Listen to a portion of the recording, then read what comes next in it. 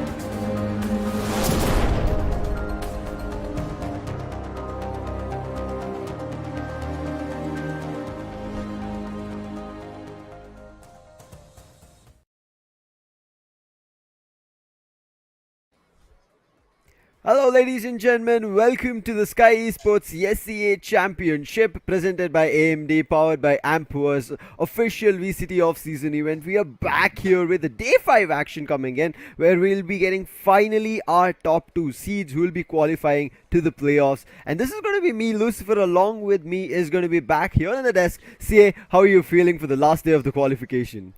Oh, I'm really excited for these teams to get going. I really want to see which teams are able to, end off with a bang. And more Mm-hmm. importantly, for the teams who have set their qualification, if they're able to maintain a consistent route going through into the next stage. So it's all about really maintaining your form. We'll see which team does stumble and which team has that clarity. Yeah, I mean, today is kind of where we'll be seeing the topmost teams. Will they get a clean and I would say a pristine Yeah. performance? Because there's bleed from Group A and from Group B we are having Naos. But we will eventually see Bleed and Naos maybe fight out, but when the playoff stage come in, we know it's like going to be the top seed from one group and the second seed. So it'll be a mix and match. But later down the line, these two, I would say, giants from two different groups will be something that a lot of the viewers will be waiting for. But again, the second position, who will be looking forward to grabbing that is a little bit under question, at least for Group B. So I'm looking forward to how that match kind of functions over there, CA. Yeah. Yeah, and I think in that regard, we've also got some excited things lined up for what's gonna show up on the stream today. So I want to see how it clearly shows us what these teams have prepped in the past few days that we've seen them so far, and how they've evolved going through the rest of this tournament. Because with the recent news, of course, I don't know if you guys know that we're gonna have a few Indian teams coming into play Yes. as well. It really spices up the whole thing, right? It ensures that the SEA teams now have another team or region to prep for, and that really does make it that much more intense. I agree with you. I mean, we were just talking about it that we've seen a lot of regional action coming through, and then we come into the major oceans of SEA coming in, and then again, we see the best of the best going from other regions and fighting against each other, and we kind of see the top of them coming out at the end of the tournament is something that we were also looking forward to. And this last minute announcement, where a lot of the viewers, especially Indian fans specifically, were looking forward to seeing the teams, and we have them announced. So I will be looking forward to when we'll be seeing their matches and when they go head to head. And finally, when they face off against these SCA teams, the top two seeds who come out of playoffs as well, is something that we'll be looking forward to later down the line. But we'll jump into the schedule for today for the last four matches here in the qualification stage of the SEA Championship. To start things off, we are going to be seeing Bleed versus Oasis. I mean, like Sharper we talked about until yesterday, Oasis are also one of those teams from Group A who have not yet found their first victory. So can there be a thorn today for Bleed? Is a question. Yeah, I mean, Oasis, like you said, they've been on a very bad run of form. They haven't really been able to find their groove whatsoever in the SEA Championship recently. And they go up against a team that has done the exact opposite. Bleed has Mm-hmm. ramped up from match to match and looked even more so devastating every single time around. So can't say it's going to be an easy one, but most definitely this sets us up for the most David versus Goliath matchup we've seen throughout this tournament. There is no better way to put it. It lead the Yes. clear favorites to not just win this matchup, but rather stomp it altogether. So for Oasis, it's all about really trying to play their game, having a little bit of fun along the way, and maybe pulling off an upset. I hope so they do. I mean, because yesterday we saw Oasis themselves face a huge upset, which they were not ready for, which they thought, and which we also thought they had under control. So it's kind of redemption in terms of at least getting something while they're actually heading out of the Skyesports SEA Championship. I understand that every team has put something in terms of their efforts, in terms of what they've bought in new, and tried their best, but it is a part and parcel of the competition. Nobody needs to be disheartened, but yes, these kind of scenarios do happen, and you will get a bigger stage eventually down the line to even perform. But right now, looking at Bleed's form, especially after the first match, of how they've kind of tuned themselves here, they are improvising and also getting better day after day. Yeah, exactly. This Blade roster is looking exactly like what we expected it to be. It's continuously ramped up and more importantly, gotten better throughout the tournament. It's Darion, Jayhead, Juicy, Crazy Guy, and Scary that has been leading the charge so far in the Skyesports SEA Championship. And in that regard, Lucifer, one thing that I'm particularly inspired by with respect to this roster is that they've done so with their own identity in play. Like the Mhm. Juicy on the Reyna and Haven and Icebox, very much a bleed thing. I agree with you. I mean, it's not like they've kind of tried to pull out something weird. Whatever they were comfortable on as individuals, they've kind of synergized as a whole team and they function together. I mean, we've seen the double duelist play coming in from them as well as single duelist with the chamber being assisted as well. So Bleed are comfortable with their playstyle and how they play it, and individually when it's needed they perform. We kind of have a couple of players who we say, okay, this person maybe crazy guy today, maybe scary, but you don't know who performs. But at the end of the day, the entire roster performs. But right now in question is going to be Oasis, because Oasis are the team who are looking forward to challenging these mammoths, as we earlier said, because they are sitting with a 3-0 clean win towards themselves. There's nobody who's kind of given them a tough time except for the first match that we saw, where Bleed versus LVR went head to head.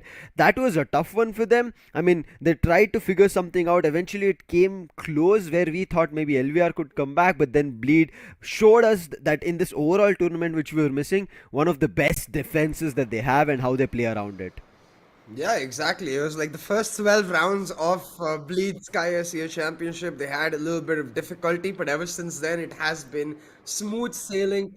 Uh, they have been in the driver's seat and very much in control of their own destiny. And they'll be looking to maintain that as they finish off today. They're 3-0 in the group stages, and they basically secured the number one slot as well, having taken down South Build. But they'll want that clean sweep 4-0, looking good on top of the group to be able to finish it off. Now, can Oasis kind of put a stop to that? Can they put that? We will be always talking about it, the pedal to the metal. Can they kind of bring it back? Is something that we'll be looking forward to. But Bleed, it's one of their star players. If he's functioning like that, it's just insane. We'll take a look at it. What he's done throughout the tournament. To start off on pistol rounds itself is just insane, and then you give this guy a weapon. And CA, we have not seen him, I would say, unchain the Empress, right? So I'm still worried about that. Absolutely. This is the player we were talking about earlier with respect to Bleed's identity, right? They've very much done their best to enable Juicy to maximum extent. They've given him the Reyna where he can purely focus on the fragging potential that he has as a mechanical crack player, and he's more than delivered every single time, finding the value on that agent when his team needs it the most, especially on yesterday match on Icebox against South Build, where he was that as that Reyna really needed to deliver again and again on flanks that South Build were expecting it. He was like, I don't care, man. Just give me the fights, I'm gonna take you down. Yeah, Juicy was just insane. I mean, as I said, I'm still looking forward to that Rena and Empress going bonkers. We saw in some of the clips with the Guardian, he did it. He just got a 2K, but I'm looking forward to him just going bonkers and all wild Rena with that like scary laugh. It feels like Rena becomes a witch over there at that point and is just sending out full like that horror vibes, if you want to put it in that manner, that everybody's scared to face her. It's just similar to how Phoenix's run it back is seen when we kind of see Jin right from Fancy United, Yeah. that people try to run away from it. So this is something that we enjoy seeing. But yesterday was also a very good day for Bleed as a team entirely. Darion, on the first couple of days we did not see much. That's the reason we've been talking about GC. But Darion did play really, really well. But look at this. On the other end, coming in from Oasis, it's not like the duelist is kind of going bonkers. It's Headhunter. He plays the initiator role, and for him to do so much is just insane for the team. Oh, absolutely. And you can see clip after clip, a lot of them has him on that sheriff just or pistols, finding a lot of value. It's just this player is looking like he is in a fine run of form, right? And I think for Oasis, the issue really hasn't been that their players haven't turned up or that they haven't necessarily found value in synergy. It's mostly been small mistakes gone awry, Yes. leading in a mental crumble almost, and which results in a basic idea where they're not able to actually move forward and they're not able to adapt to their opposition. So I think Oasis, the 0-3 doesn't do them justice, but hey, maybe they'll come back stronger in the next tournament. For now, Lucifer, I think we have the map veto ready for Yes. our first matchup of the day between Bleed and Oasis, and maybe we get a new map that we haven't casted. I hope so. Starting in the couple of days, we did get a couple of new Oh maps, my. but it looks like it's still going to be Icebox, which Bleed are comfortable on. We did see them yesterday itself on Icebox, and they functioned really well. I mean, the first half at least looked close, but then the second half, there was no question. Bleed just stormed through and got themselves a 13-7 victory. So it is going to be tough for Oasis, but I really like the way you mentioned how Oasis, it's not their players or synergy that's not working out. The small mistakes and letting go of that momentum which they had initially built up, that somewhere is giving the other team the whole of the confidence that is needed to completely close off that particular map. Yeah, exactly. And in that regard, right, I think Oasis are going to want to at least end off strong against Bleed Esports. If there was going to be a test for their ability to keep strong mentally, I don't think there is one bigger than Bleed Esports, where players like Juicy are going to look to get into their face and challenge them at a very micro level, at a level where a pro player is effectively assuming that he's going to be at his top. And if you're not able to function on the micro level, that's the start of the end of your mental, really, where you're wondering, can I even take this fight? Am I confident enough to kill this player? When the question starts, that's where your downfall begins. Now it's about the question of are Oasis prepared after seeing what Bleed did yesterday? Because looking at the veto, it was Oasis' decision to kind of get down to Icebox. So Yeah. maybe they prepared for it, like letting go of the map and then picking up Icebox at the last is something that I'm wondering why they made the choice. But if they watched everything closely, looking at the choice coming through, maybe they have some sneaky strategies set up here for Bleed to look forward to a downfall from them. But again, the main crucial thing for them should be after taking down Juicy, they should be looking forward to picking off the other players, because if Juicy does not get as high, it's the other players who start completely running through. And we saw yesterday, I think Darion was just casually fighting and having his IRL food as well for that monster energy that he needs. Yeah, Darian just eating his opponents as well as his food for Yeah, nutrition. He's like, hey, just another day in his work, right?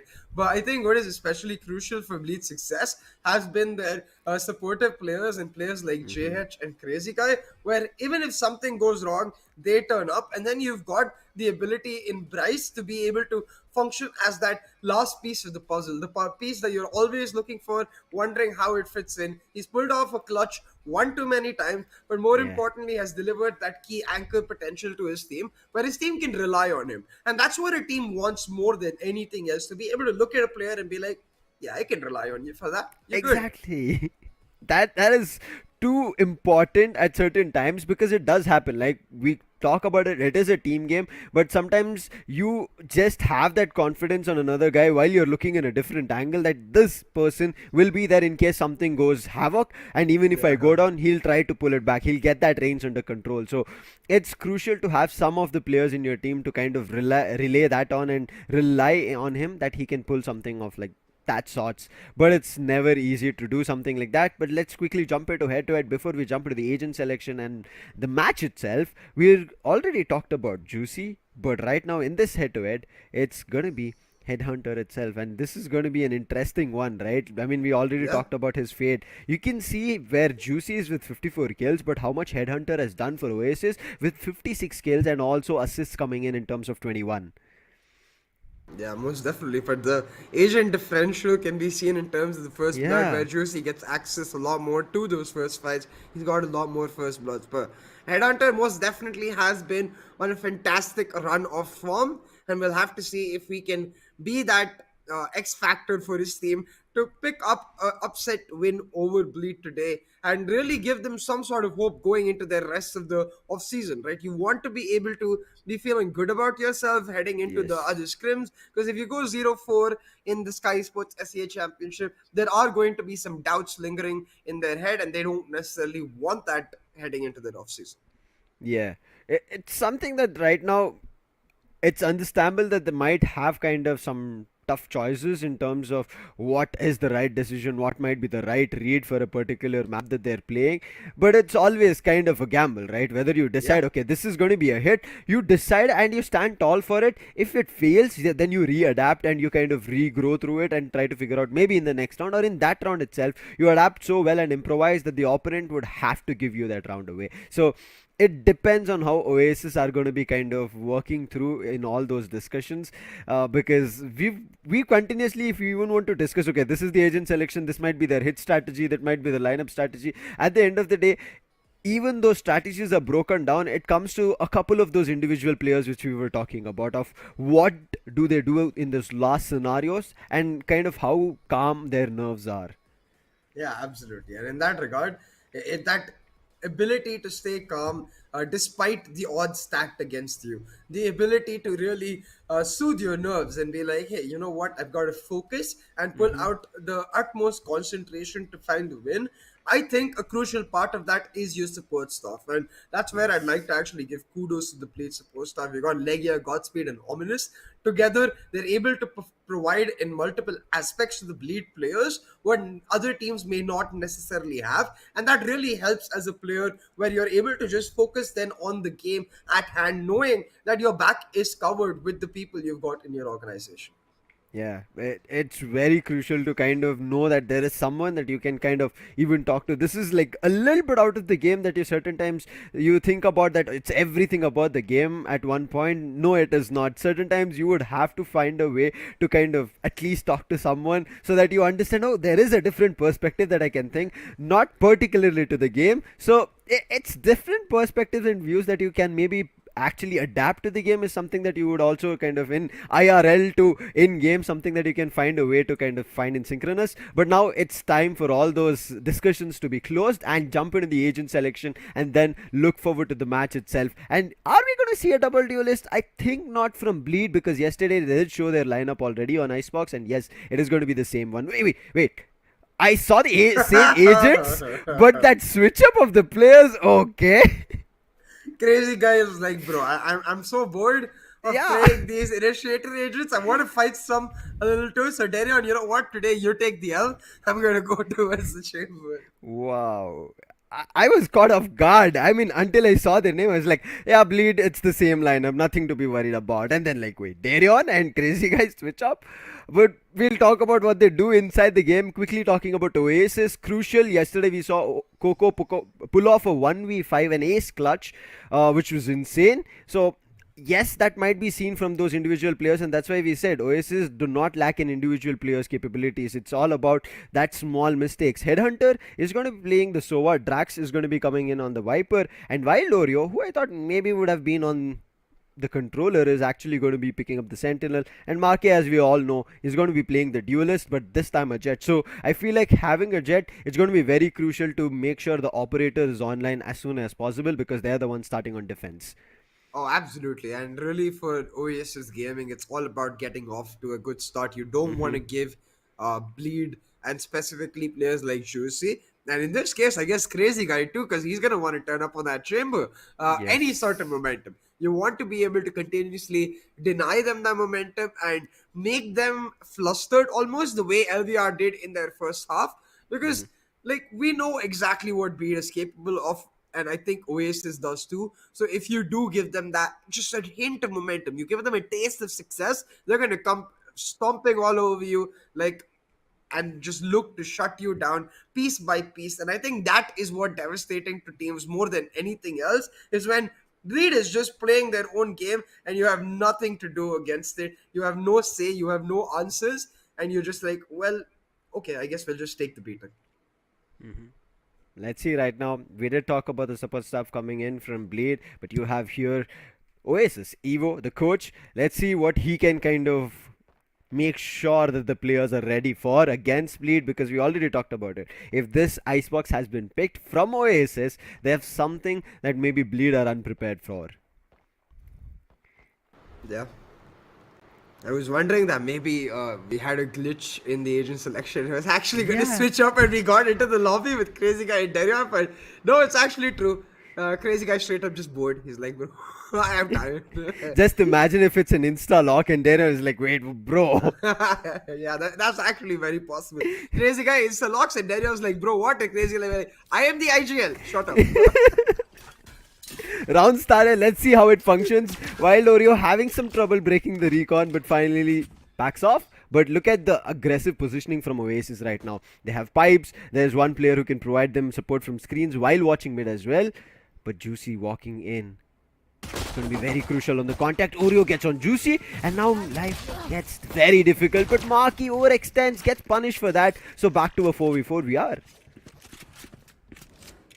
Just doesn't look good for Oasis.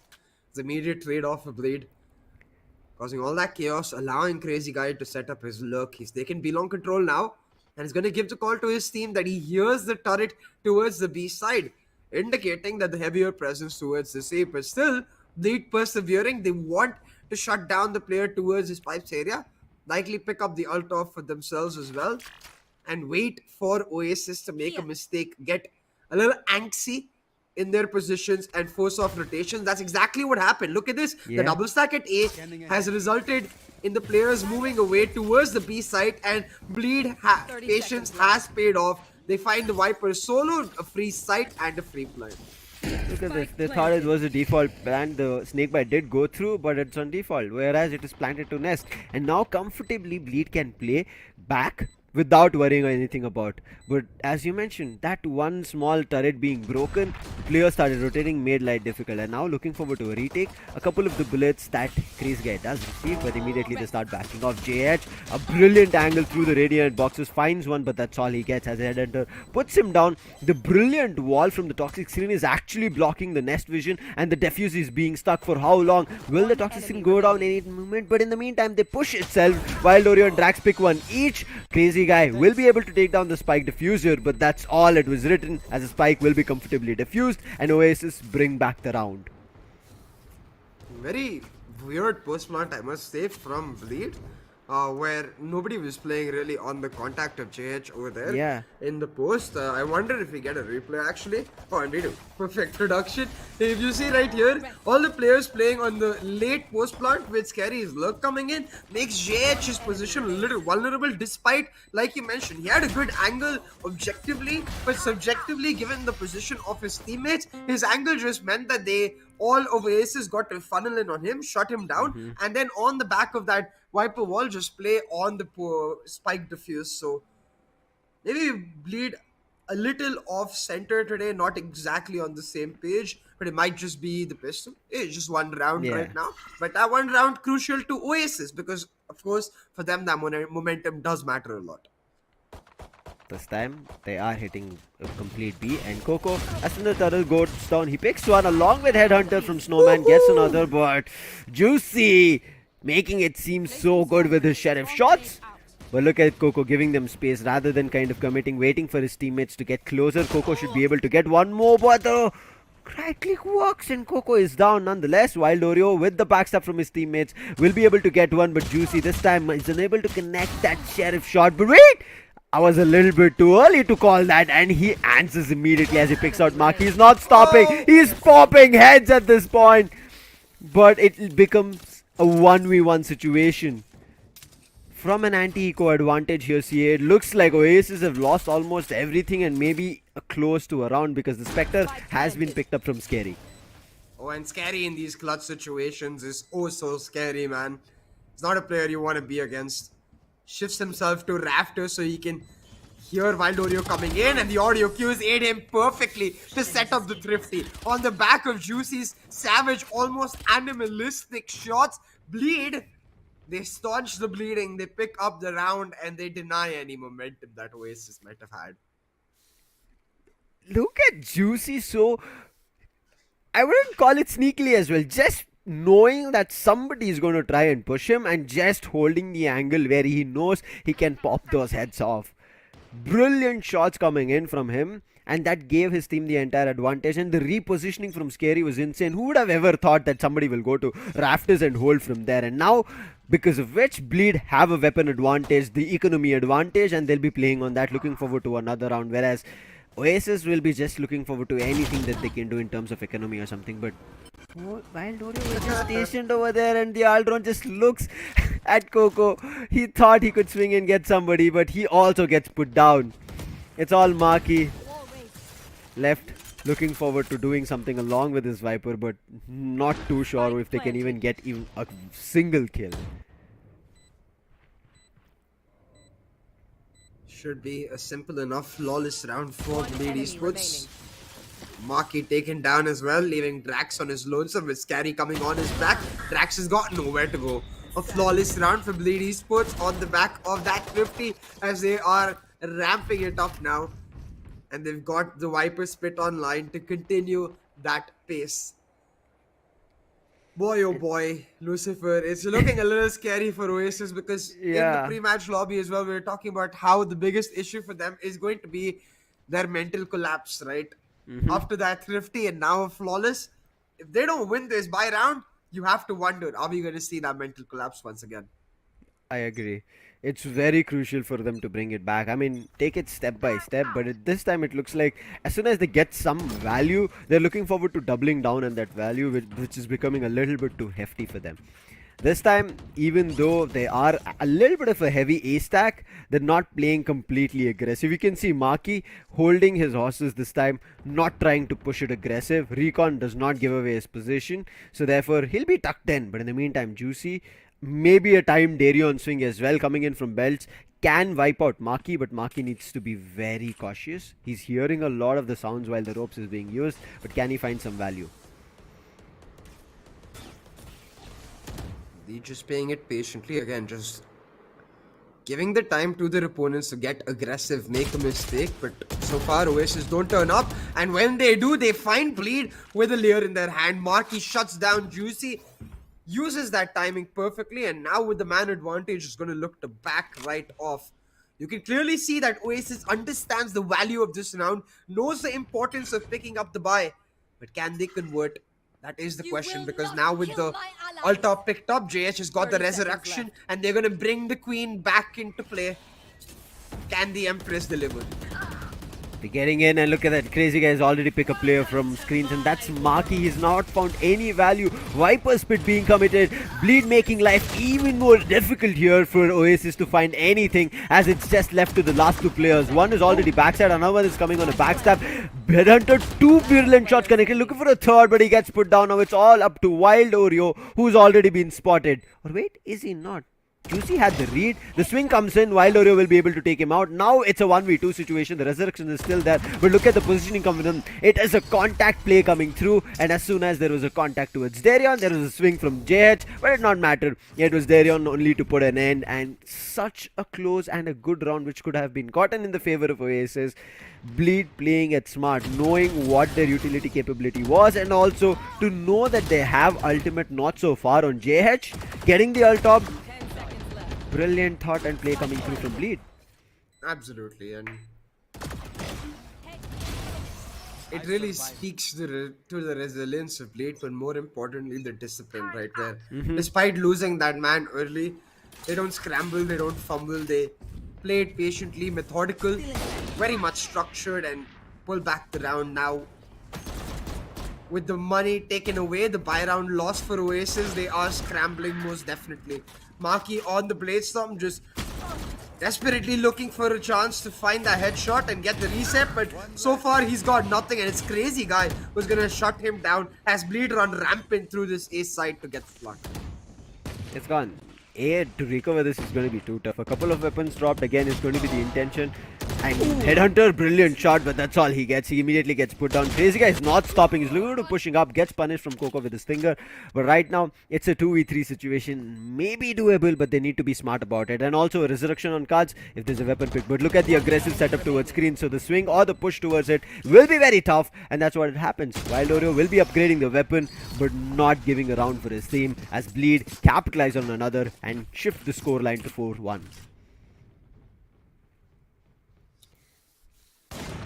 Timeout now called for Evo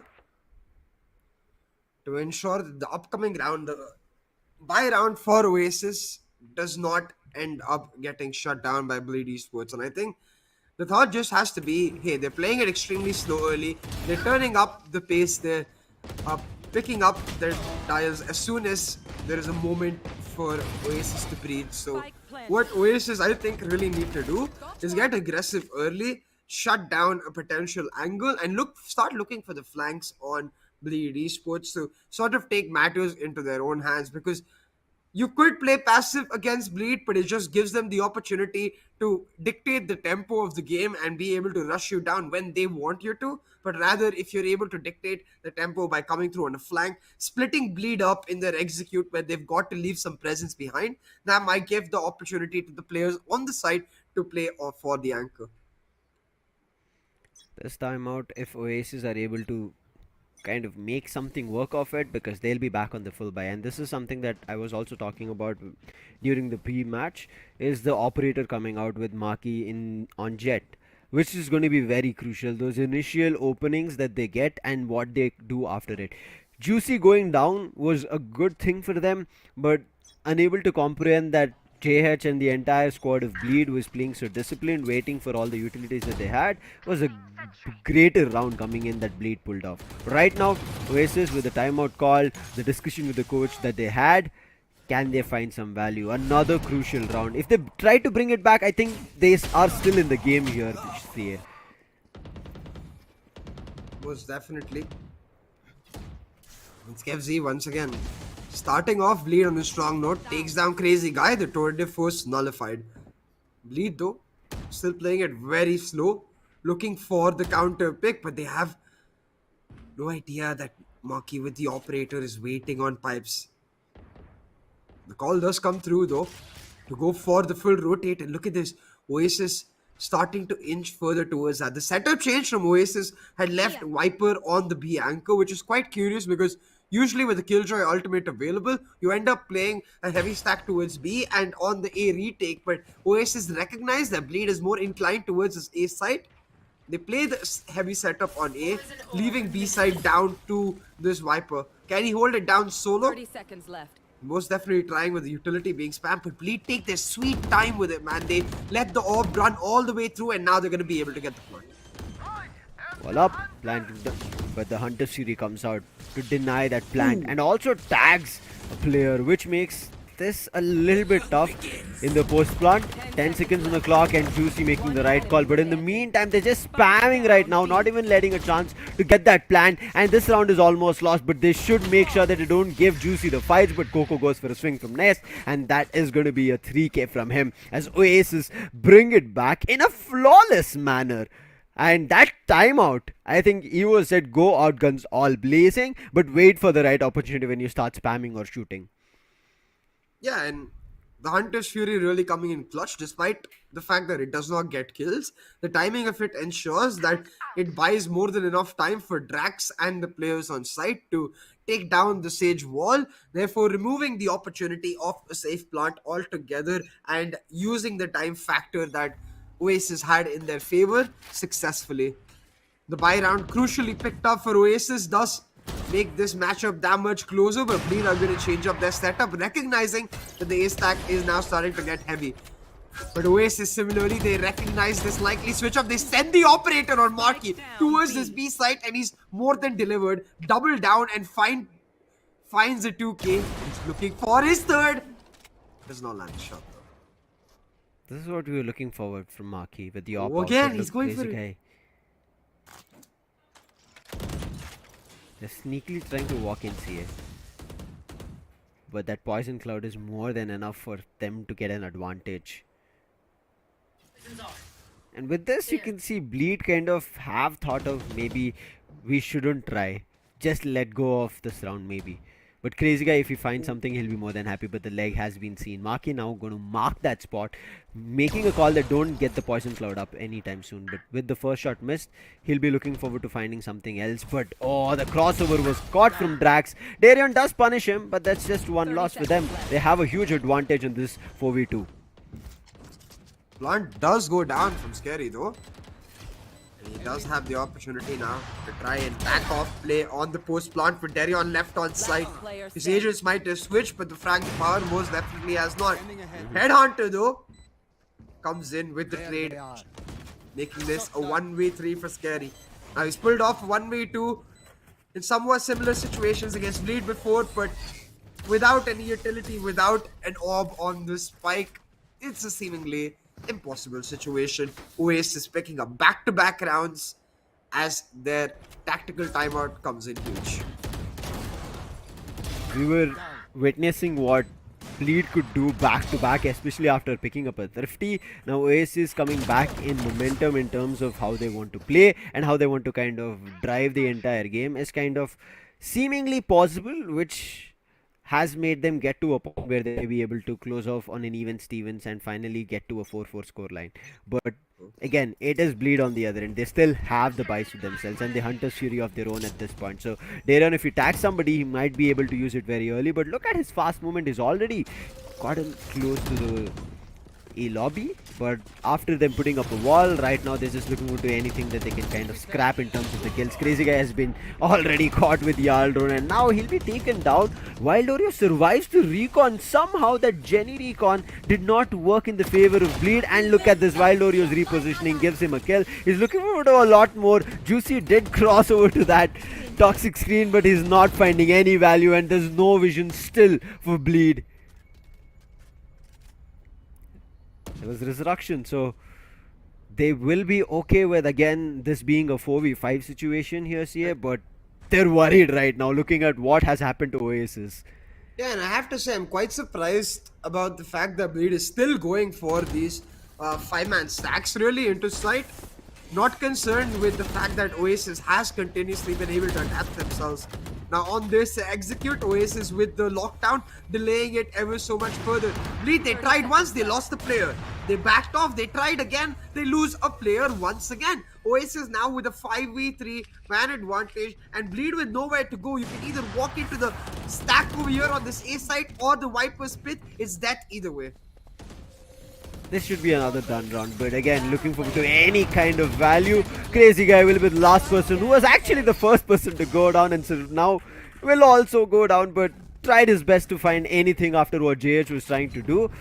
Nonetheless, it's going to be Oasis equalizing the score, and looks like they're back in terms of the game, in terms of the momentum, as well as Maki's operator also coming in a big value here, right, CA, because we were missing that. We were waiting for that, and now seeing that pop off, I feel like Maki will also be feeling very confident, but they need to understand that just getting 4 rounds is not going to be enough. They need to push through and get a big gap between themselves and between Bleed. Oh, look at the pings though. I think they're going to turn on the wall and look to sneak in behind the wall here, Bleed Esports, while leaving Crazy Guy on the lurk towards that ace side. They've got the trap for mid, so in case Maki pushes in, they'll very much be aware, and this is what I was talking about. They sneak in behind the wall and they've now got B-long control. They're going to attract a lot of presence towards this B side from Oasis, and that's allowed Crazy Guy to get a forward position towards his A side. Now it all falls down to Crazy Guy. If he's able to take down the stage towards A side, that will probably warrant a rotate from Oasis and allow Bleed to push in, and Crazy Guy trying to do exactly that, shuts down Wildorio, while Bleed simultaneously move into this B side looking for the plant.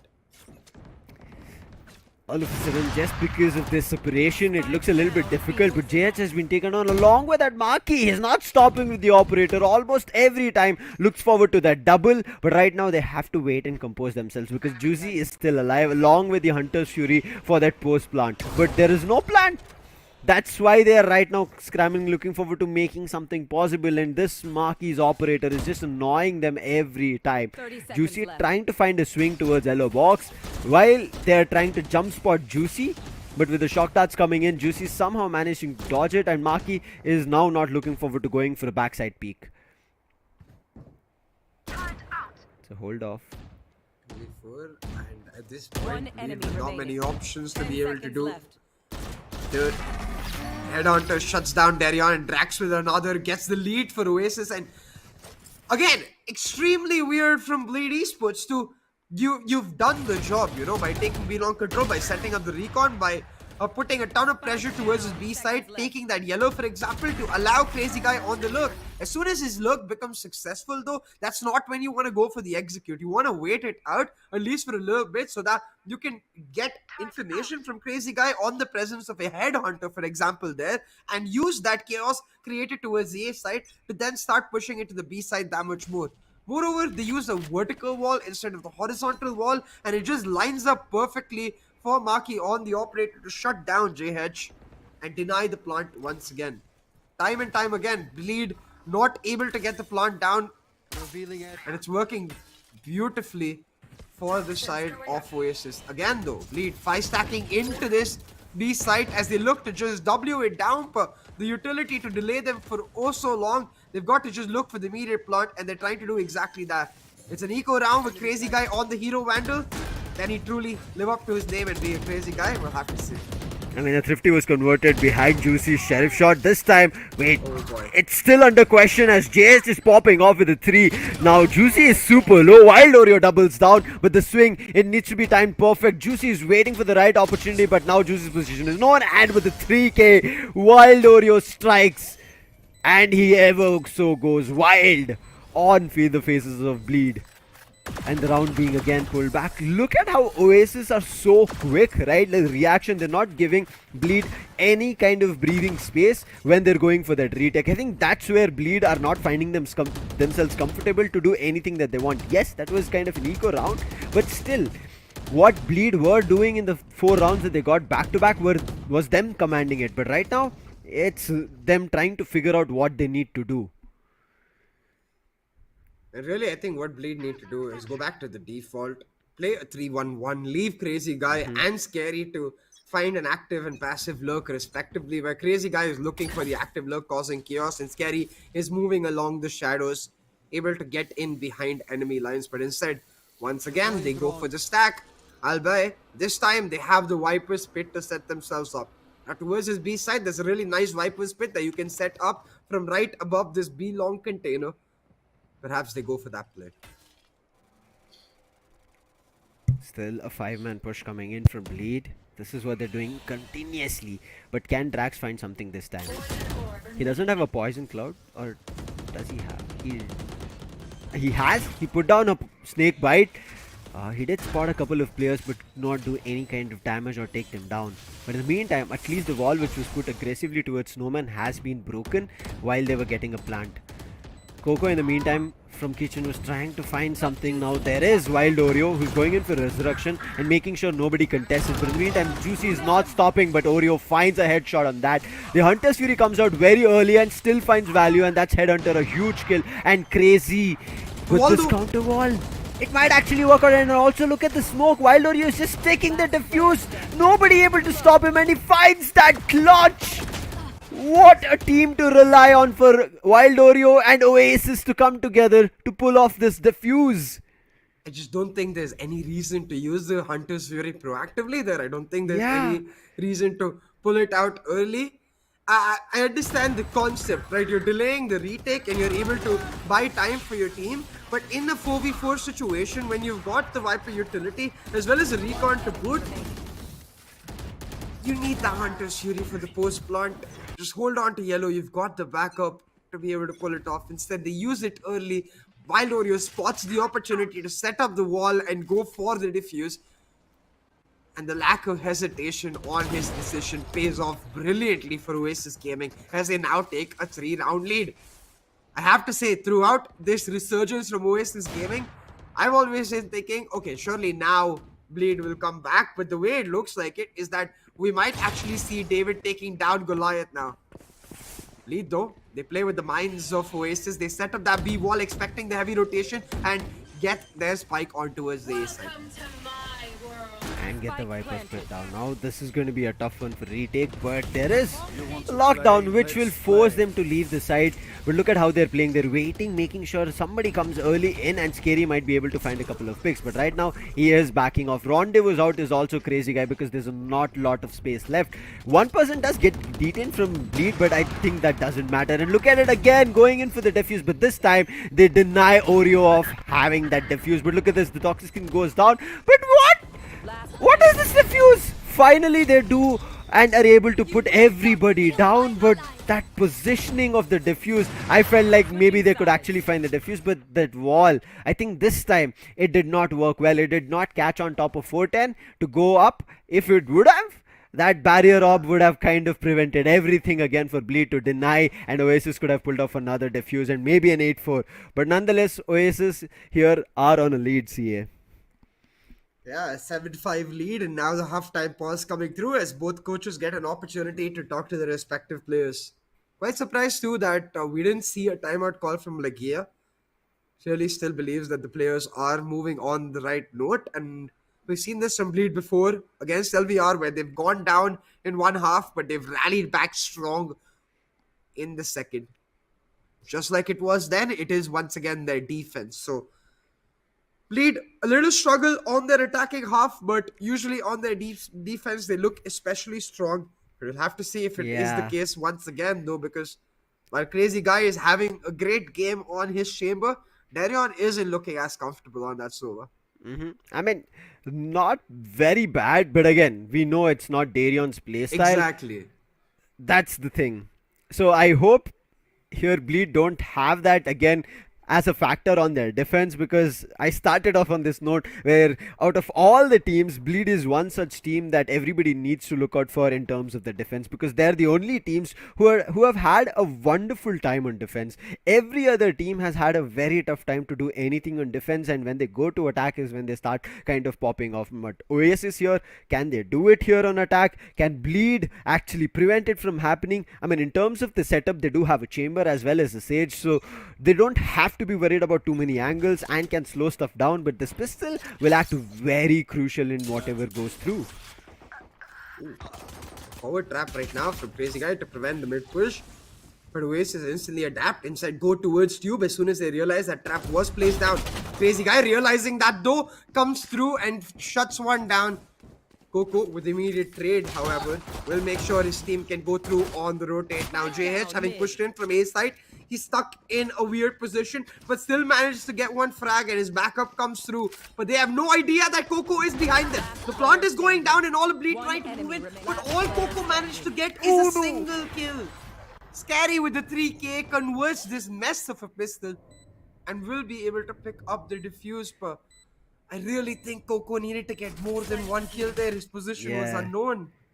I think having the frenzy, he was able to just connect on one. If he had any other gun over there, maybe Coco could have done a lot. And he is that player who can do a lot. Unfortunate, but it was a very messy round from both the ends. I mean, Oasis were looking forward to finding some opening and then get to a site, but on the other end, Bleed pushing out from all directions made it all messy. But somehow, having a number advantage, Bleed were able to kind of hold themselves up. But there was a thrifty being pulled, so I hope Oasis get that advantage here. Maybe a thrifty for themselves, just like Bleed did on that anti-eco. I got the spike.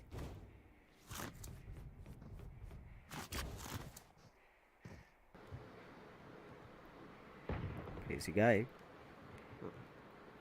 right now holding it off. Very cheeky position for him. It's scary with the Vandal, and look at Crazy Guy, the drop. But unfortunately, as he drops, he doesn't have the rendezvous anymore. Unfortunate for him. So let's hope that Spectre doesn't actually kind of deal a lot of damage here, CA. Landed on Crazy Guy though. That's fun to look out. Sorry, on Scary though. That's fun to look out for. Oh, they're walking. The Bulldog mows the rest of Oasis down. A simple enough anti-eco picked up for Bleed Esports as they equalize the scoreline, Lucifer. And now, with the bonus coming into play, will look to damage Oasis economy. We've seen this in Bleed before, where they've rallied back so strong on the back of these bonus rounds. They're able to convert them more often than not, and it really damages the economy of their opponents and puts them in a much more higher standing than would be fair to their opponents. It really gives them the economic advantage to not just pull out the operator, but more importantly, keep denying their opponents the chance to build a momentum by playing those back-to-back buy eco rounds. And in that regard, you can see Bleed, they have a clear-cut plan for their bonus. They want to get aggressive, they want to damage the economy. They're all pushing down mid, 3-man strong with the Bulldog. Juicy with the Lear trying to look for something, but all he gets is one as Oasis straight back to, they make Bleed pay, they punish them for their aggression.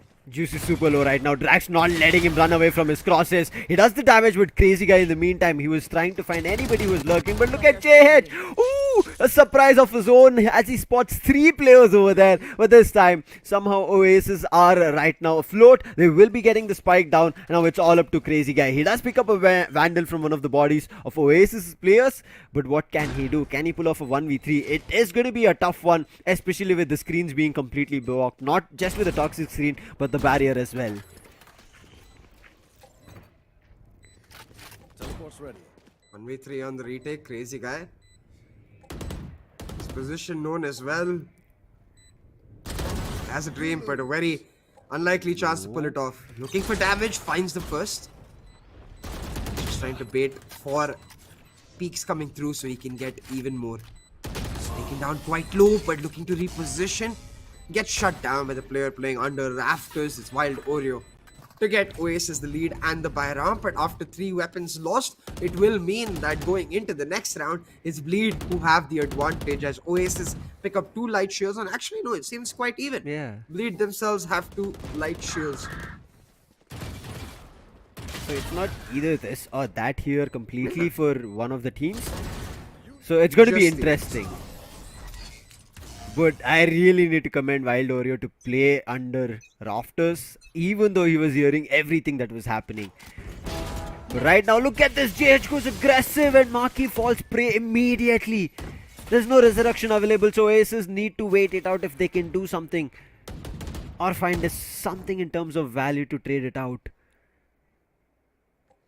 Oasis go for that slow shock dart combo, but the slow slightly off placed. They would have been able to trade JH with that combo if the slow had been appropriately placed. It does not happen. Instead, they walk into the hands of Crazy Guy, and with the mid push, this time yielding success, Bleed pick up a easy round, a team ace, as each member picks up a taste of the cake for themselves. 8-8 on the board now. It will mean Oasis economy is in tatters as Bleed take the lead, but also the economic advantage. I think there should be another tactical timeout here from Oasis. Not yet. I think maybe they'll wait for a few more rounds. If they do lose, like it goes down to 10-8, then maybe a tactical timeout comes out. True, but that'll just give Bleed the momentum that they need, and True. then it'll be difficult because we know Bleed kind of completely flourishes on defense. Hope so they're able to slow things down. Crazy Eye playing in similar, very aggressive positions towards green. I mean, they're trying to kind of check him, but his off positions, they're not giving him an even advantage in the positions.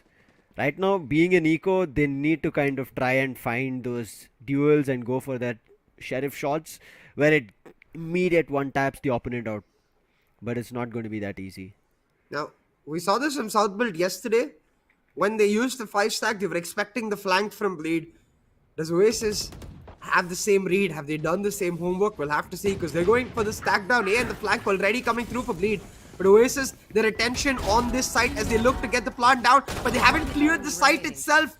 Out with their knives, they get trapped by JH, and on the rope, he acts as the bait for Darion. Picks up the final kill and the lead for Bleed Esports, and they're all going to be wondering, yo, where did that Sage come from? And rightfully so, the timeout call. They don't want the score line to go towards that 10-8 mark. You can see JH, he's just laughing. He's like, bro, they went to my left, they went to my right, and nobody checked me. It's interesting. I mean, JH has had a wonderful time on the Sage here in Icebox yesterday as well and today. So he's just enjoying right now, but Oasis, just like they brought back the momentum towards their favor and took away the lead in the first half, they can still make it happen here. And I think Evo's wise words here to kind of understand what Bleed is doing and then letting and relaying the same thing to Oasis of what they need to do to counter it is worked out in the first half, but in the second half on attack, it's still Bleed commanding, especially with their pushes coming in from directions where Oasis are not expecting. Yeah. Absolutely. And really, at this point, I think Bleed is going to just look to up the tempo even more. So, I'm not expecting the aggression to stop whatsoever. But the call likely from Evo, hey guys, these guys are pushing in. You've got the flank coming in every single time. It's either that or mid aggression. So, I wouldn't be surprised if Oasis start off the round in a very slow default manner, looking to regroup much later towards the 40 or 50-second mark and then push in. And seems like that's exactly what they're going to do. Mid smoked off the turret to get B-long information as they set up a two-man stack towards this A side, just marking aggression on every single angle, waiting for Bleed to push in. Yes. For Bleed, they're happy to wait themselves. At least most of them are. You know, Juicy. He can't wait for too long. He's got that itch he needs to satisfy. He does. And he's backing off, and he doesn't go too far. He never does that. He never puts his team in a little bit of a difficulty where that opens up an entire side. And now look at Juicy. After taking that one kill, playing with the mines, he's still trying to push up. In the meantime, JH at 410, he's just standing over there. They go to check him, but they kind of think twice. Maybe there's nobody, and while the time they had to clear him, JH just doubles down. And Oasis are about to lose another full buy, and especially with the op up here, CA, it's just a huge dent to the economy. This buy round was so crucial for Oasis Gaming. 30 seconds left. They needed to be able to pick up the win to ensure that they have a chance going into the rest of this half to be able to pull off a comeback against Bleed. But it seems like it's a tale said for centuries. A tale where despite Bleed losing the first half, they rally back 10 strong in the seconds left. second. Their defense just too strong for Oasis to be able to counter. And Drax now stuck in the middle of a pan and Spike the down. fire. Scary who shuts him down, and Marky left on his lonesome trying to save the operator will get spammed out and taken out by JH. The buy round now lost for Oasis. They haven't got money. It's going to be an eco once again, and it seems like just smooth sailing for Bleed as they get ready to close this match off. JH is sitting with 22 insane kills on that Sage. The battle Sage is true and comes alive on Icebox at all times. That's just insane. Look at him! Like, just the game sense and the presence of mind is making him unstoppable. Look at this. Wanted to go for a quick one, but they know the idea. But in the meantime, Coco and Maki, they do a little bit of a damage, and Juicy somehow managed to get back. He's still looking forward to one. He has reload, but look at his health. He's just sitting at 40. Oh, Empress mode online. Is this when we are going to be seeing him being the Empress Unchanged? Looking forward to the first kill. Oh, unable to find and unable to compose his prey. He loses that, and now there is a chance that Oasis can bring back the round. They're all 5-man, but 2 players are super low. And look at the confidence on JS to contest this and also bring back Juicy alive. He sprays down one, but immediately goes out. Juicy is back on. Scanning ahead. Juicy getting affected by the rate of fire on the Empress. I think normally we'd see him pull off that spray with perfection, but with that extra bit of rate of fire, I've seen many a cracked Reyna main struggle to hold their spray just because of how quick it goes down. But JH able to trade him out, get Juicy back online.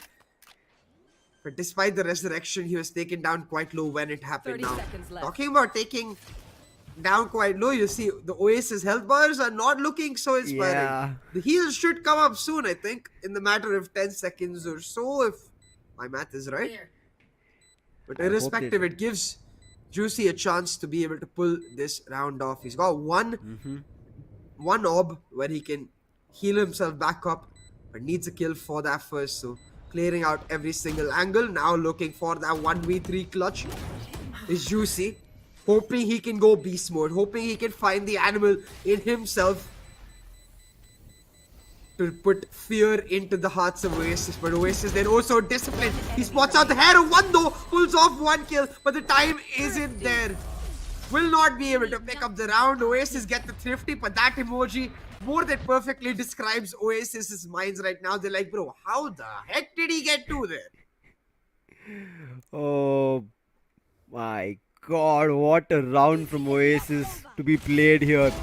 I think that rumbling towards green that happened to figure out whether we can find a kill, whether we can take them down, and Oasis, everybody just spamming their weapons, whatever they had, the pistol or the stinger or even the blaze that came out, just getting it all out on the faces of Bleed. Worked out, and Bleed continuously wanted to contest them, and eventually that round fell in the hands of Oasis. But Oasis, they've gotten back the bye, but that doesn't mean the momentum is in their favor. Look at this. There is just exchanges coming towards B main. It's still a 4v4 situation, and Headhunter shuts down Crazy Guy from any other further shenanigans. A huge 2k from Headhunter gets his team back into this round. 3v4 now. Bleed at a disadvantage, but on the back of their Viper's Pit, they look to still play it heavy towards this B side now. Timing here, as you can see, Drax has used the poison orb to get away from into kitchen all the way to halls, and he makes JH pay. JH taken away, Darian in an impossible position with the Hunter's Fury available. Not looking to deny the plant, instead just waiting for the backup to come through in terms of Scary and getting information along the way. Now he uses the Hunter's Fury to try and take out Wild Oreo.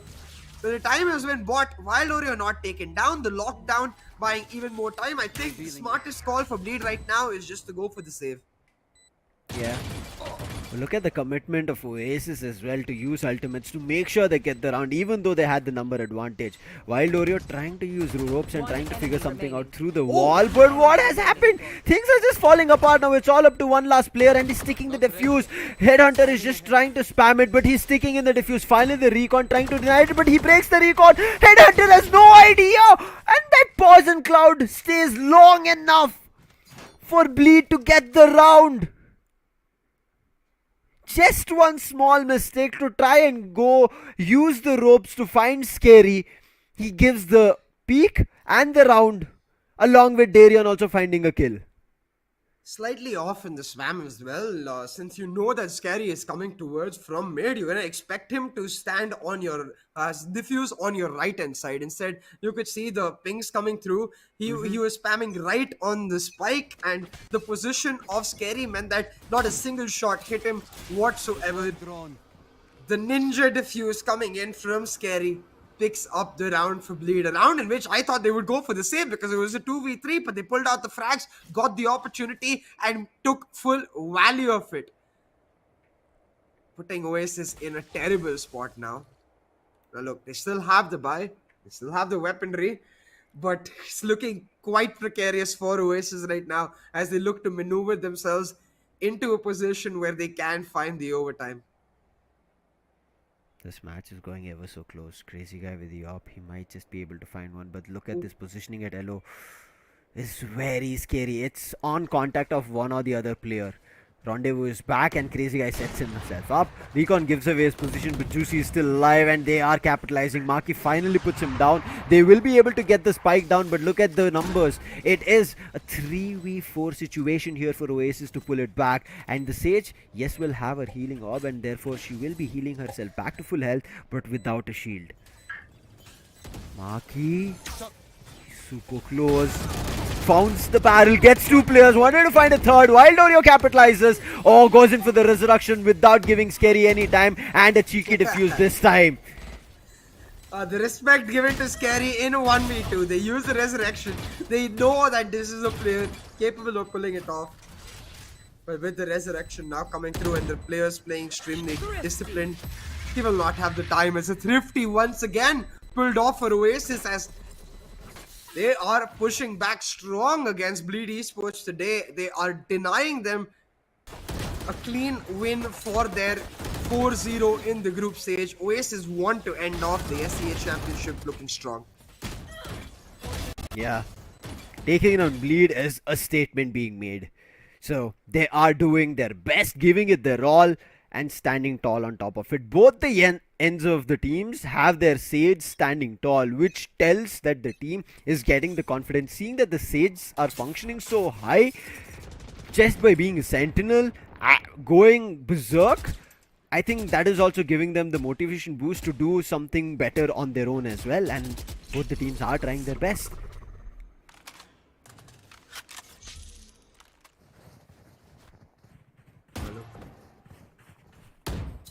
Got Bleed here.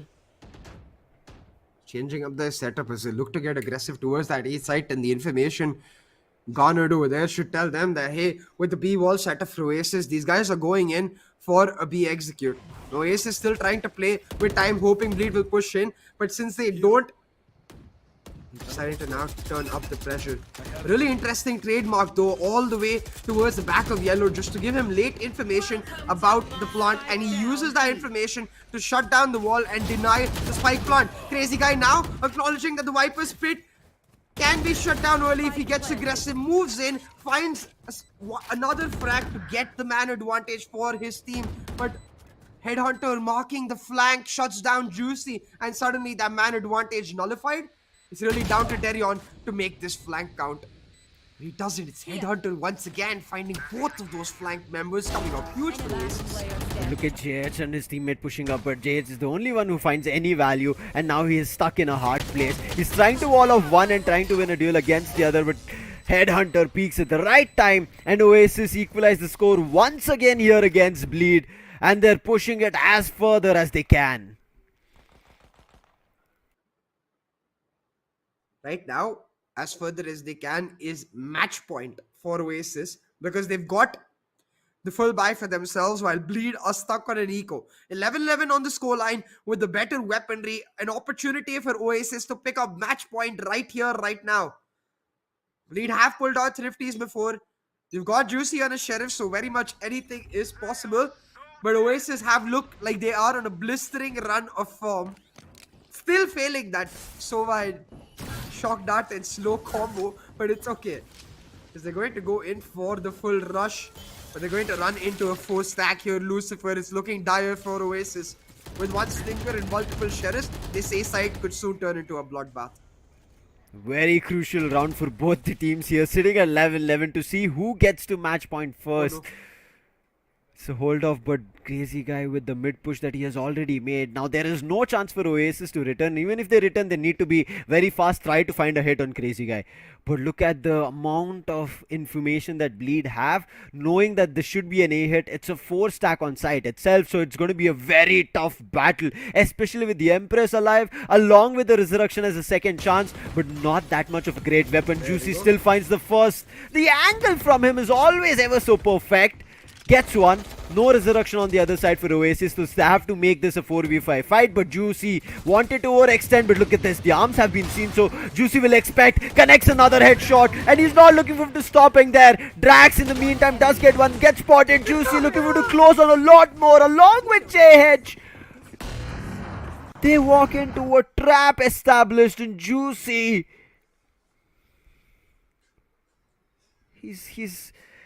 Is there a word to describe him at this point, CA? Beast. I think that is also underwhelming for him. Oh, the Oasis, they knew, they had an idea that as soon as they couldn't execute early, the rotations had come through for Bleed. Especially since they knew it was an economy, they should have expected a heavy stack towards that ace site. But they're too scared of the tour they force. They decide not to rotate. They end up walking into the hands of Juicy. And Juicy says, hey, you're scared of the big gun?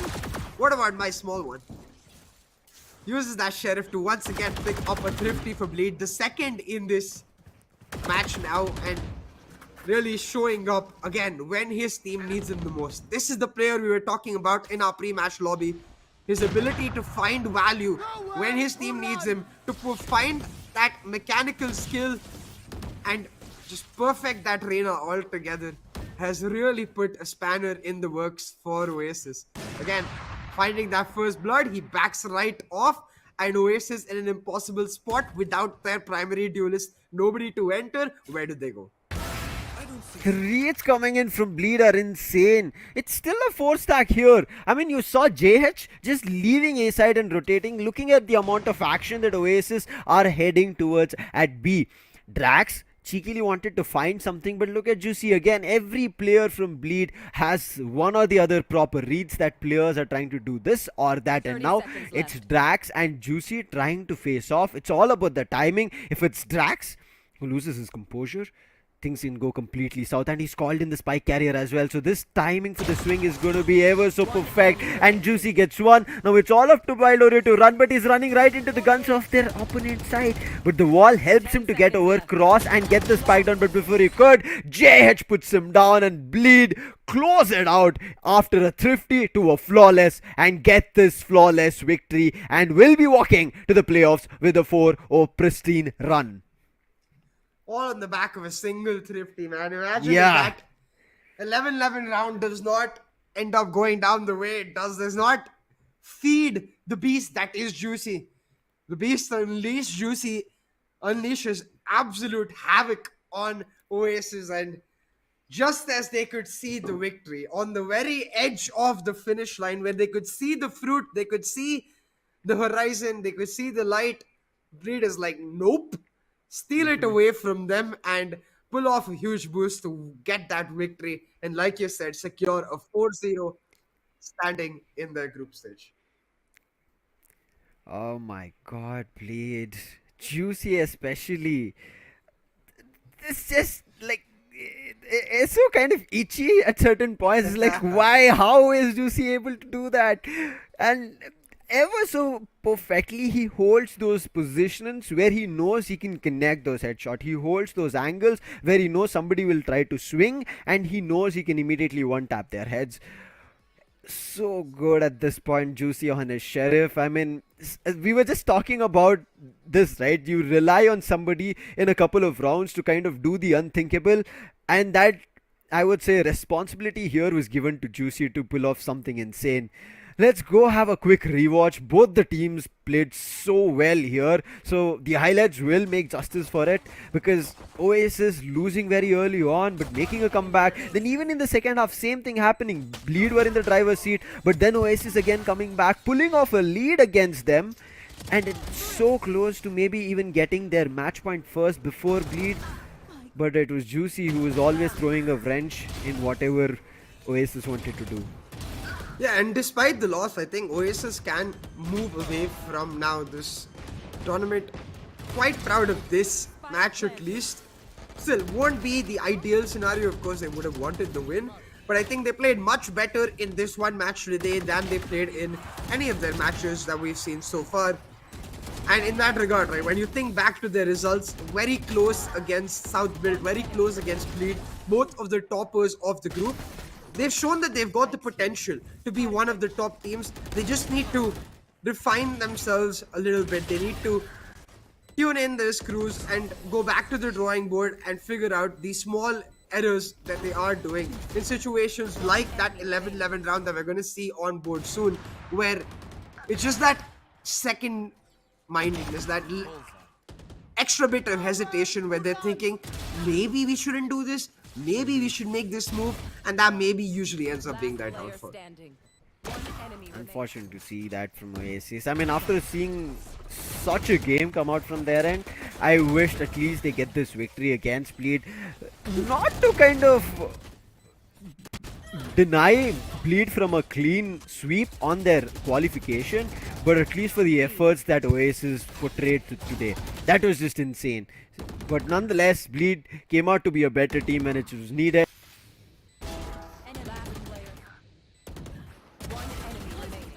Yeah. It's this round again. Walking into Juicy. Finds the first, repositions himself for a couple more. And with on the back of that wiper wall, he's able to play around with the minds and the hearts of Oasis Gaming, man. I think one thing is for certain, with everyone watching this match and the rest of group stage, Juicy's performance is sure to strike fear into the heart of his opponents. They're bound to be thinking, wait a second, how do I get it done? And it seems like it struck so much fear in the heart of our opponents that unfortunately we've got a quick DC from Arco Custom. That's okay. I've got you guys. And I think all in all, now that Bleed has got that 4-0, they'll be wondering which team from the Group B they're going to have to look forward to in the playoffs, where we've got Naos having already secured their slot. It's going to come down to today for us to find out which other team will be joining them, for the likes of Fancy, Made in Thailand, and Todak vying for a spot in the playoffs. So it was definitely an exciting affair, and with such a close match for just match 1 of our day, Spikes here. the sky is really the limit for what we're going to see with 3 more matches on this final day of the qualifiers as the teams look to ram themselves up and shut each other down. What a play coming in from both the teams. I mean, we talk about brilliant matches, right? But when we started off looking at how Bleed were already kind of overcoming challenges that they had when they started off the match, and then now on day 5 we end up seeing that there are still teams that can put up such a competition, does tell us that until the matches are done, it is never that you can consider your opponent a weak or something that they're already out of. And that's what Oasis proved. Even though they lost, I feel like they're somewhere down the line the victors for this matchup. If it was not for these sages also coming online, JH just had a wonderful role today. I mean, 28 kills, so close to pull off a 30 bomber, and so further away from Juicy himself, and to pick up 2 first bloods being a sage. And Juicy is only 1 ahead, and Crazy Guy 2 ahead. That tells you what JH did in this entire matchup. 28 kills, JH absolutely popped the heck off, and this is what we were talking about in the pre-match lobby as well, where of course Juicy has been somewhat of the star player with Darion, with the roles they play, right? I think the audience in general has really undervalued the performances that JH has been putting on the table, where even when you go back to the Haven that we saw a few days back for Bleed, it was JH's 3Ks that would pick up round after round, where that player is able to singularly convert that round. But hey, that's the end of Bleed's journey in the group stage. They've qualified as the top seed in their group to the playoffs. But we've got 3 more matches to go. 3 exciting matches, Lucy. Out of which the third match is something that we're all looking forward to. So we'll jump into the schedule for all the people wondering of what is next to be expected. I mean, the second match is going to be another interesting one. Just like we saw the table toppers on Group A, it's going to be a Group B match where Todak are looking forward to getting a point here and to be a thorn on Naos' end. I mean, yes, Todak qualification chances are looking not that great, especially with Fancy United and Made in Thailand having 2 points already of their own in terms of the victories. So the only thing that they can deny here is getting Naos a clean 4-0 sweep in their qualification stage. So can they do it is under question, but after seeing NKT's performance yesterday, I'm wondering what more can they bring in against LVR at the end of the day. Yeah, and that last match is going to be especially exciting, like you mentioned, with NKT and LVR taking on each other. But I'm excited to see which team takes that Group B slot. Yeah. And a lot more action primed for today. But we're going to see all of that after a short break. So see you on the other side.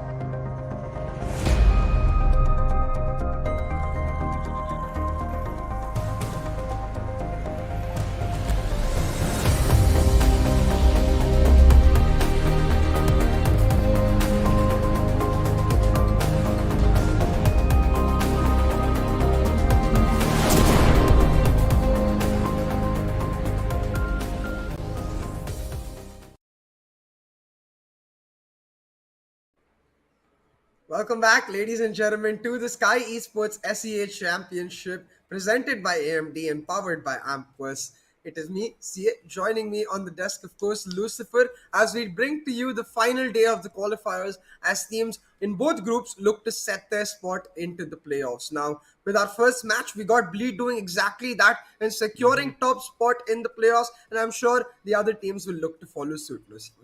Yeah.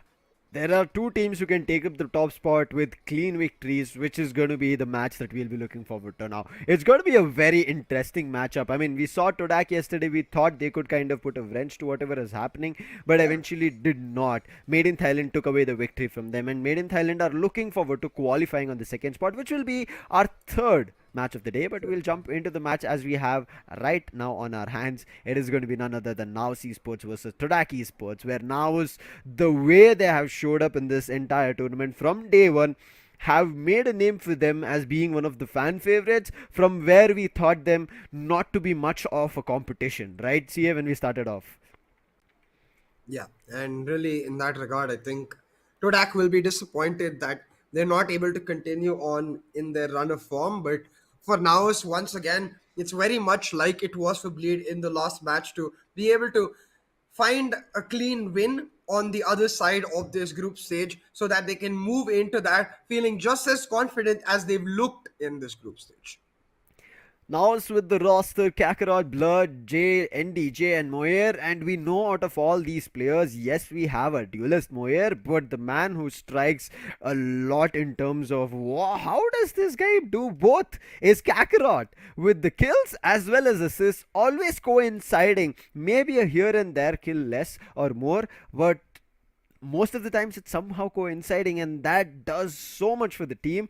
To kind of have an initiator like that is just brilliant. But Todak are no less. We'll jump into their roster and quickly talk about them, because they're also one hell of a show, but it's just how they come together is going to be very crucial.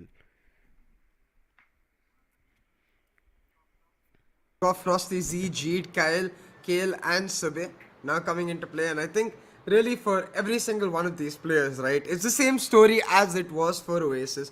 They want to be able to end off their run in the SEA Championship on a strong note, and there ain't no better way to do that than to take down your group leaders. An interesting matchup yesterday when we saw Todak. I mean, initially Sube was not kind of having his game, and we thought, okay, this might be the reason that Todak might not actually do what we kind of intend to. But later down the line, they bring it back. Sube functions so well, picks of 3Ks, his utilities on point, which affects Made in Thailand so much. So I'm looking forward to this team coming together, but it'll decide whether they come together or not on the map as well, of how a team functions on it. So I'm looking forward to what can be the map veto, what map choice, either who got the chance to pick it up. So that's a question that's going to be in my mind. But see, just looking at these two teams, do you think it should be now is easily picking up on clean sweep, just like a 4-0 that we saw from Bleed? I think it really depends on the map. If we get a Haven once again, for now, as they just look too damn good on that map for Todak to come close, I think. But if it comes down to a Fracture or a different map that we haven't seen before, I will still stick to now as getting the win, but I think it will be a lot closer than we expect, like the way it was in the first match. But there has been one player for Naos who's been leading from the very front, not just in terms of IGLing, but in terms of firepower, in terms of supporting in every single manner. So let's have a look at Kakarot's display. I mean, you cannot deny this man anything in terms of what he does. Kills, assists, he's just insane. And when we get to see his perspective of the fights that he delivers on top of their opponents, he's always fragging out, making sure at the end of the round it's his team coming on top, whether it may be a full buy round or even an eco round. You just saw him knocking and rolling heads off with the sheriff.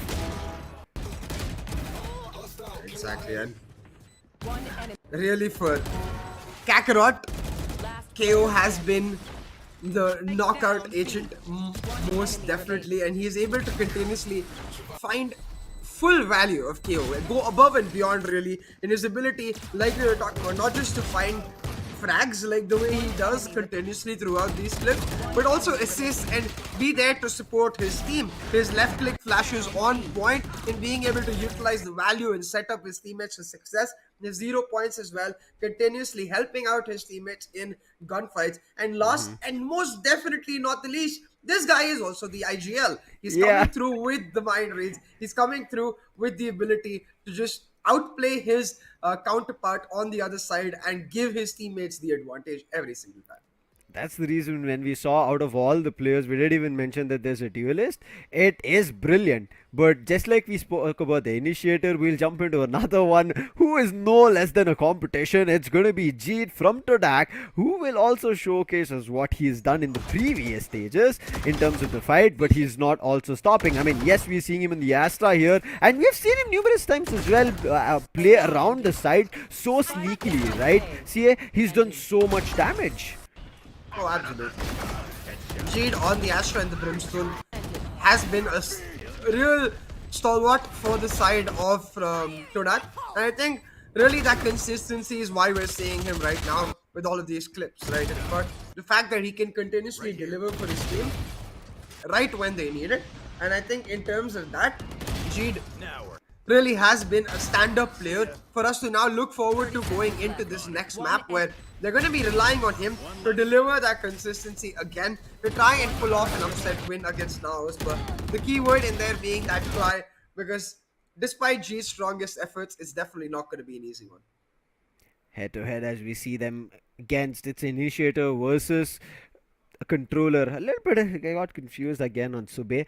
So it is going to be very close. I mean, when initiators and controllers are put head to head, there will be a difference, but for an initiator and a controller from a team to stand out and come out on the head to head is not always a scenario, right? See, and to see both of them here, first bloods as well, same 5-5. Yes, initiator being the KO here on Kakarot's end gives him more kills, but look at Kakarot's advantage, which we always keep talking about, is the assist. Whereas I think somewhere Jeed a little bit lacks on that in terms of the assist, but again, he stands tall for his team when it is needed. Absolutely, and I think really for both of these players, what has been clear is that they will deliver when their team needs them to the most. And I think today, more so than any other days, their team definitely needs them. For Naos, it's really about ensuring that there is no lingering doubts in the minds of any of their players going into the playoffs, to know that when they head towards that playoff stage, when they have to face off against the best of the best, they are very much all guns blazing, engine running at maximum capacity, looking to just shut them down. And you can't do that if you have a loss today. Similarly, for Todak, it's about continuing this off-season on a strong note. If you have another loss today, they're going to be feeling quite underwhelmed given the fact that they did start off strong, but were just not able to execute. But hey, let's have a look at the map, Veto, and find out exactly where we're about to see the showdown go down. It's going to be interesting. I'm looking forward to which map of choice either of these teams have landed on. It's going to be a classic one. Nothing too great, nothing too kind of bad also, but it's going to be Ascent, where it is Todak who have left out Haven. And yes, after what happened yesterday, it was a good matchup, but again, I felt like maybe they would have kind of polished themselves, reworked, and picked it up again, being the choice between Haven and Ascent. But looks like they are heading towards Ascent, and Naos maybe looking forward to closing it off as a flawless victory and a clean sweep on the qualification. Yeah, it makes sense, right? Especially when you look at Naos' Haven, which has been extremely clean and almost cancerous to play against. Todak just refusing to go to that map after what happened in our previous qualifier match yesterday, instead electing to go towards the map of Ascent. And I'm curious to see what kind of setup we see from Todak in that particular map, because what they do have for Naos is the huge matchup between Naos and Fancy United, which is a lot of data for Todak to really digest. Where you can look at Naos' gameplay and understand exactly how they play. That slow playstyle converting into fast hits, where they really like to switch up the tempo in between rounds itself, is something for Todak to look into, theorize, and capitalize on this match. Ooh, and it seems like processing all that data, our boy here, Lucifer, has glitched out. He'll be back in a second, don't you worry, right before we get this map started. But up till then, Naos versus Todak. Let me just remind you guys, we're going to be playing on the map of Ascent, and I will say I'm a little disappointed that we don't get any binds in this group stage. I was really looking forward to seeing how the meta adapts, and no pearls as well, because I do think that the pearl is the one map where teams might pull out their harbor. But with no pearls, no harbor, and it really does mean that at this point we are going to just see the standard meta continue and not much adaptation from any of these teams. I will say though, a public declaration for the first team to pull out a harbor. I will salute you on stream because I really want to see that harbor, man. I really want to see what sort of innovation teams can pull out, because my brain gears have been running continuously as I try to figure out exactly how you would make that harbor fit into your particular composition. I'm sure teams have been doing exactly that too, looking to find ways and opportunities to really make that brand new agent, not just in terms of his time of release, but also in terms of the fact that he is a completely different style of agent heading into this meta altogether. Not like any of the other controllers in the fact that they can hold it down and have the ability to anchor sites. Harbor, a much more extreme agent where he's much better than a lot other controllers in taking area, which makes him strong at proactive pushes as well as retakes altogether. So requires you to change your playstyle, and we'll see which teams do that. But for now, we're going to be heading on to good old classic Ascent, where where Naos will be playing their standard matchups. We'll see exactly what Todak have got cooked for us, if it's a very different lineup. Oh, and it is. This is what I was talking about. We was wondering if you're going to see that classic Jet KO Killjoy type of lineup that Naos run, and it seems like no is the answer. Todak pulling out Frosty Z on that Neon, something that he's proven to be extremely good at, running a Breach Fade lineup with the Sage coming through on Kyle. A really interesting one for sure, and one that Naos is not going to be ready for. But Naos have in the past proven that they are capable of adapting themselves to unorthodox lineups and picking up the win in this particular map itself when they faced off against Fancy United and were able to find the win after many overtimes coming through. So for Naos, this is the case of a scenario where they've gone through before, where they've felt the burn and still managed to live besides it. That 30 round map that they pulled off against Fancy will be coming to their minds as they look at the agents selected for Todak and wonder exactly what they're going to do. But one thing is for sure, with Todak picking up the map, I'm excited to see what side Naos is picked up, and more importantly, how Todak approaches this, because this Neon will be able to really pick up the pace against Naos, and that's something we did talk about for in their matchup against Fancy United as well, where the weakest Naos really looked was when they did not get that moment to communicate between each other, where they did not really get to come through on the backup for their teammates or come through on the rotations, where the teams were playing extremely fast and it became a chaotic, messy round. That's where Naos looked at their most vulnerable. So with the Neon Breach Fade coming through, I think most definitely Todak will have the opportunity to be able to pull that off. But we won't have to wonder any longer as we get ready to head into this matchup. It's actually Todak, the team we were expecting to be really aggressive, backed up all the way near the entry towards the Fender side spawn, waiting for aggression towards mid link or B main. But with neither shown, instead just the mid link smoke, Todak will look to take this slow and go back to their default in taking mid control now. Prowler to clear off close archers. Todak now starting to move in aggressively. This looks like they are looking to set up a hard mid to be the wall to deny the city spawn entrance, as now Todak look to flush into their B site. But as usual, Naos is damn good on their pistolries. They've got a 3-stack on this B site already, and it's Jay and Moyer to start us off. But Sabe and Kale come up huge to pick up the trades, and it's Kale to take down NDG, leaving Blurred in a 1v2 with just a classic in his hand now. He's handed a small chunk of damage to Sabe, but with the gravity well coming through, he's gonna get pulled to his death as Todak pick up your first pistol.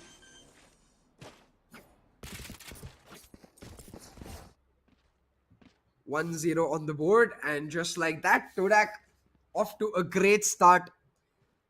And really, I think this matchup, not as much about momentum as the first matchup was, while of course, Todak love having that momentum on their side. We've seen them before start off very strong and then fall down. Similarly, Naos not necessarily a momentum reliant team in the idea that they are capable of adapting altogether. And now look, again, a read from Naos to try and stack up this B site, but the read will be wrong as Todak head on towards his A side, leaving Kakarot all on his lonesome. Will not be able to get any damage. Frost Easy shuts him down, and the easy plant picked up for Todak as they now have to face off against the 4v5 retake with much better weapons. And it's Naos just looking for opportunities where Todak pushes in. Wouldn't be surprised if Naos just holds the choke points, denies Todak the opportunity to exit.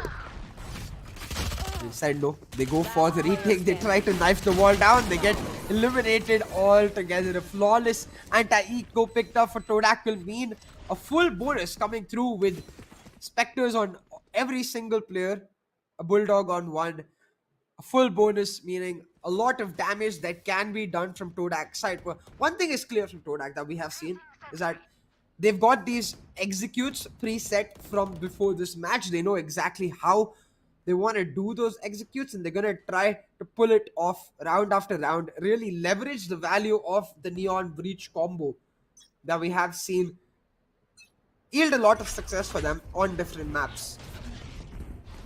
Once again, the Prowler towards A main.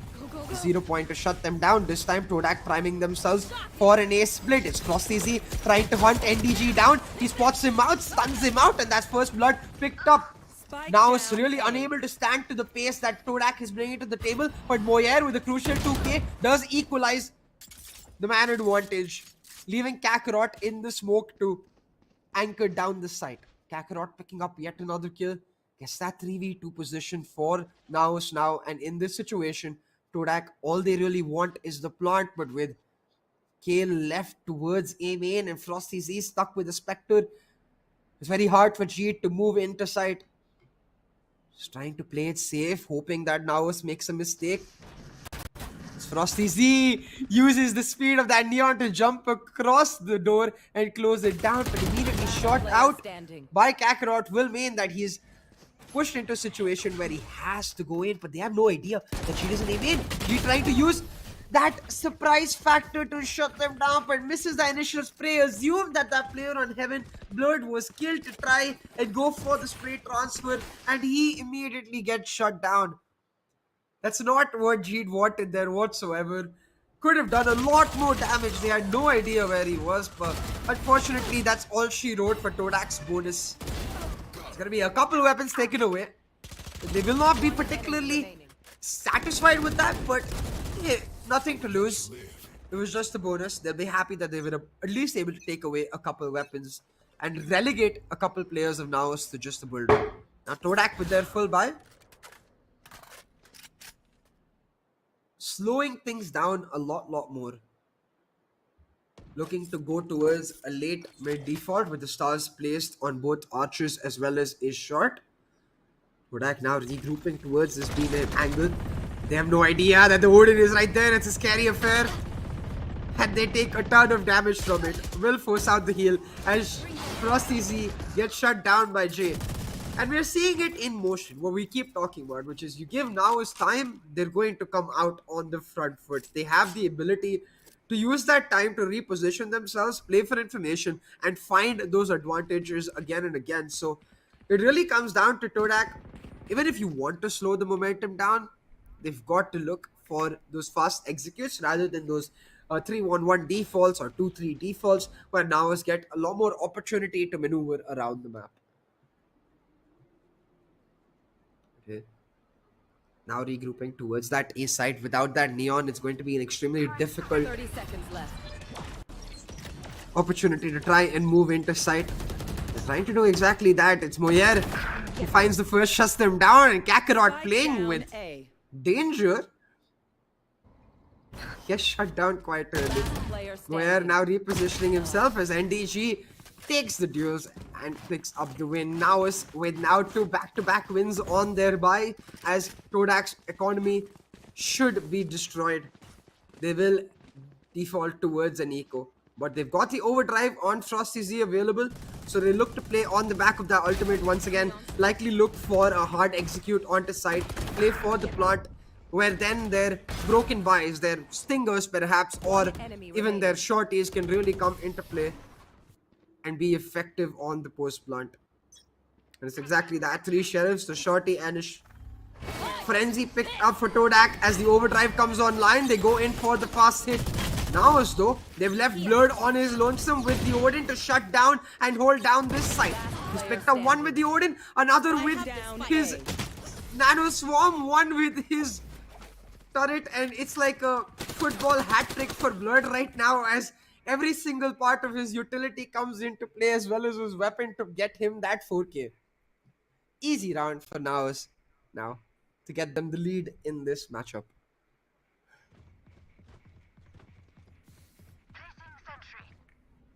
Boy oh boy. 3-2, Naos with the lead. Now Moya's got himself the operator. They've really got the big daddy weapons online. With Blurred's Odin already finding so much value, we'll have to see what Moyer can do. Todak once again though, playing it safe, marking out aggression, using that fall line towards B main early to ensure that there is some sort of presence created towards that side. But you can see Todak, they're happy to play it slow, wait for a bit, hoping Naos will aggress. The discipline of Naos though comes up huge, as they will be put into a position where they don't have to move. Naos with the Killjoy lockdown and the null command available, happy to play A site on retake, stacking up that A shot, A garden area to really help out their operator. And it seems like we've got our backup available too. Welcome back, Christopher.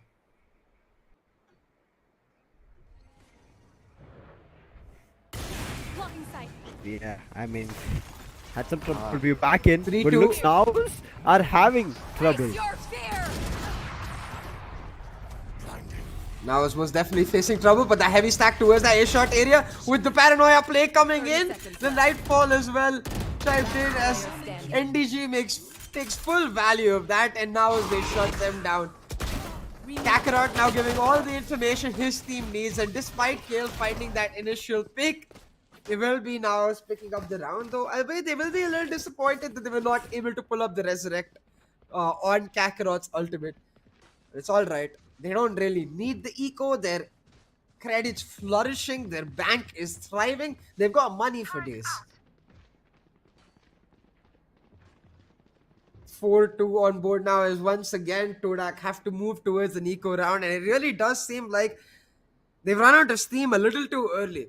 Now it's just by far the stronger team in this matchup, and Todak don't necessarily have the players in that playbook to be able to find the value. Now you can see all of Todak grouping up towards this mid area, pinging out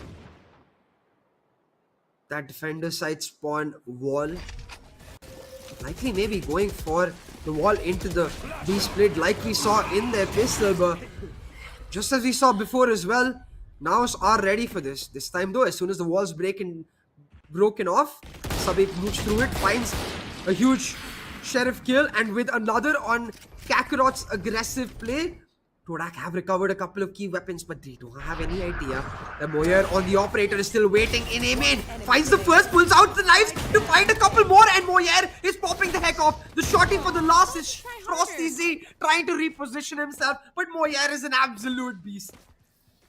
Holds it down all by himself, doesn't even need the backup coming on through with that Omen ultimate. Single-handedly shuts down Todak and makes them pay. 5-2 on board, and it looked like it might be a 50, but damn, Moya. This is a replay to witness. Woohoo! Those shots.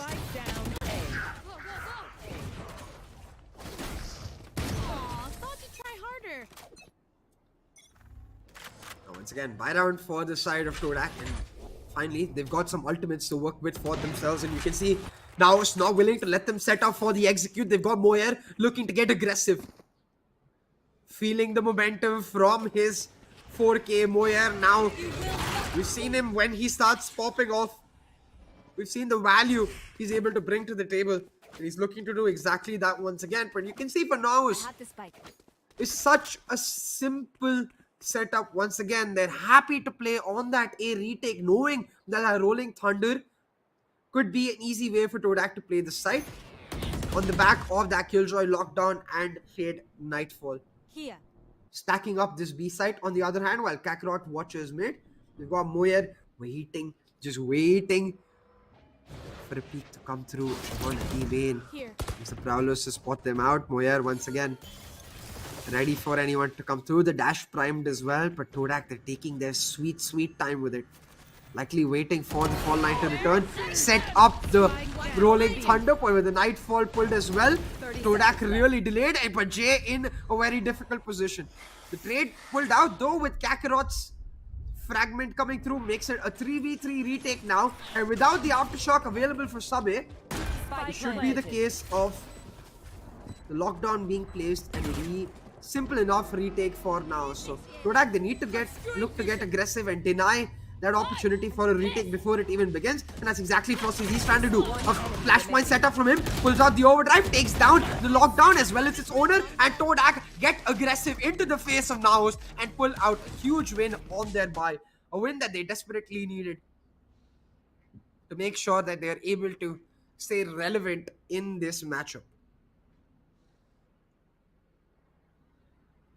5-3 on the scoreboard as Naos now will look to adapt themselves to this pace that Todak is bringing to the table. One thing that Naos will be happy about is the amount of ultimates that Todak were forced to commit to that play.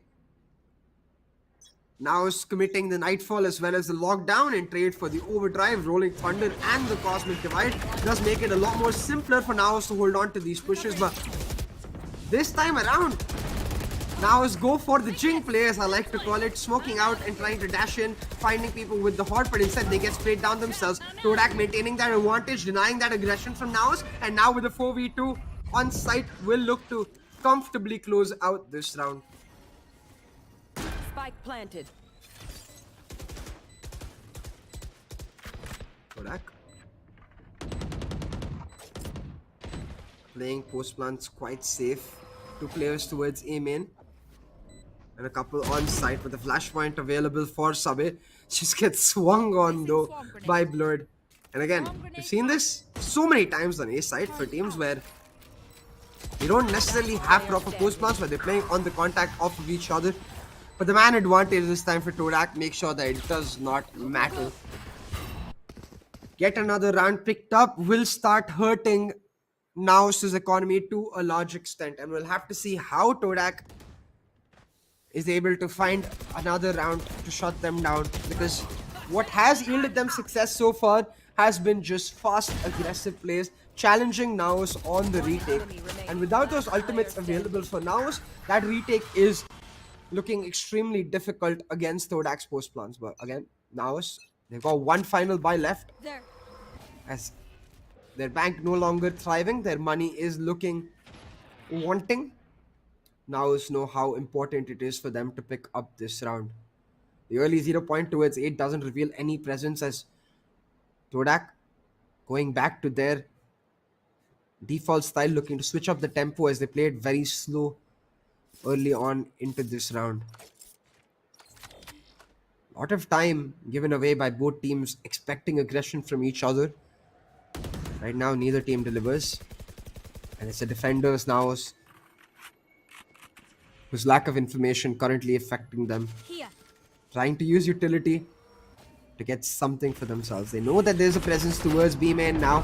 With the fall line coming out as well, they're going to be expecting this hit towards the B site.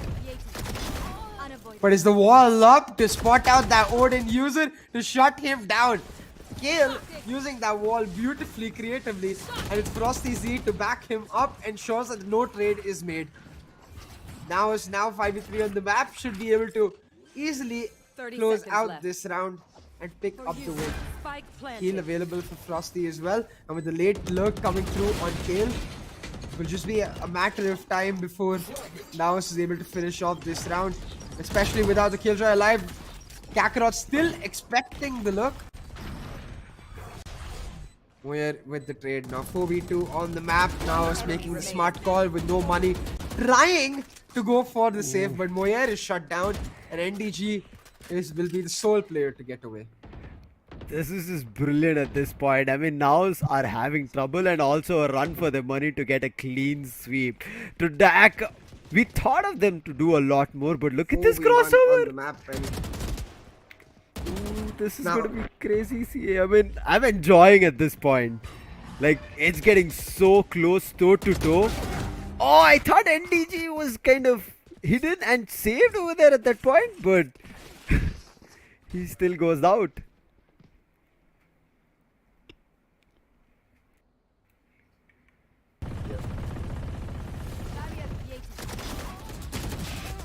This is going to be very nice right now, having an even Steven scoreline, and now is in a spot where they would have to call a timeout. CA. This makes the entire scenario even more better and interesting, where you like now you can feel that Naos feel like they're a little bit adrift, figuring out what's going wrong, how do they have to bring it back.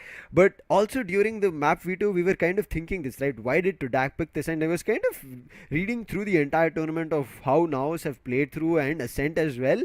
Naos have played Ascent 1 on it, but it has not been that they have been great on it. So I think that might be one of the reasons for Todak to at last choose Ascent rather than Haven, where they have had trouble. On the other hand, Naos have taken comfortably teams down on Haven, so you can see that coming into action from Todak's end.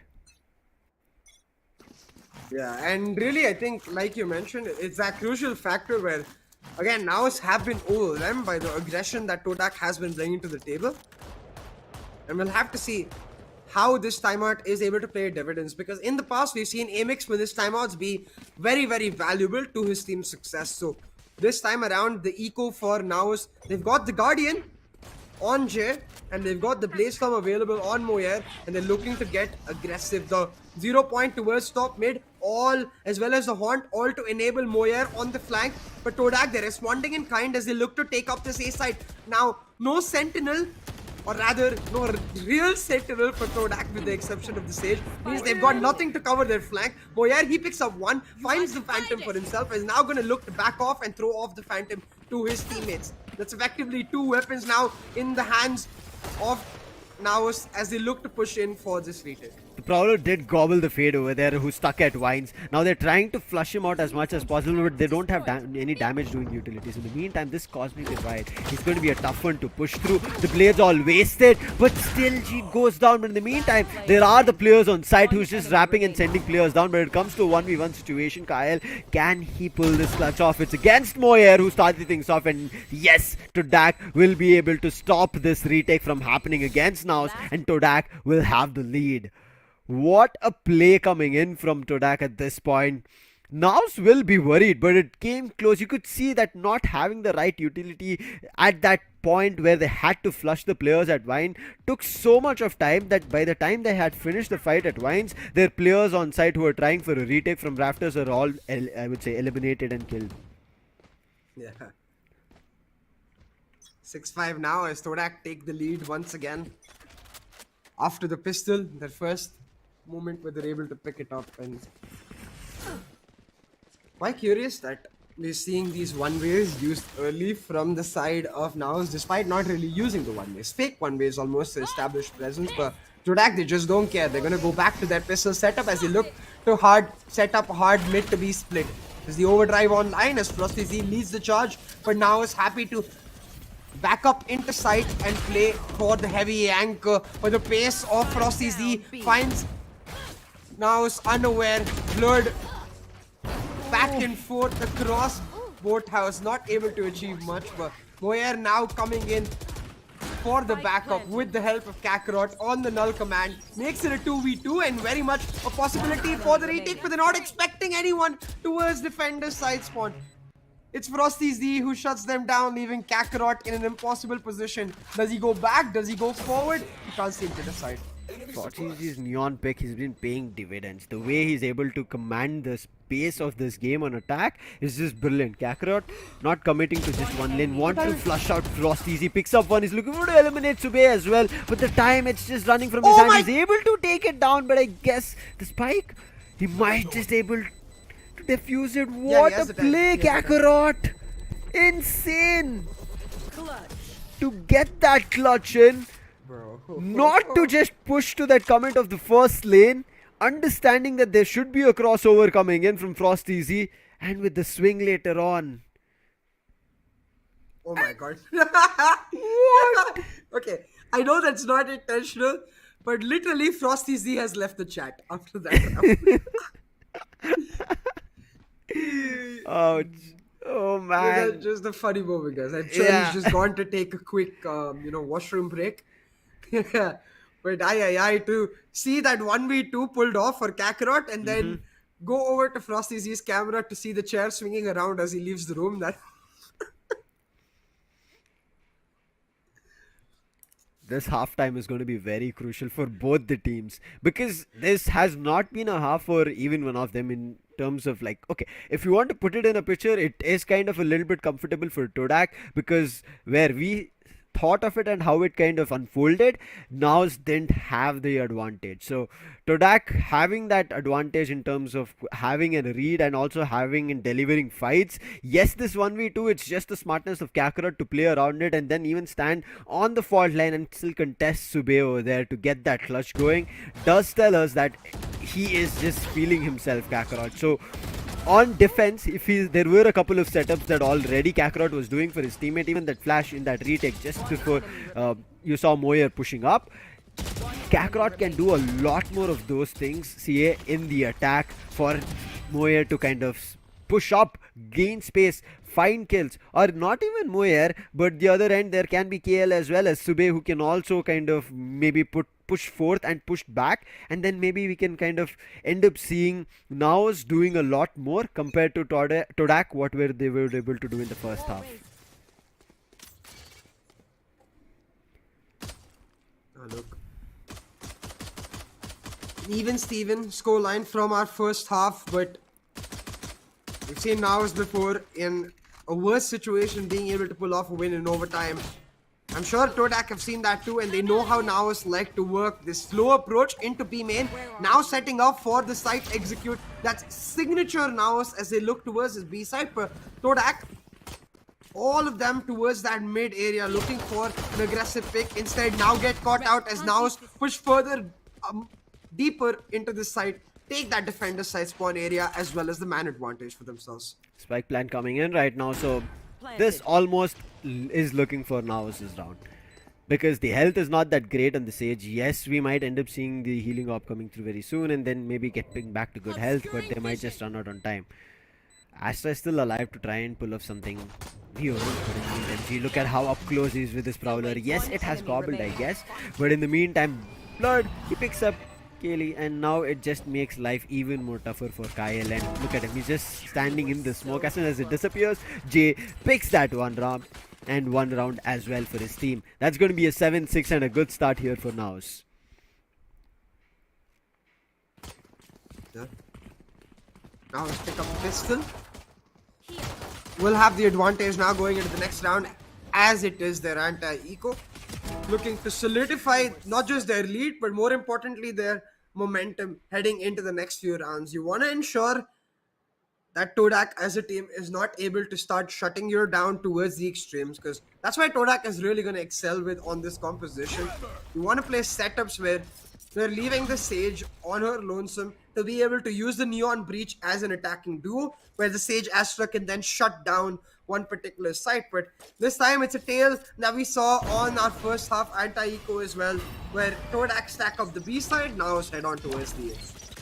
Easy plan coming in for them, no contest during the plan, but looking forward to the post plan in case there can be something done. You can see, like, even after not seeing any chaos or sounds being heard towards B, just sat there, waited in case somebody kind of lurked around to kind of push that player, maybe find a free weapon. Now the idea is also there from Naos that All of them are on the pistols, and we'll be looking forward to a fast retake with their pistol in case they can drop something. And that's the reason majority of the players have not at all left side from Naos.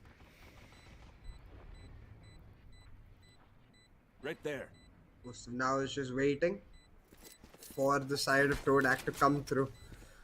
But Todak all playing on the exit frags. I would have loved to see what they're doing right now. If they'd instead of going for the rotation towards heaven, all of them gone towards the flank and push Naos into sight further deeper, where Naos would have to have made a quick decision to go for the exit towards heaven and A shot instead, or walk into a 5-stack of Todak where they could have got the damage. But instead, not a single member of Naos even touched. That's the ultimate bonus, man, where your shields are not lost, your weapons are not lost, you just get everything coming through into the next round. That would have been interesting. I would have loved that. It's a nice idea to kind of keep pushing them towards the spike, at the same time having a couple of players towards defender spawn in case they rotate. But right now it is going to be a full buy. With Todak, we'll be looking forward to closing the gap if possible. But on the other end, it's going to be a bonus that Naos will be playing. Frostizia and Kylie trying to take aim in control, but look at the one-way smoke where Jay is already sitting in. Now that is going to be very crucial. It disappears. Now Kylie does see that. Frostizia giving it up and then not contesting it.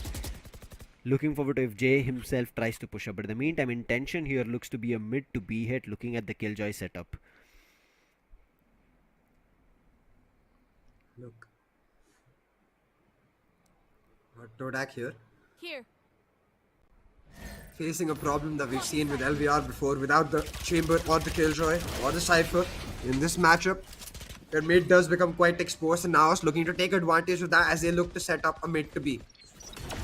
Blurred and Jay coming in from B main as Naos move in aggressively onto site, but they have no idea that Kale is lurking around. Kale though reveals himself a second too early. Could have waited for the plant or for someone to push in, but elects not to do that, and instead Naos not only get the site, but they get a ton of area for free. They've got NDG waiting in market. Jay coming through for the late lurk. Naos able to deny the retake before it even starts, but Subway wins out a 1v2 that he never should have and brings the retake back online. This seems possible right now. He might be low, but look at this. Majority of the players are still alive, but all of a sudden 2 players fall, because of which it becomes a 2v2. But they know the last 2 players are stuck at back of side. But with 29 HP, can Kylie pull off something? It is against Moyer and was composed and waited for the advantage over there, and immediately connects a headshot, and Moyer is down. A very costly round. You can't see me. And the funny thing is, I was just about to talk about why he couldn't see him. Because when Moyer made that dash, when you make that dash, you want to turn your camera perspective a little to the right. So it's like when you're trying to entry, for example, with the jet dash, right? You usually check an angle while you dash at the same time. I think Moyer needed to have done the exact same thing in that moment. So right here, when he dashes, he would have noticed that Kelly was not on the spike. And that way, he could have just stuck to his position on the default boxes, waited for the second tap before he went for the peak. But having not seen Kelly get off the defuse, Moyer did not have the information, had to go for the re-aggression and got shut down for a beautiful clutch pulled off from Kelly. And just like that, Todak with a huge buy round win, but a lot of weapons given away. So right now they too are at a bit of a disadvantage, but that's okay because we've got the Sage Judge coming online. Ooh, This is plagued. A player too many in ranked. Let's see if he can do the same to Naos because they're all stacking up coming into him. Oh my god. Oh, the judge. 3 players already here. There's the 4th one also entering. The wall about to break. Oh, you can see the back off coming from Shield, but he's not letting go. He's standing in the smoke, takes down the KO in the ultimate, and now looking for a lot more, but gets spotted from the fade, and unfortunately then goes down, because of which Kakarot is brought alive, but still G'd on site. It's making life difficult for them. It's the judge which starts off the Lord map, and it's Todak chiming in together as a team to continue it. G'd on the side hold with the Bulldog, securing a 3k, putting Jay in an impossible spot. 1v2 on the map. Jay trying to play around these boxes to isolate 1v1s, but Frosty Z spots him out first and will spam him out. Now equalized.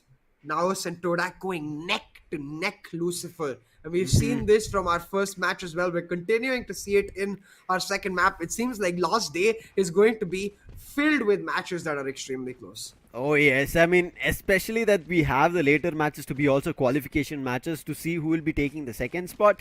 This just makes it interesting, and this is why we said irrespective whether you qualify or not, you need to put your best game forth, and Todak are doing that, knowing that it might be just too difficult for them to do anything in terms of getting the qualification. But look at this, G this time wanted to overextend, but in the meantime, Kyle, the wall, I think overextension over there, got punished, and now G does have an angle advantage but gets smoked off, and right now he's just stuck here. Kabi.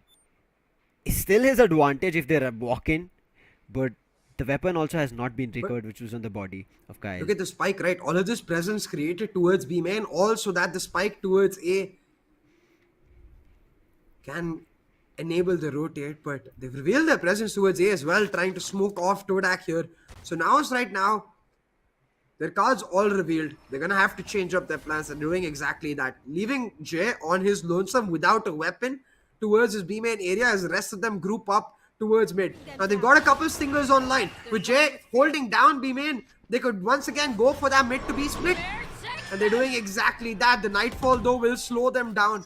And it's on the back of this Nightfall that Todak is going to look to hold, but a huge paranoia blinds every single one of them. It's Kakarot to start us off, and it's the stingers that make them pay. That's got a sting for Todak. Oh yes, I mean a little bit aggression shown towards B main where they lost the Sage. After that they knew there was Jade already on site, and that late movement where they decided to hit B, and also that brilliant paranoia, as you said, it was huge. It's a 2v5 situation now with a couple of weapons recovered from Naos. So this is going to be very tough, and look at NDG taking a post aggressive position proactively, gets punished for it through the smoke. In the meantime, Kakarot also looking into doing the same, but with a stinger this time. But they're making life just difficult for them before they even enter with the nano swarms in the smoke, and before anything could have been done, both the players get put down, and now it's back again on the lead. Thrifty, a huge broken buy round picked off for Naos. Not only decimates Todak's economy, but gets Naos back their weapons as well as the momentum to boot. A single paranoia had all of Todak scrambling like children for ice cream, and at that point, you can see the stingers able to get into that close range. You don't want the Vandals at that point where you have the stingers facing off against you, fearing their power. This time though, NDG playing with the minds of Todak, uses a TP early, but it's towards the back. And Todak's like, wait, this guy TP in front of us, they try to check it and they get punished. Naos with some beautiful mind games right now. Todak's still right now trying to figure what they can do here on the defensive half. I mean, yes, the full buys worked out, but it was too costly even though they got those 2 rounds. It came very neck and neck before it could have been closed. Now, they lost their buy, they're on an eco, and also lost 2 more players. Kyle is hearing all the crossovers that is happening towards market, but look at NDC keeping a check. He knows somebody should push up because every time Todak has somebody pushed up from market. Now with Kyle gone, it's up to the last 2 players, and both of them on sheriffs right now, and none of the players dropped from Naos' end. Another round which will put Naos on double digits, and which might also give them a huge momentum shift, because double digits means they just need 3 more rounds to close this map and also get themselves a flawless victory. Flawless victory is what Naos will want, but a flawless round is what Naos might get right now. 5v2 on board right here as Todak waiting for an opportunity where they can at least take down a couple of weapons of Naos. But Naos don't care, man. They're just going in for the hunt. The fall line, as soon as he hears the footsteps, tags out Jay, but the backup comes in from NDG immediately. They know where the last player is, and they'll shut down G to pick up a flawless round for themselves. Double digits on board for Naos, as well as several key ultimates online. They are very much in the driver's seat to close off this map. 10-8 with the scoreline right now. Just 3 more rounds here for Naos. Have 4 big ultimates in the next upcoming round. Whereas on the other end, Todak, yes, right now it is Sabe with the Rolling Thunder. But there are still 2 more players who can get their ultimate online, which is going to be Kaylee as well as Frosteasy. So can be big ultimates, but Frosteasy needs to find an ult off first, and I think that's the reason they might be looking for a quick B aggressive hold. But in the meantime, the intention over here from Naos looks highly towards A. Flash and then immediate peek. Moyer gets one. Not only one, he finds the second as well, who was at Wines, and with that the side has been completely opened up. There was no other stations at A which can be guarded. Oh, what? Mid swing. Oh, Just exchanged Todak. over there. Still able to keep their hopes alive though, because they've got the overdrive as well as the rolling thunder. Despite the fact that it's a 2v3 retake, those ultimates can be huge for them if they use them in perfect synchronization. The rolling thunder comes out, but again, a crucial paranoia buys them a ton of time, and Moyer able to dodge out that rolling thunder, backs up NDG, who was stunned out. Naos win the round, and they're able to bait out the rolling thunder despite not using a single ultimate of their own. 11-8 for Naos, says Todak. They're just crumbling and stumbling across this map, Lucifer. Yeah, this attacking half is so in favor of Naos, and this is why I thought, like, having Kakarot already on defense, they were able to do a little, but he'll be able to do a lot more to set the team up. And also the entire team is also functioning really well together. NDJ as well, you saw him with his smokes and the paranoias as well, which is doing so much of value. But the setup itself, the flash drive and then immediately Moyer pushing up, that's what the intention over was there. The setup was so good. I thought it was only good for 1 kill, but he doubles down. Make sure he checks Wine as he picks up a kill.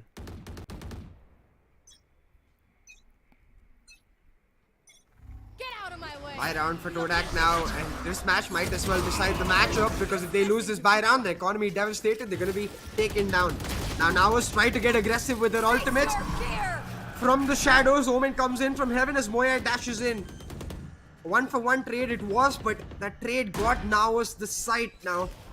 And holding down this side, the fast retake coming through as the Horn reveals multiple players. The overdrive coming through on the back of the blinds through the Prowlers. It's Frosteasy to kick it off, but with the lockdown turning it down, they really need to find that Killjoy lockdown and shut it down, otherwise they're all going to get detained, and that's exactly what happens. Kaylee gets detained, buys a lot of time for Blurred to play on this post plant. Now, the Cosmic Divide will expire just about now, and Blurred could wait for the spike to get diffused, but I guess they don't have an idea if it had already been started. Went for the peak and loses it out. It was very crucial for Todak to respond so quickly for that retake. In case they kind of delayed any further, that lockdown would have completely gone, and as you mentioned, more of the players would have been detained, and quick was the reason that Frosteasy also just went on ham. Yes, he eventually got taken down, but it all fell in the favor of Todak because of the way they just played, making sure they get the better trades out in that retake, and still not letting Naos run away with this map. They're still keeping the hopes up, still keeping their economy up, but look at Naos. Because of the numerous rounds that they've won, they still have a couple of rounds still to lose and still buy up. There are 3 players from their end who have 4k in their banks. This time the market 0 point revealing Jeet's position as Naos once again look to set themselves up for a mid to B. It's been a set play that both of these teams have really loved across this map, and they're gonna go for it once again. Jeet got out by the flash with the Prowler in his hand, with the backup from Kale ensures that it's a 1-for-1 trade. Now Kale and Subway trying to play on the contact off of each other. It's Kale who takes first contact, finds the first kill, allowing Subway to still continue lurking in the shadows. A 3v3 take now, as Todak actually elect to not push into sight in that moment where they had using that time of the null command. It's Naos who are able to pick it up and get the spike down for a 3v3 post plant. 3v3. Frosteasy will be the one who will be quickly looking forward to clearing first lane. Kylie looking forward to any kind of info. In the meantime, if somebody is pushing up second lane with the aftershock coming in, clearing second lane, look at the positioning that is there from the Fade, which can make life tougher. But look at Frosteasy, even though there was smoke, because he had kept the fast lane, will be able to find his way a little bit further, but would not assist Kylie over there. But Sabe is still alive. The flash was brilliant from Sabe, and Frosteasy waited for the right time, and then they clear the entire side and they get the defuse as well as they push themselves to double digits. The smirk on Frosty Z though. For a second he didn't check his right. And Kakarot just casually slid in towards that right side of his right of the boathouse side. Could have been an oopsie daisy moment. You're gonna see right here is Player standing. Frosty Z then did end up taking him out on the back of that perfect flashpoint from Sabe. 11-10 on the scoreline now, and now starting to feel the pressure. They still have a ton of money. So economic pressure they're not going to feel, but in terms of momentum, Todak are starting to pull it back, and all on the back of retakes. So Todak very happy to give up the site as long as they reduce the manpower of Naos on the post plant, and Naos rightfully recognizing this are going to stop their heavy hits together, instead elect to go back on a default. Now they've left Moyer towards this A main area and are likely going to look to take mid control and then rally back towards Moyer. Just waiting for some aggression. Todak don't give them any. It's going to be very crucial to pick out Frosteasy because that Neon is commanding the pace. This moment, Fragment will be sent, but look at Frosteasy. They're able to flush him. He thought he could have picked something, but that Dissipate kind of did not work in their favor. God, they need that spam to start a second too early to force him to not even move in the first place, but the spam starting on the contact of his audio allowed Moyer to get out of there, keeping the man advantage for Naos. And it's Naos now regrouping towards their presence in B main to J and Blurred as they look to set up a heavy B site execute. Jeed on his lonesome with just 33 HP, looking to hold it down. He's got the Prowlers to back him up as long as his mate NKT. But the trade comes through. Despite the man advantage for Todak on the site, it's a 3v1 in favor of Naos, and they utilize that to their advantage, make it a 3v3 on the map. Again, another chance here. Sabe is still alive. It seems possible, but they have to clear the player at B main, and yes, there is. Oh, Sabe feels over there. So Kakarot is still alive. They need to make sure they clear this, and the push comes in, but Kakarot doubles down. The slide doesn't work. Kakarot still survives barely, but this becomes a 1v3 situation from a 3v3. You fought well. Kale rightfully recognizing Kakarot's 2k, takes him down, telling him that he did indeed fight well, but that's all it's going to be for Todak. That whiff from Sabe to start it off, and Kakarot then doubling down on the opportunity presented to him, takes down not just Sabe, but a sliding Frosty as well. He's like, hey, I'm happy for you to slide into my DMs, fam. I'm going to kick you out just as quickly. Naos here to close it all out. Looking forward to finishing it all here, but can Todak put a stop to it? Don't have any ultimates.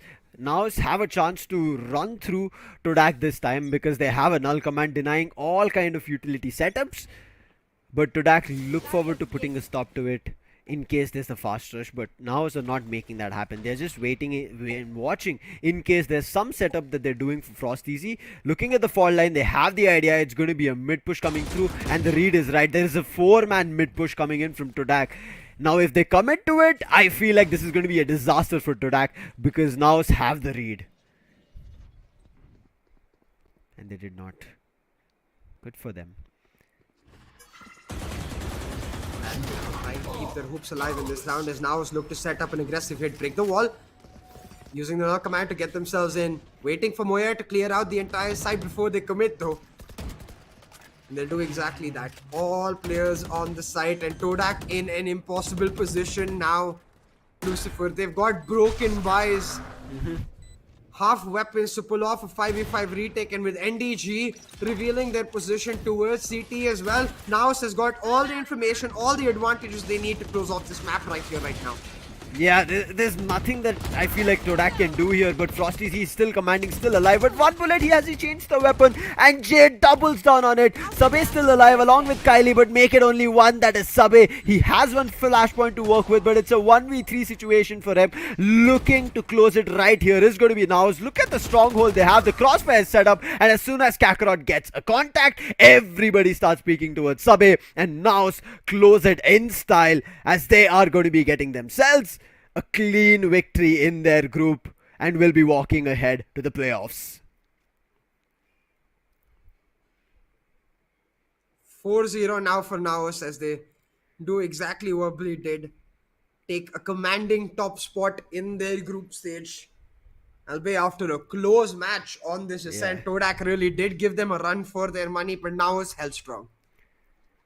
It's unbelievable. See, like both the matches, the first two, both were for the top seed, and to see the teams which kind of did not get a lot of points to pull off such a competition against them.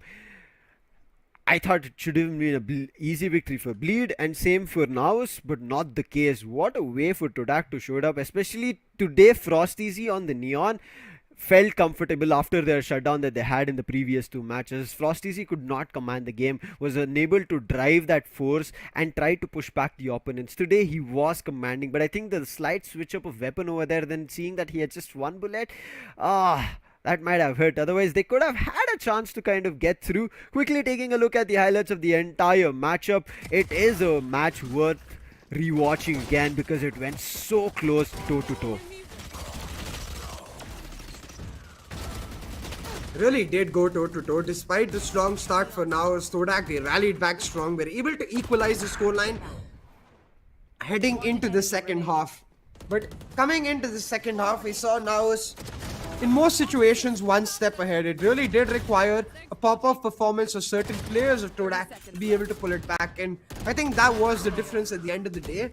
The fact that Todak had to pull all stops to even bring it close, while Naos, they had to pull all stops to get the win. So Naos right now just the better team in terms of momentum and confidence in this tournament. But I'm sure Todak will rally back because they've definitely shown the potential to do the same. I agree with you. I mean, if there were a couple more matches, I felt like Todak were getting to that momentum that they wanted and the form that we wanted them to be seen in. It did come out here. Everybody functioned really well, especially that we had generally seen them majorly functioning on Fracture. So Ascent is a little bit of a new fresh air that they were able to breathe and kind of show us a different style and approach that they had. But players like this, you just saw Kakarot what he made possible, right? Where he was already caught out in first lane, knowing his position, stuck as he had already lost Moyer. But still to pull off a clutch like that is just insane. So these kind of individual plays also coming out from Naos, as you said, rightly so proves us that they were a better team in this matchup. Exactly, and at the end of the day, despite the fact that we've got 10 teams in the qualifiers, there's only 4 who can make it out. It's 2 from each group. And from this group, Naos, they've secured the top spot.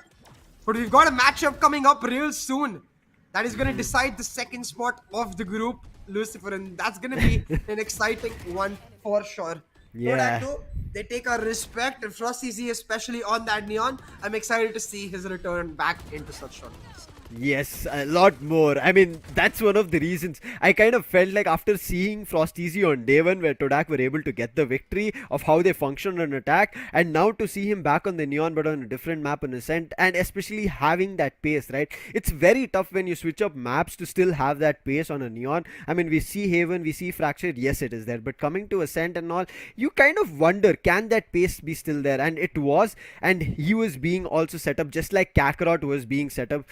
Moyer was being set up from Kakarot. That was so good. So this setups coming in for their duelists was good from both the ends, but most success was found from Moyer, all because of Kakarot's setup. So again, on KO, Kakarot just proved his point of how we talked about him pre-match. He did that one thing that we kind of predicted, assisting his teammate and also pulling off clutches and getting himself kills. Yeah, exactly. And Kakarot really step above, right? Like in terms of quality that he's able to provide for his team, just goes above and beyond every single time and is going to be the crucial X factor to look out for as we head into playoffs, because he's going to have to bring those IGL skills against the likes of Bleed, against the likes of the top SA teams that we're going to see come into play. And it really does put into picture how big of a tournament this is going to get in going into playoffs with respect to the parity, the lack of parity rather, we're going to see between these teams, right? So I'm really excited for that. But for now, let's head on towards the scoreboard and take a look at who picked up the MVP slot. I think it should be Moyer from Naos. Really popped off on this match. That 4K, especially single-handedly holding down the site with his operator, was especially divine, where he was able to get the 2 kills with his Blade Storm. And very rarely as well in this tournament we have seen like the KD ratio crossing 2. We have seen players always somewhere around 1.7, 1.8 and 9. But Moyer also coming here taking a 2.15 KD ratio tells us, as you mentioned, he popped off in this matchup. But on the other end, Frosty was also no less. He did get himself 23 kills. But look at this, Kakarot. How? See how 22 kills and 20 assists. I mean 15 okay, 18 okay, 20 on an assist. Imagine being a part of 42 kills. You don't have to imagine. You can just watch Kakarot. Yeah. Watch Kakarot. Oh, rightly, man. He is just insane at this point. But again, kudos to the entire team as well. You can see everybody from Naos as well as Todak have had first blood. They were never reliant on only one player to kind of do that. So at certain points, everybody was taking that responsibility to kind of slow down the momentum of the opponent. Absolutely. And I'm really curious to see how teams prepare for Kakarot's KO, because it's a KO that we've seen cover most fronts.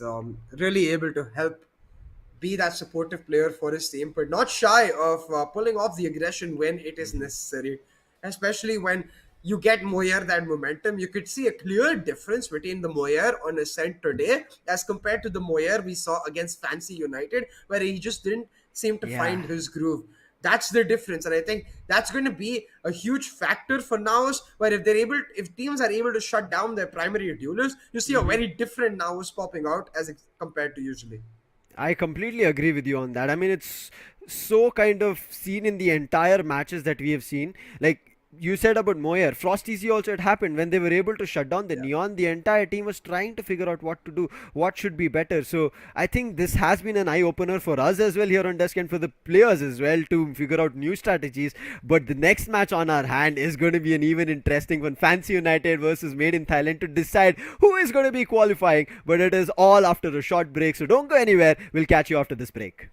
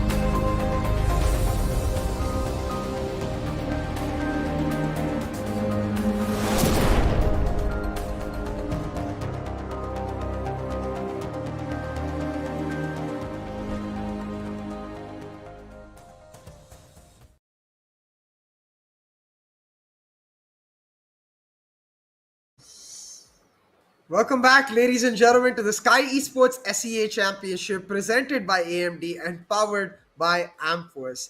My name is CA, and joining me on the desk, I had to bring back my boy in Cribs because we're heading into a match, Cribs, that's going to decide the final team to continue on into the group stage. We've got Made in Thailand versus Fancy. But before we head into all of that, how are you doing?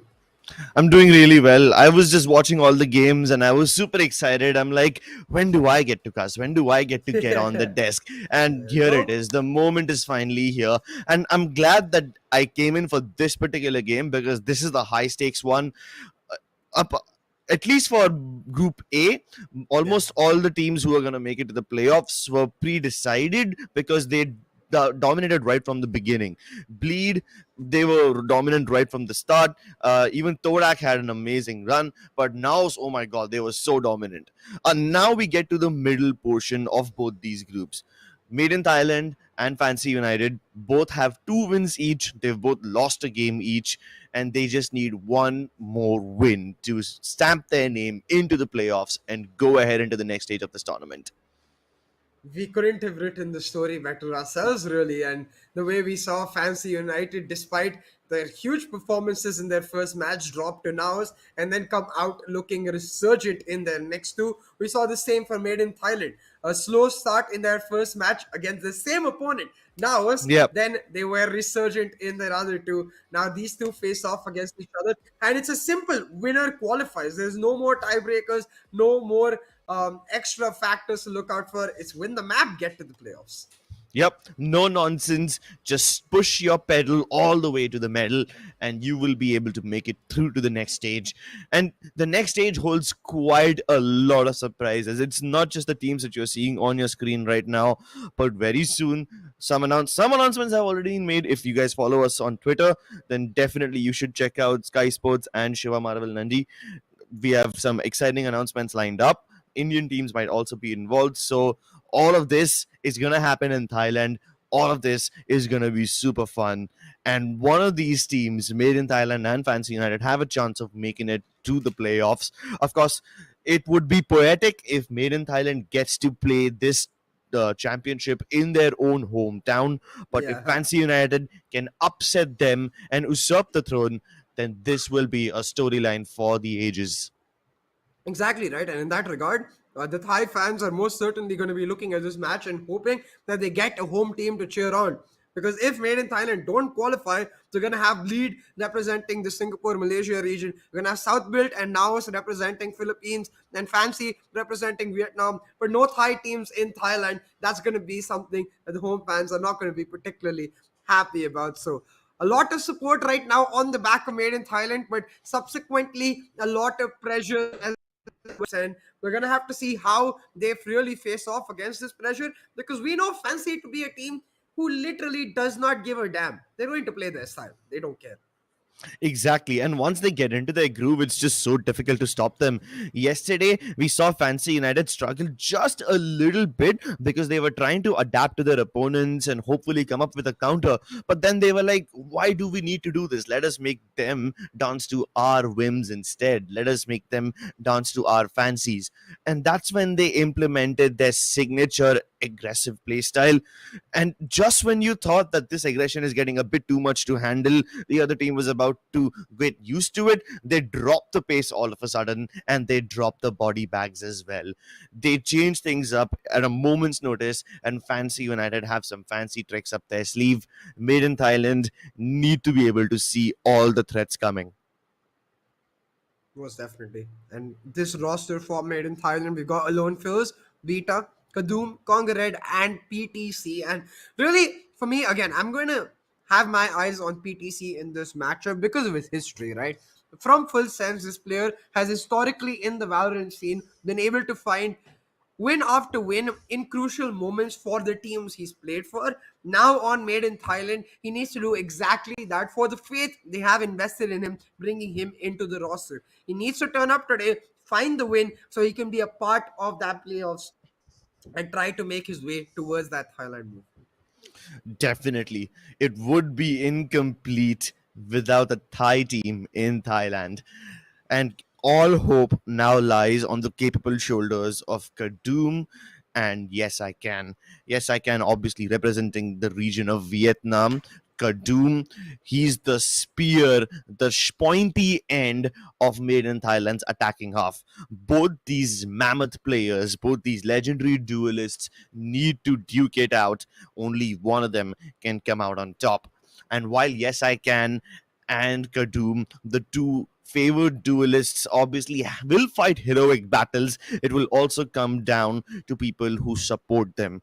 I'm looking at players like Nizzy, and of course, I'm looking at PTC. Both these players have the potential to pull off some crazy stuff, set up people like no one else. And because these players are so hybrid, you can't even tell whether they'll be playing the initiator role, whether they'll take up the responsibility of a pseudo sentinel. And that's exactly what makes this game a little more exciting, because if roles get switched up, then whatever theory crafting we are doing will have to also be switched up. Most definitely, but there's one player who's recently come into Fancy United and really livened up the fans' expectations. Yes, I'm talking about the one and only Jin, the fiery machine on that Phoenix, who's really shown up every single time his team has needed him the most. Can he show up again today, though, Jin? Crips, that's the question. Oh, Jin has been absolutely fantastic. Whether it's the Chamber, whether it's the Phoenix, he plays it like no one else. His aggression is untamed. Of course, in the crucial moments, he seems to just find magic out of nowhere and delivers so effortlessly. It's almost like he's playing deathmatch. He doesn't even need to try. In fact, Jin is one of those players who can make do even if you don't set him up. So he doesn't necessarily need the support of that initiator. And that's exactly what makes him such a huge and devastating force to be reckoned with.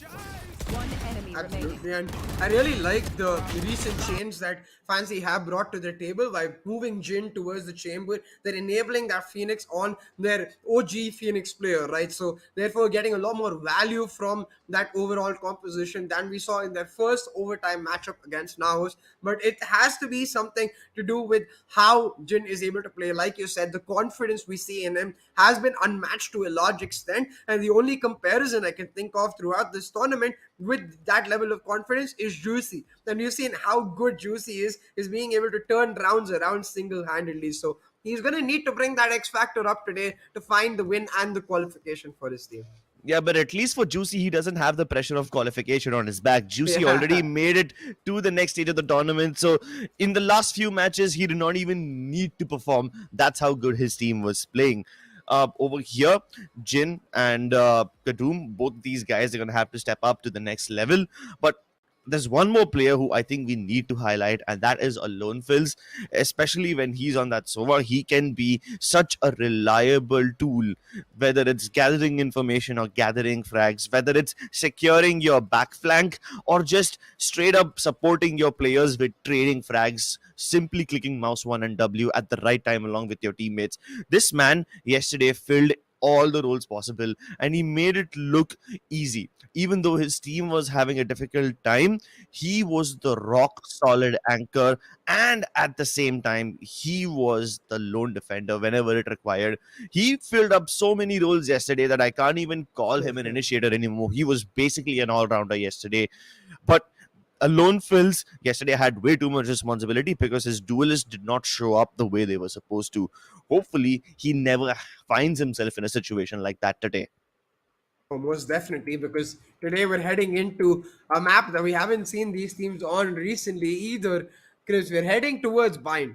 Map that I personally love because it gives teams an opportunity to really play around with the meta and find their style within it. Because historically as well, it has been a map that has been open to a lot of different styles. You can play fast and aggressive, bring that breach on board, or you can play standard, play that Fate Sky composition all throughout. Now, what I'm excited to see is if we're going to continue to see that Phoenix come out from Fancy United, because it seems like a pick that they use on every single map, from Ascent to Fracture to maybe even Bind. I'm really looking forward to see some raise action. It would be incomplete without a raise on bind. Absolutely. But which player will pick it up? Is it? I mean, at least on Fancy United, there's two people who can fill up this role. Jin is obviously the worthy contender, but will Fishio flirt with the idea of a raise, Wukong. or do you think Fishio will then switch to a chamber instead? We've seen Wukong play that raise on Fracture, so I wouldn't be surprised if Okay. it's Wukong picking up that Okay. Yeah, raise he for could also be Fancy an option. United. Yeah, He most could also definitely. be an option. Yeah. And they've got the firepower, right? So at this point, I think they can put even Dizzy on the race because I've seen him play Duelist in the past, like just a month back as well. So it's not like Fancy United have a lack of players being able to pick up that race. Yeah. Well, if Fancy United have so many options, I wonder if MiTH have the same. I'm not even sure which player of Made in Thailand plays the race. I don't think I've seen them play race in a very long time. And if that does come through, then it will be a surprise for me. Do you have any insights on who could be the race player in MiTH, or will they even pick a race in the first place? So, not just that, I also want to talk about how the last time we saw both of these playing this map against each other, Fancy United got absolutely curb stomped. So, first to answer your question, it's Kadum usually picking up that race for Made Okay. in Thailand. But Makes what is sense. especially interesting is that the last time we saw these teams playing against each other, which was not far back, it was just 6 days back, and it was with the exact roster that we are seeing Fancy United play right now. The scoreline was 13-2 in favor of Made in Thailand. Now, that's a ridiculous deficit in favor against Fancy United, and I'm wondering what caused Fancy to choose to pick up Bind rather than pick up Fracture, because last time around when we saw Fancy United play Todak, for example, it was a similar story, Crips, where in the veto, Fancy United had the option to go for a map or go for a map that they had been previously beaten on, and they chose the map that they had been beaten on by Todak, Fracture in that case, went ahead to then demolish them 13-6. I wonder if they're going to do the same today and if they have a plan for Made in Thailand. Well, at least Bind is uncharted territory in some aspect in regards to a matchup like this. They Mhm. would much rather not take the risk on Fracture because they're like, maybe it's too, maybe we can't change up our stats quickly enough and the adjustments won't be all that much possible. So they would just simply not take the risk and go for a new map entirely. Let's take a look at the agents. Beta has picked up the controller, Brimstone as usual. Alone Fills has a Sage. Now, that's something I did not expect. I thought for a team that's as fast and as aggressive as Breathing Thailand, I did not really think a Sage would fit in their roster. But here we are, so I'm looking forward to some cool slowdown of pace in case Fancy decide to pick up the pace. PTC on Viper, a double controller in the mix for Made in Thailand, followed by Kadum on Raze, just like you said, and Conqueror on Sky. No surprises there. Hey, for all you know, it's a battle stage. No, and they're not going to slow down Huh. Could whatsoever. be. And the load phase is going to be like, hey, I'm just a budget jet, guys, so deal with it. Yeah, but since both these teams are picking up a double controller composition, I kind of feel like this won't be one of those fast paced games. I feel like the whole point of having double controllers is to just slow the game down to a crawl and kind of convert it into a 5-dimensional chess game where all of you are just trying to play on timings and hopefully make the opponents over rotate and overthink. I mean, you'd think that, right? But then Fancy United have got the Breed Sky with the Wukong's race. So you've got that other aspect of their composition where they can choose to play extremely quick with that breach if they choose to. So most definitely, I agree in terms of Made in Thailand's composition.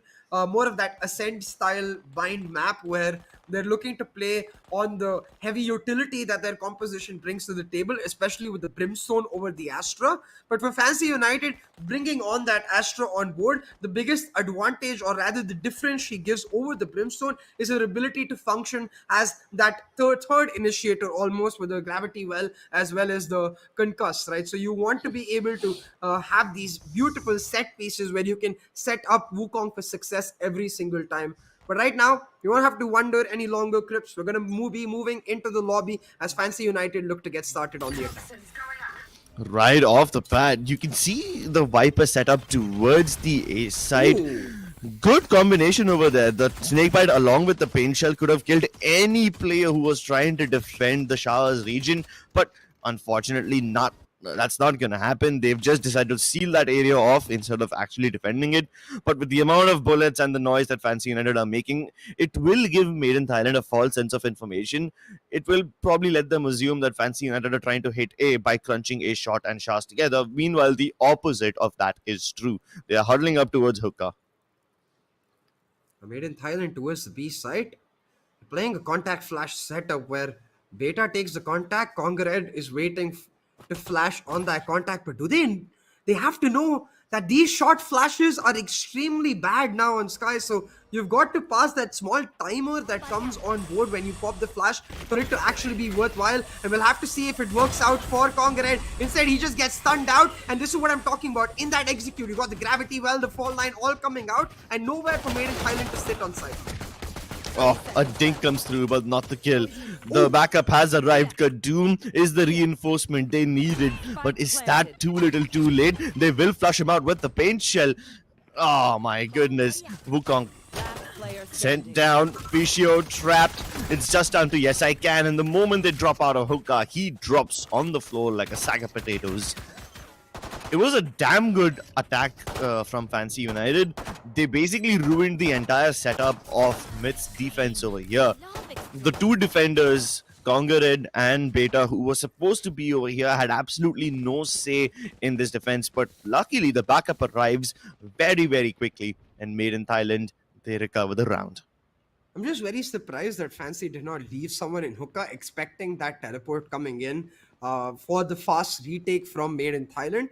Given the fact that they established the early A presence towards the shower to try and ensure that the rotations from Made in Thailand would be towards that A site. A heavier presence would be for the defenders towards that A site. So if you're expecting a heavy presence on A, you got to expect that teleport play into a fast retake into B, and it's what Made in Thailand do perfectly. But they fancy themselves a forced buy here, Cribs. They got the stingers online. Let's see if they can fly like a butterfly, sting like a bee with those stingers. Oh my goodness, I think Beta can't do the same. Wukong almost always finds him off position, and both him and Conqueror have been having a terrible time defending over here, but at least Kadoom is also here to fill in the gaps, and he will be sent down to the Netherlands without any difficulty whatsoever. The force buy pays off for Fancy United. Made in Thailand, whatever advantage they had acquired in the pistol round has now been nullified. And Fancy get it right. That force buy pays off huge because they get to upgrade themselves from their stingers now onto Spectres and Vandals respectively, while getting a free bonus going into this next round. And most importantly, nullifying any momentum that Made in Thailand might have established by picking up the round. This is where I think we got to take a moment to talk about how these compositions play out in the respective halves. Where for Made in Thailand, with the Sage especially on board and the Brimstone, the defense is really where they should excel. The defense where they can spam their utility and deny entry to a large extent. But similarly for Fancy, with the Breach and Sky, is the attack where they should excel. Given both of these factors, I think it makes this first half also crucial for both of these teams, Scripts. For getting the advantage in that first half enables you to go to your weaker side with that much more confidence, as well as that little bit of a cushion space with that extra rounds you have. Yeah, but with both the teams having their strengths displayed in the first half itself, I just hope the second half doesn't turn into a clown fest. MiTH's lineup obviously favors the defensive side. Fancy obviously have the ability to carpet bomb an entire side with utility, stuns, smokes, molotovs. But what's going to happen when the roles are switched? It's going to be a bit weird. As the green toxin screens go down, MiTH, they try to flood into the site, and they're already here. They're hoping that the overwhelming numbers of Fancy United will not affect them. But Fancy are unfazed. They lose 2 members in the process, but it's a loss that they can live with. Not gonna lie, for a second there, I was terrified on Fancy's behalf. That eco for Made in Thailand, they made the smart decision to 5-stack that ace site. But this is where, exactly as you mentioned, Fancy's compositional ability to carpet bomb that site comes up huge. Every single angle stunned, naded or cleared out in some way or another means that 5-stack yielded 0 value. Made in Thailand, not able to get much damage off of their eco, will look now towards their buy to restabilize themselves. Oh, finally, both the teams have equal weaponry, so this is where the things get exciting. Stun goes through, and he immediately satchels in, hoping to take control of this region. And in case there's someone standing over there, they would be mincemeat. But Made in Thailand are careful enough to never keep a player in that region. But PTC, he was holding CT. He never expected Wukong to peek him that wide. He thought that would be a bit suicidal, but Wukong is well versed with the wrist. And Kadum now looks to make a similar play. The nade should force them on the other direction. But the... Wait, what? The showstopper missed? Did he get blind and miss the showstopper? That would be disastrous. Kadum tries to punish the planter, but the spike goes down nonetheless. The Rolling Thunder should definitely put any shenanigans to a halt. Made in Thailand survived for way longer than they should have been able to.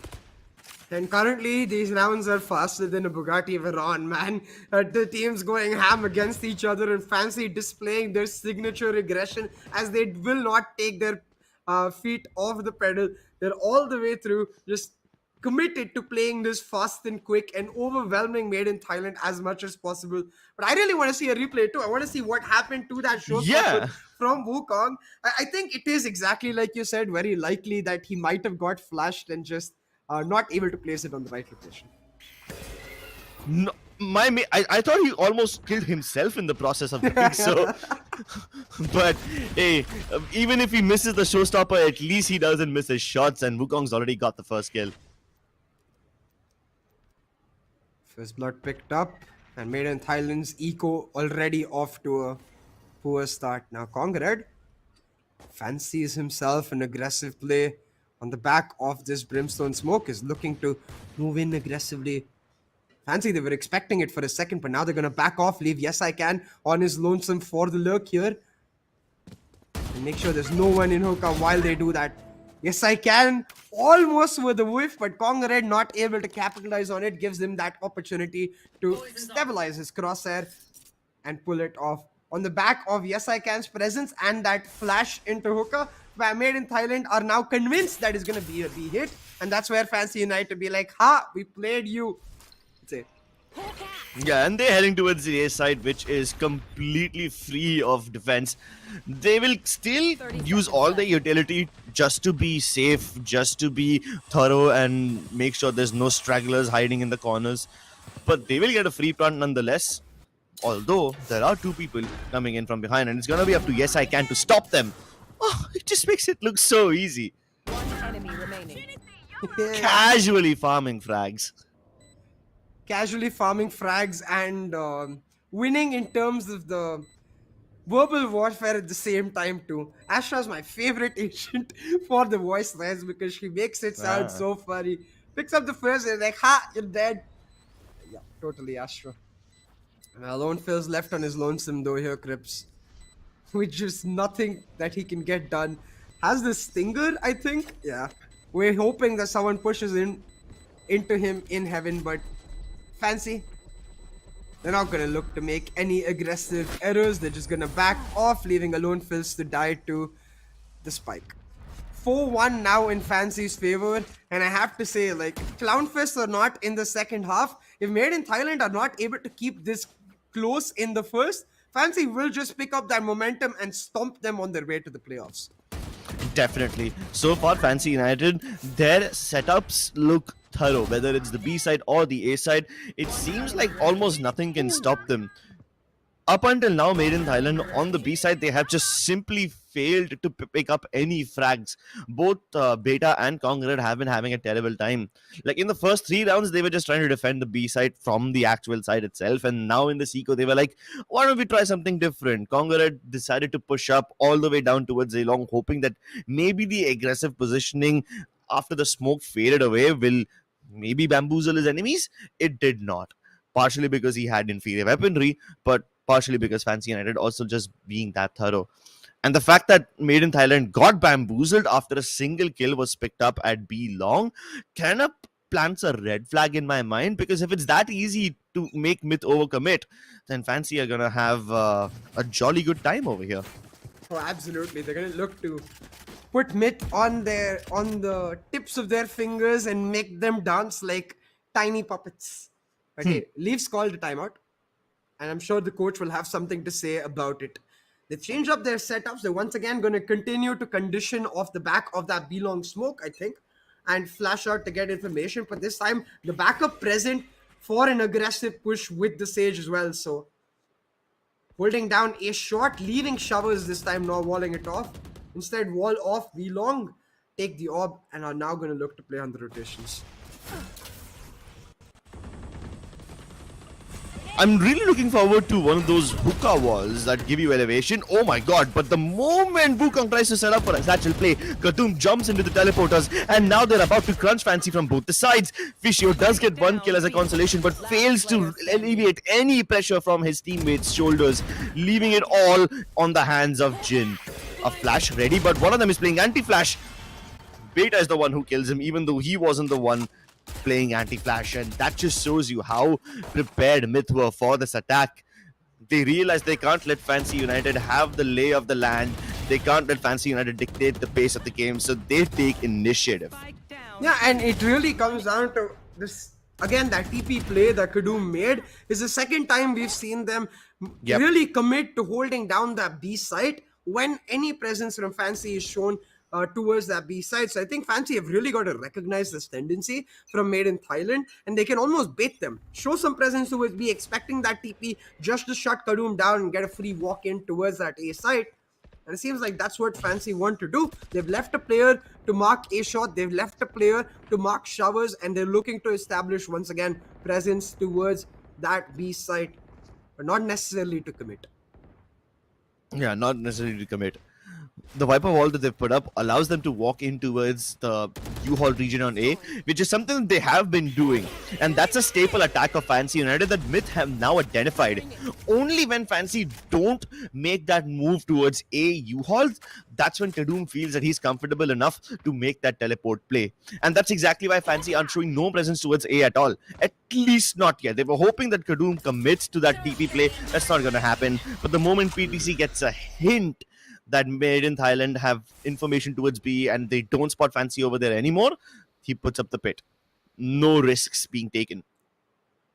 Yeah, Made in Thailand recognizing this, that Fancy, they might whenever they show early presence towards that B side, they rarely hit that B side. They are more likely to rotate into that B side, but Fancy, they're playing mind games of their own. They leave their Viper to go on towards the showers, set up the Viper's pit, pull the rotation of the Sage into sight, but it's actually the Seekers towards his B to set up the execute for Fancy. Wukong gets himself into sight, creates a space, and it's yes I can to trade him out immediately. Fancy, be like, you tried to play mind games with us, you're gonna fall prey to us.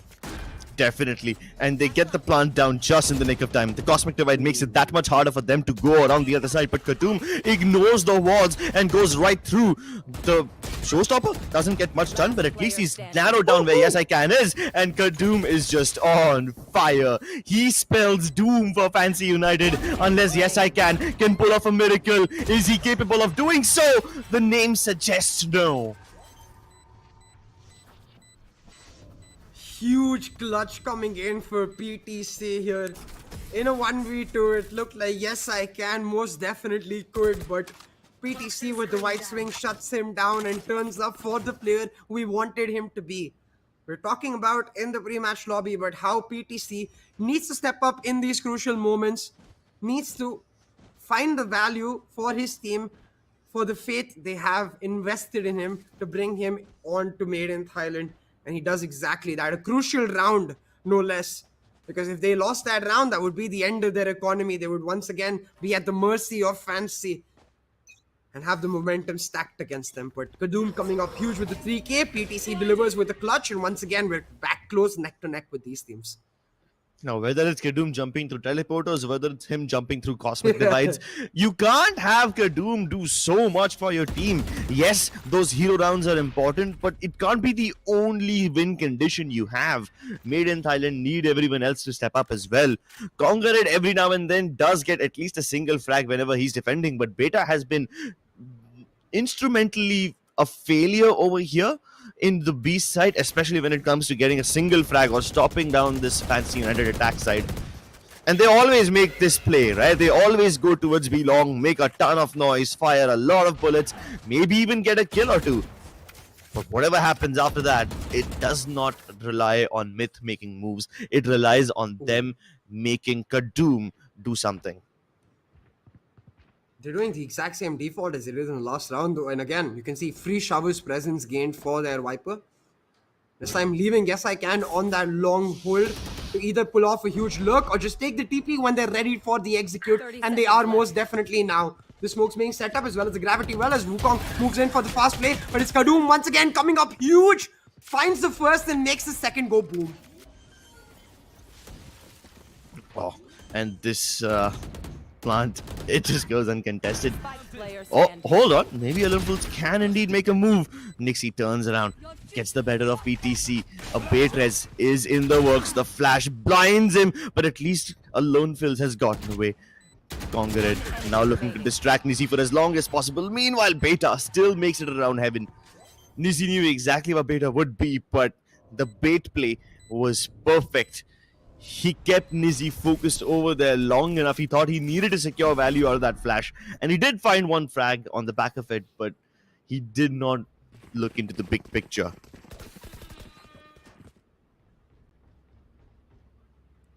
Kawa now calling out that timeout for Fancy United. And he's worried because again and again, it's not really a strategical outplay that we're seeing from Made in Thailand. It's just Kadoom going absolutely ham. He's been an explosive player, and just how we didn't see Made in Thailand's duelist setup today, we're seeing the exact opposite of that. Yesterday, we're seeing the exact opposite of that today. Chris Kadoom really turning up for his team and finding so much value every single round. He's not just able to get the normal frag with his weaponry, but on his utility, able to delay them, stop them, and do a ton of damage to ensure that Fancy can't execute hard in. So I think the call now from Kawa has to be, you've got to bait out Kadoom's position and his utility before you commit onto a particular site. Yeah, but Kadoom is a pretty disciplined guy. Yeah. It's not easy to bait him out. He only makes a move when he has guaranteed information and when there is someone to set him up. Up until now, whenever he jumps into the teleporters, while he's making all that presence known in that region, everyone else from MiTH also take elevation towards B side, maybe on top of the metal boxes, or they peek out of CT just to make sure anyone in hookah gets completely sandwiched and Kadoom doesn't die in vain if he does die. Oh, and look at this. On the back of this timeout, Made in Thailand have recognized the free showers presence that Fancy seem to take every single round and switch up their setups. Kadoom playing it especially safe towards heaven as PTC was lurking around that shower area. But again, early B-long presence from the side of Fancy United, and the call seems to be, guys, we're getting B-long, we're getting hookah. We need to make sure we're able to translate it into some value at the very least. But the late wall coming in from a lone fills delays them to a massive extent. When the wall breaks, more slow orbs come through. And if the slow orbs disappear, there's still the judge waiting on this side. It seems like Made in Thailand have at least hookah on lock, but they haven't even attempted an A take yet. Forget take, they haven't even shown presence over here yet. Now, Made in Thailand must wonder, is this commitment indeed the real one, or will they change their mind and maybe Fancy United still have a chance of jumping back into the teleporters and going towards B instead in case something goes wrong? But they hear the spike being planted, and now MiTH realize this is indeed the real deal, but it's a bit too late. It's going to be a 5v5 retake, and MiTH haven't made it any easier for themselves. Absolutely not, especially with the Rolling Thunder available for Fancy United. Chris for PTC wins a crucial duel against Wukong to clear off U-Haul for his team. Now, as soon as Made in Thailand clear off U-Haul inside, they're going to realize, oh no, that Rolling Thunder is going to come in. So they tap the defuse, hoping they can bait out that ultimate, but they cannot. Instead, it's PTC going in full aggro, and Ham shuts down another player and backed up by his team. They find a multitude of frags. Nizzy now a little late with the Rolling Thunder, just trying to buy as much time as he can. Certainly does exactly that. A 3k move, but is not enough to deny the defuse. This Made in Thailand once again coming up huge. This time on the back of PTC just going absolutely giga chat. Exactly. PTC had not a care in the world. Man just swung straight out of U-hauls and walked all the way down towards a shot. Whether it's nades or fault lines, whether it's his teammates or his enemies standing in the way, he will just dodge everything with fancy footwork and click heads. And if he fails to do so, Alone Fills will follow up right behind him. A shooting gallery of Made in Thailand just appears before the forces of Fancy United, and the only thing that could have saved them was that Rolling Thunder, and even that didn't do all that much. I would have much rather Fancy United hold their positions in U-Haul and site with someone taking contact for backside, and as soon as they spotted out players towards backside, use that Rolling Thunder to re-aggress into side. But nope. Beta this time gets a little too eager to shut down the Wolf, and Yes I Can delivers a tight slap to his face with that Guardian. That initial picked up for Fancy is crucial now, because that's the one thing they weren't able to get in the previous rounds, where Made in Thailand were playing ultra disciplined and they had to end up 5-stacking without much information. But with that Brimstone taken away, that's a lot of stopping power gone, but Kadum immediately answers back on the other side of the map. Exactly. They lose a player towards B long. They take a frag towards Shahs instead. And keep in mind, Made in Thailand have never played Shahs aggressively. This is the first time that they've gone so deep into enemy territory from this region. Kadum is always the one making the plays, of course, whether it's towards teleporters, now towards Shahs as well. At least he changed up his direction of approach, so that can keep Fancy United on their toes. But speaking of toes, they're going to tiptoe their way into the ace side. They haven't really thrown too much controller utility. It's just a bunch of aftershocks and flashes. Oh, but the moment the showstopper tries to get active, it will be silenced and suppressed. Nizzy plants the spike, but at the cost of his life, as PTC and Congolate swing through at the right time. And this is it. Made in Thailand just played on timing. Once again, executing the retake to perfection, Made in Thailand. Those Seekers popped early into the round, give them the information they need. Only one Seeker going towards long tells them that is once again, Yes I Can, lurking towards that long area to take the TP. So on the back of that, they immediately rotate onto a site, and before Fancy can get a moment to set themselves up on the post plant, Made in Thailand swoop in for the retake and overwhelm Fancy on that post plant. Now, 6-4 on the board, Crips, and this round crucial for Fancy because they've got the buys, at least somewhat. 4 light shields on the rifles and a Spectre on a player. They've got a buy, but if they lose this round, it's effectively a guaranteed 8-4 because their economy will be damaged. And on the back of that, they're going back to what's worked for them the most. Just this normal, simple, fast hit. They figured out where PTC was, and Wukong will chase all the way behind. How the hell does he turn around to kill Kadum like that? That's a raised diff right there if I've ever seen one. That's a name diff right there if I've ever seen one. Flooding the backside, Made in Thailand take it step by step, but Fancy United take no prisoners. Good flash, PTC, he almost got away with that one. Jin trying to secure himself. Beta finally stepping up. He's been having a bad game so far, but this orbital strike will keep his enemies at bay. Unfortunately, he can get the kill onto Yes I Can. He was caught in the yoga form at the worst time possible. But will he be able to go through this one? A double swing about to come through any moment now, and time is ticking. It seems like Beta's time also has come to an end. Last round before the switch.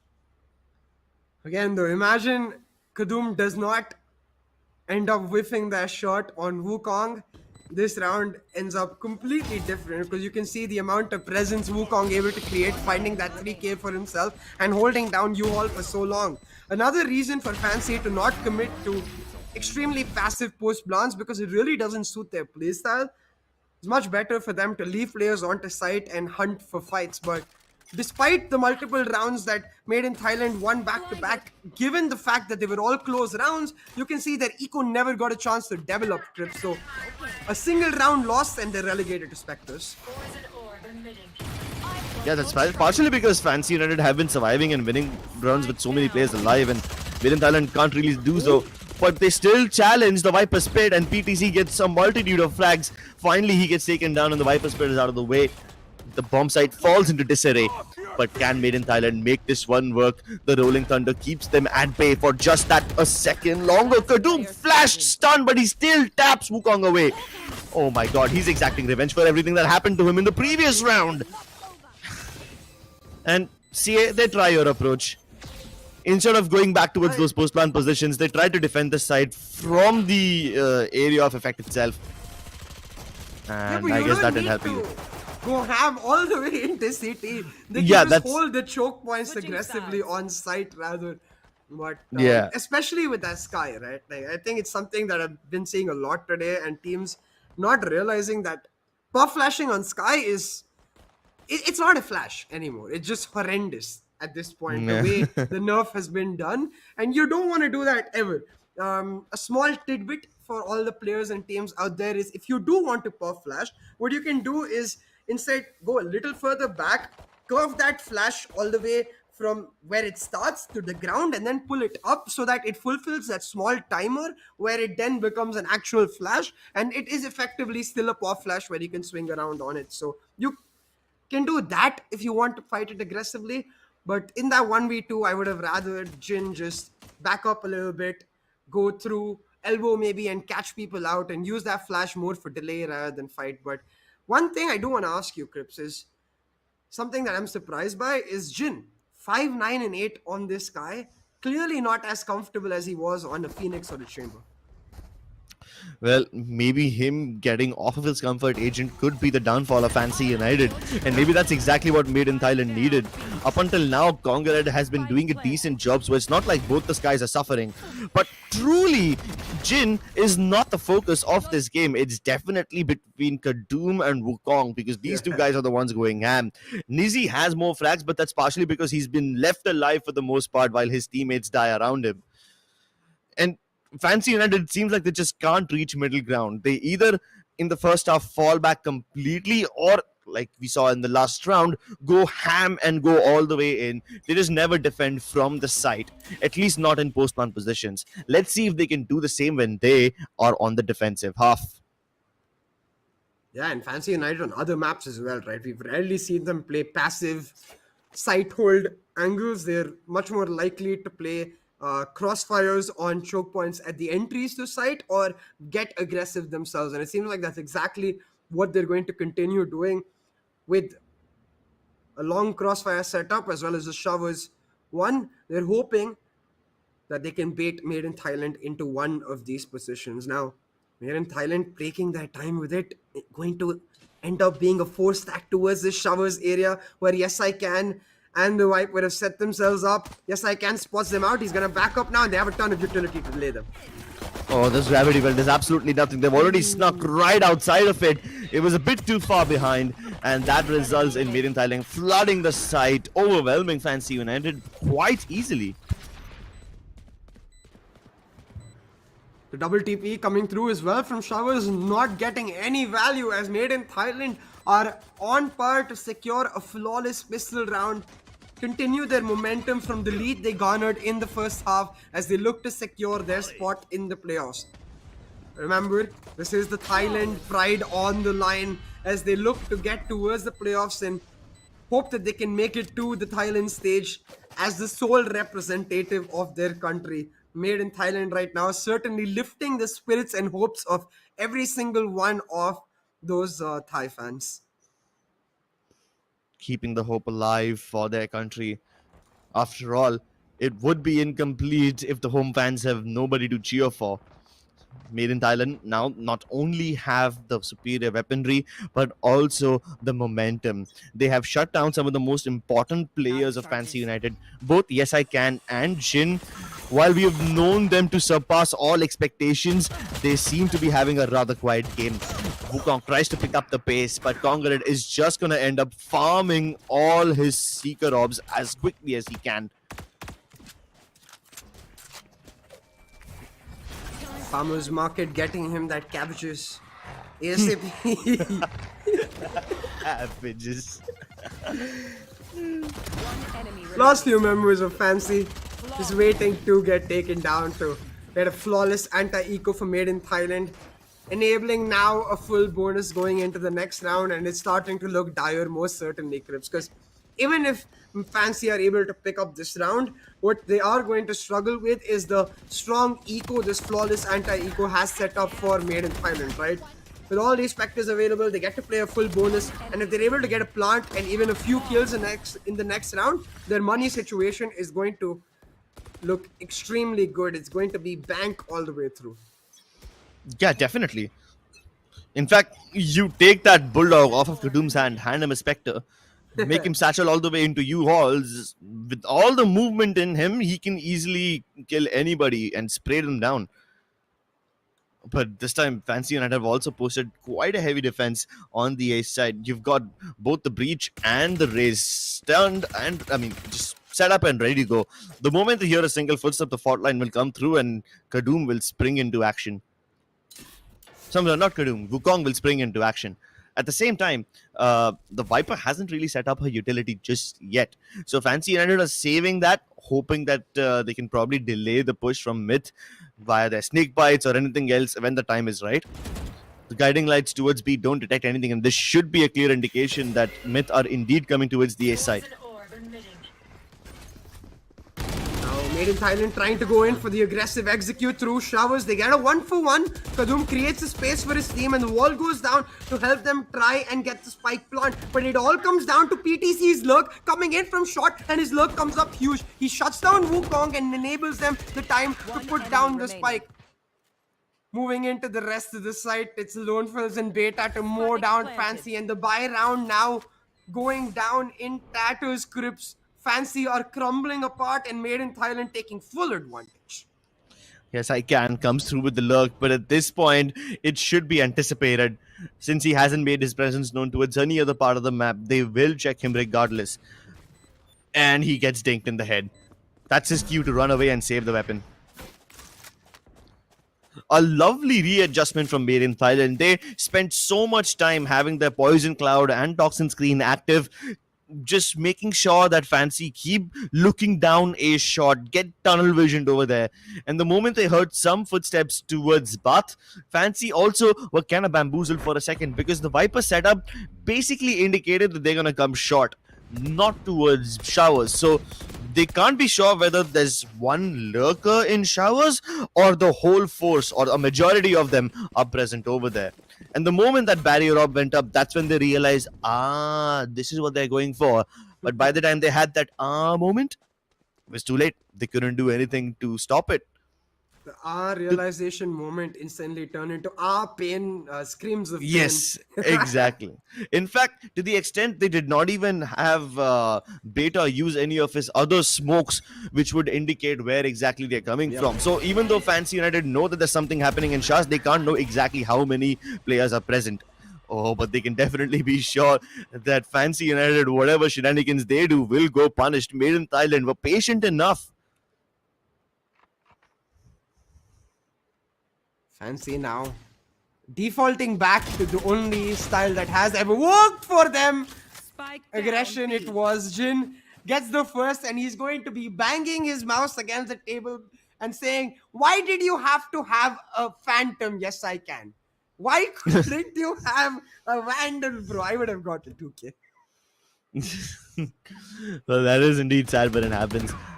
Especially when there's like healers on the other team, two of them, the Phantom really is a pain in the ass. Made in Thailand, after having secured the man advantage, now easily make their way into the B side, which is defenseless.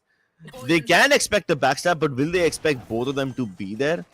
Having no information sentinel like a Killjoy or a Chamber definitely makes it harder to predict where the backstab will come from. But maybe the guiding light... Yeah, the guiding light and the wolf towards CT should tell them for sure that there's no one coming in from there. So one hookah, one long, they should expect. Can they shut it down though? So slow and methodical. It all relies on timing. Yes, I can peeks first. Alone Fills is ready for this one. Fishio has the information on all three players, but there's no way he's winning these duels. They chip away at him. Death by 1,000 paper cuts. Made in Thailand, they have taken a decisive lead, and I think with this one, Fancies United, their economy is in tatters. This is the last buy that they can muster up. If they lose this one, not only do Made in Thailand get map point, but they will also not have any money to stop MiTH. Fancy United need this round.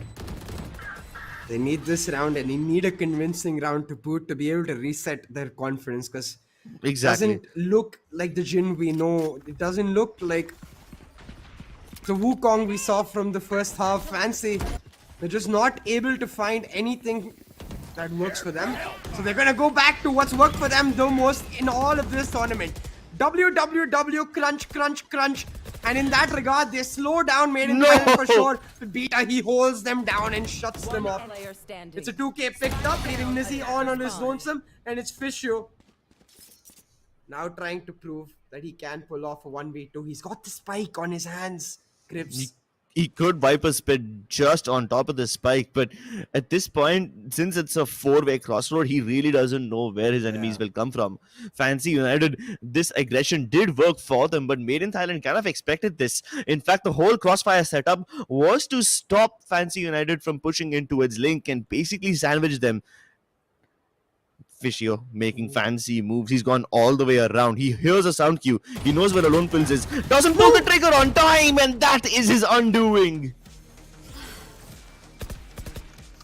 Aye.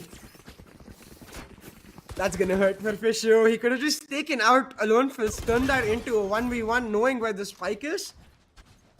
Become a much simpler affair for him to at least try and pull it off in that 1v1, but fair enough. Goes for the trigger control, hoping he can catch out both of the players, but Alone feels he smells it coming. His spidey sense is tingling. He's like, no, I smell something fishy.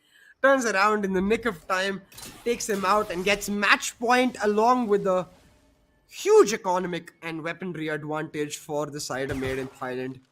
Should be a simple enough ending, but I feel like these moments are where Fancy generally comes back alive. Can they do it once again? Made in Thailand running out of patience. They want to make it to the next stage already. Fancy United running out of options. Sure, they have the money, but they had to sacrifice quite a lot for it. Utility missing sometimes, armor missing the other times. Viper Spit is available to them, but they aren't using it because they don't know where Made in Thailand will hit. And using it preemptively might just funnel Made in Thailand to the other location. And now the utility goes in. You have Molotov's nades all being sent into the B side, forcing any defenders off of it. The plant goes down for free. Fancy United, sure, the retake utility is available. The Rolling Thunder can make things a little easier, but a Viper Spit of Made in Thailand's own will make things so much more difficult.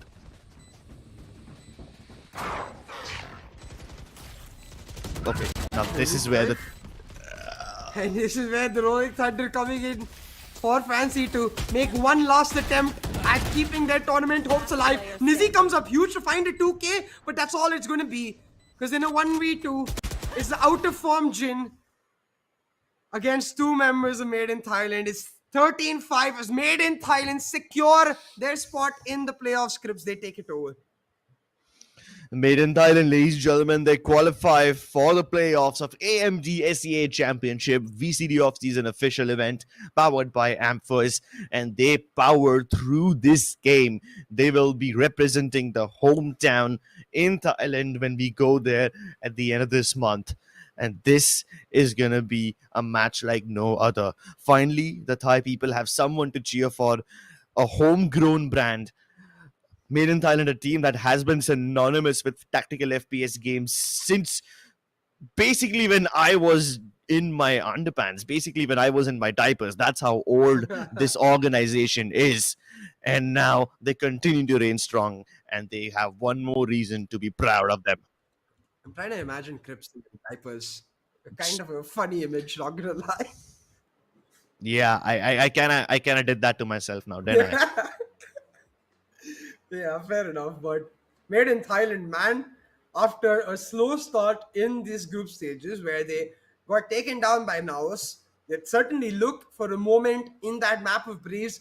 If that sneaky diffuse hadn't gone through, they might have ended up with 2 losses and suddenly no chance to qualify, to now winning this map in a dominant fashion. 13-5 to secure their qualification, and for all the Thai fans out there, keep their hopes alive of seeing a Thai team in Thailand for the playoffs. Beautiful. Definitely. Made in Thailand, they've had to go through some hard times. Of course, this whole run in the tournament wasn't flawless for them. They did face some difficulties. And at the start of the first half, it did seem like their opponents, Fancy United, didn't give them a tough run for their money. But the moment Made in Thailand found their groove, they just did not let go. They continued to do what was working for them. The patience paid off. They were so receptive of Fancy United's attacks. It's almost like they were reading them like an open book. And they welcome Fancy with open arms and deadly crossfires. Yeah, and we talked about this, right? This first half was always going to be potentially match deciding, given the fact that we're expecting Fancy to be strong on the attack, and we were expecting Made in Thailand, at least compositionally, to be extremely strong on the defense. Getting that small advantage in terms of 7-5 for Made in Thailand was absolutely huge, but it wasn't that easy in the first half, especially after that force buy win for Fancy, and when they started taking round lead after round lead. For a second, I thought maybe Fancy would run away with this, but that's why the timeout for Made in Thailand came absolutely huge, turned the tides of the game, and brought back the momentum in favor of Made in Thailand. At least the first half was back and forth. At this point, the game seemed a little competitive, and it seemed like Fancy can actually pose a threat. But then, MiTH were like, yep, Kadum is not going to be the only one who makes his moves. And at the start, it did seem like that, right? It seemed like Kadum was the only one making a difference, and Wukong was the one who couldn't stop him. But then everyone started to step up. Beta, who was having a relatively quiet game, stepped up when his team needed him the most, got 3 crucial frags, and he was able to set up his team for success. Of course, he didn't win the round, but the amount of economic damage he caused their opponents basically stopped any hope from being alive in the Fancy United camp. In the second half as well, Beta came alive basically.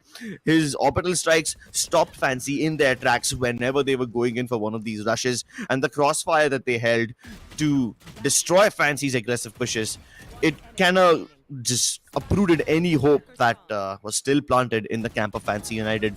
Because their defaults were not working, they decided to resort to violence. Even that did not end up paying dividends. Yeah, exactly. And really, it was that small bits and pieces that Kudum and then the rest of his team stepping up, able to accomplish in the first half, adding it all up towards the second, where it ended up being a cascading affair, a set of dominoes really that Made in Thailand pulled off to me and Fancy United's doom. Nidzi, though, still with a brilliant game, has been the most consistent performer, I will say, for Fancy United. And in terms of that consistency, I think it's Jin who will be ruining his moments a lot more than anyone else in this lineup. The off game we weren't expecting from this player particularly, right, Cribs? Given that even when they lost their previous matchup, we saw him pull off a 32 frag. And even though the numbers don't really show that he put off a hero performance, the fact that everyone on Made in Thailand have a decent number of kills tells you that it is a team effort. Yeah. Beta, I said he was having a terrible game in the first half, but now look at him. He's got the highest kills in the team. Kadum, of course, making impact right from the start. PTC stepping up as a solid anchor when his team required him to. Alone Fills, while he did not have that great of a hero round or a hero play in this game, he was just so consistent at slowing down the pace of Fancy's attacks whenever Fancy decided to go for those fast, aggressive plays. And that's what ruined Fancy, right? They could not determine whether they should be playing slowly or whether they should be playing quickly. They just could not find a middle ground which seemed to be able to find the chinks in MiTH's armor. And it's that mid-game calls that MiTH were taking that really screwed over Fancy United. Yeah. And for Fancy United, this will mean the end of the Skyesports SEA Championship. As you can see in the standings, Made in Thailand with the victory will secure the last spot in the playoffs. So it's Bleed and South Build from Group A securing Seed 1 and Seed 2 respectively, and Naos and Made in Thailand from Group B securing Seed 1 and Seed 2 respectively. A huge congratulations to all of the teams. Big congratulations to Bleed and South Build as well as Naos and MiTH. These guys will be going forward to the next stage of the tournament. But we are not done for the day yet, ladies sir. and gentlemen. Louvre and NKT still have a match left to go. And sure, it might not mean much in terms of the overall storylines of this tournament, but bragging rights are still important. LVR and NKT, it's once again time to settle the rivalry between Singapore and Thailand, the two most dominant regions in the Southeast Asian circuit. Several teams hail from these two countries, and these two have a debt to settle. LVR and NKT coming up next, ladies and gentlemen, so don't go anywhere.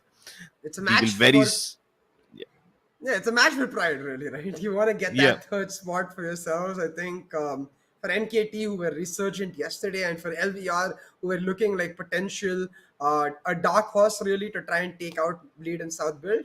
I'm curious to see which one turns up. Well, that was it from our side, ladies and gentlemen. We're going to go on a short break before we jump into the next game. Don't go anywhere. LVR versus NKT coming up next. It's a battle for pride. Let's see who takes the cake.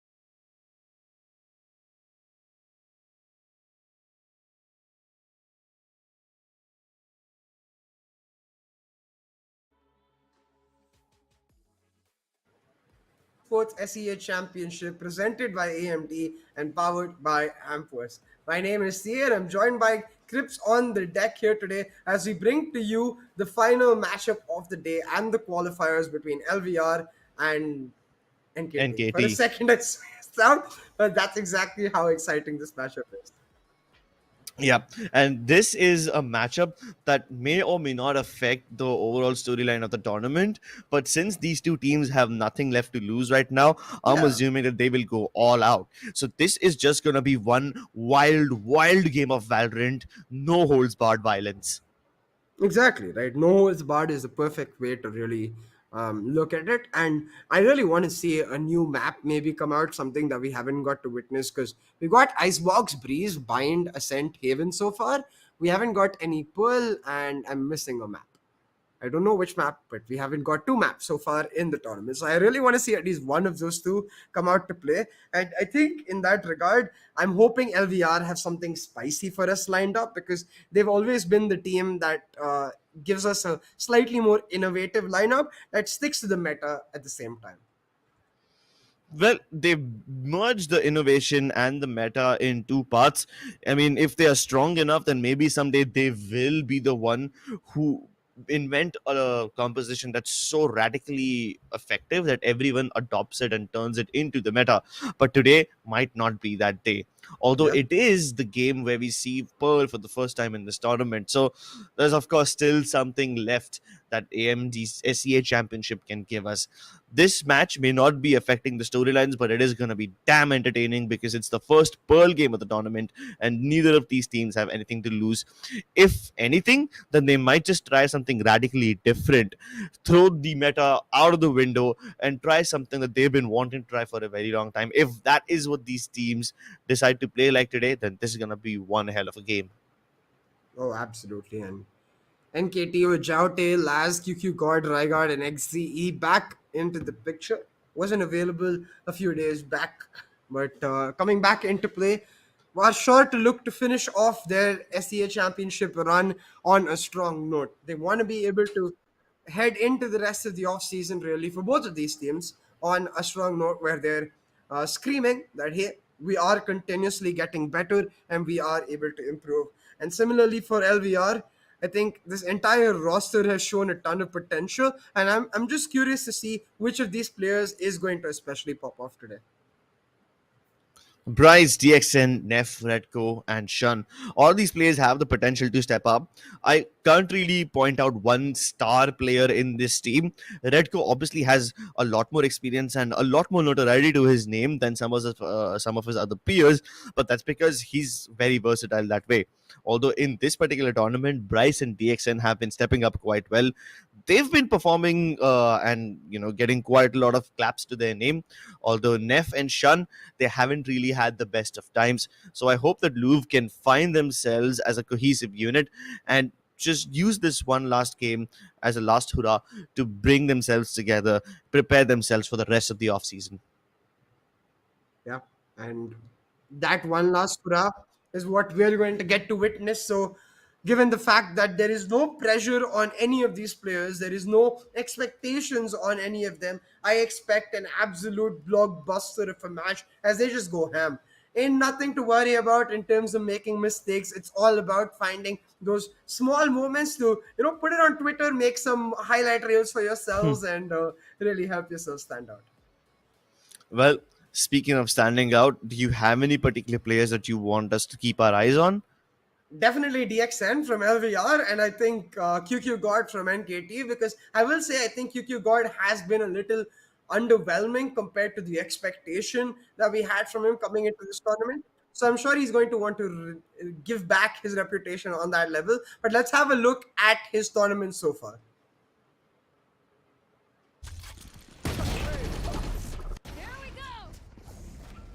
QQ God throughout this tournament, Crips had just an absolute brilliant one, really.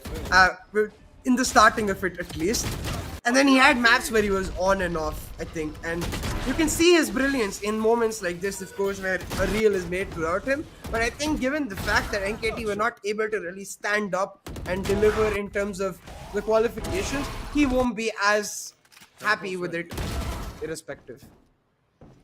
Yeah, and while Cuckoo God was most of the times the man responsible for giving NKT a fighting chance, the rest of his team really couldn't carry off of his momentum. They couldn't piggyback off of it. So while there was occasions where he would be able to just single-handedly roll into the enemy's territory, barge open all the defenses, and get a lot of kills, his teammates would often fail to follow up, and that would be a little awkward because you have this one guy getting all the kills, clearing up space, but then his teammates end up losing the space right behind him.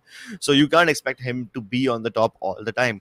And even when he doesn't have like a superstar game, even when he's having like a normal game, it seems underwhelming because that's how high the standards are that he set for himself. We always expect him to outperform like that. So even in a regular game where he's playing in a very decent way, and even though he's not star fragging, one just feels like, oh, this is disappointing.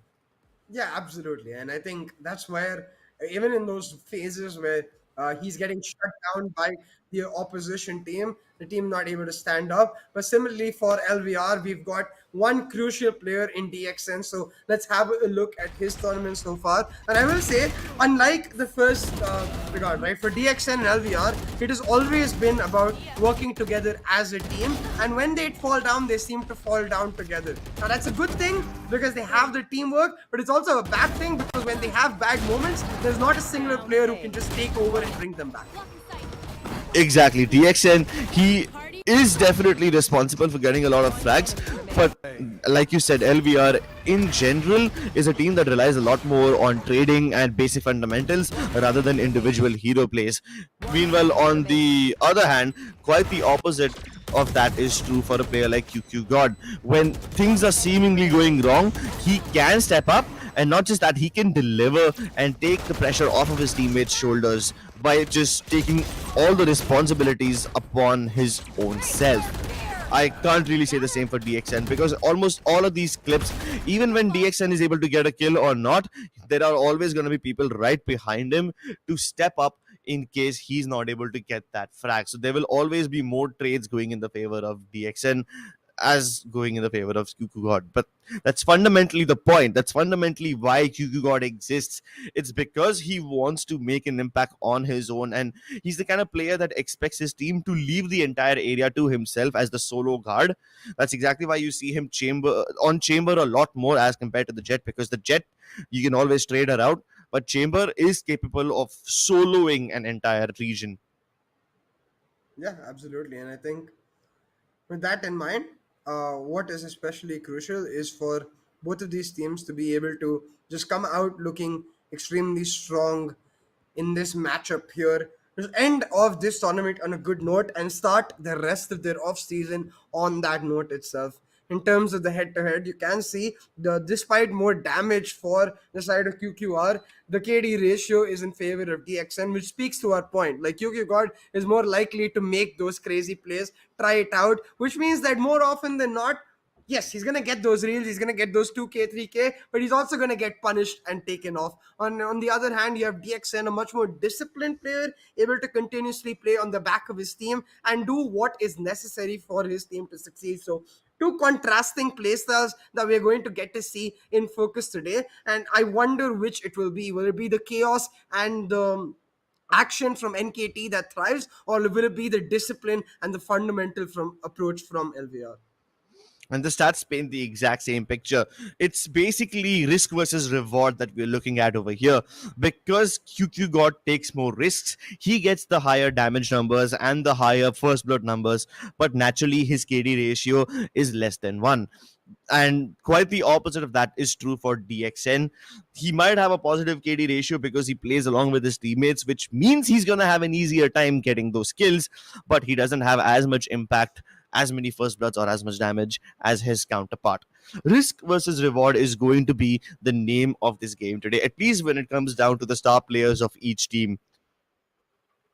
Absolutely, and risk versus reward is a really interesting conversation to have had when we get into the map as well, because it directly influences the kind of players we're going to get to see from the team. While on one hand, we want these players to really be unchained, take the leashes off, considering that there's not actual qualification on stake. And at the same time, it begs the point that given the fact LVR is such a disciplined team, can they even take the chains off? What happens to LVR Yes. when they are much less focused on those micro plays? Yeah, I think we'll get to see a new side of these teams. I hope that we get to see something different, something that we haven't really seen before in this tournament, or not just in the AMD SEA Championship. Anything that doesn't ring true about these teams, something completely new. I mean, and that's when you know the true potential of a team, right? You've always Yeah. seen them in these tournaments, but when a team is scrimming or when they are practicing, they are completely different. So I hope we get to see a little bit of that experimental culture as well within them.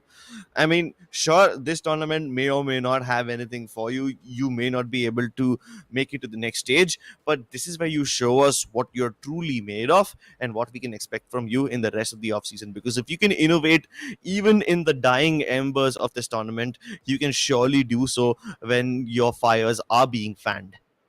Yeah, exactly. And that innovation is going to be especially rewarding for both of these teams because, like you said, they need to play just absolutely free the way they would play in a scrim. They need to effectively treat this like a free scrim that is streamed on the public channels and a chance to really show off to everyone looking out there that these teams are capable of much, much more. And what happens? Well, Yeah, ladies and gentlemen, it seems like we won't be starting with Pearl just yet. But like we said, if you want the Pearl, you have to search for the deepest and the darkest coves of the ocean for all the oysters. And to find that lost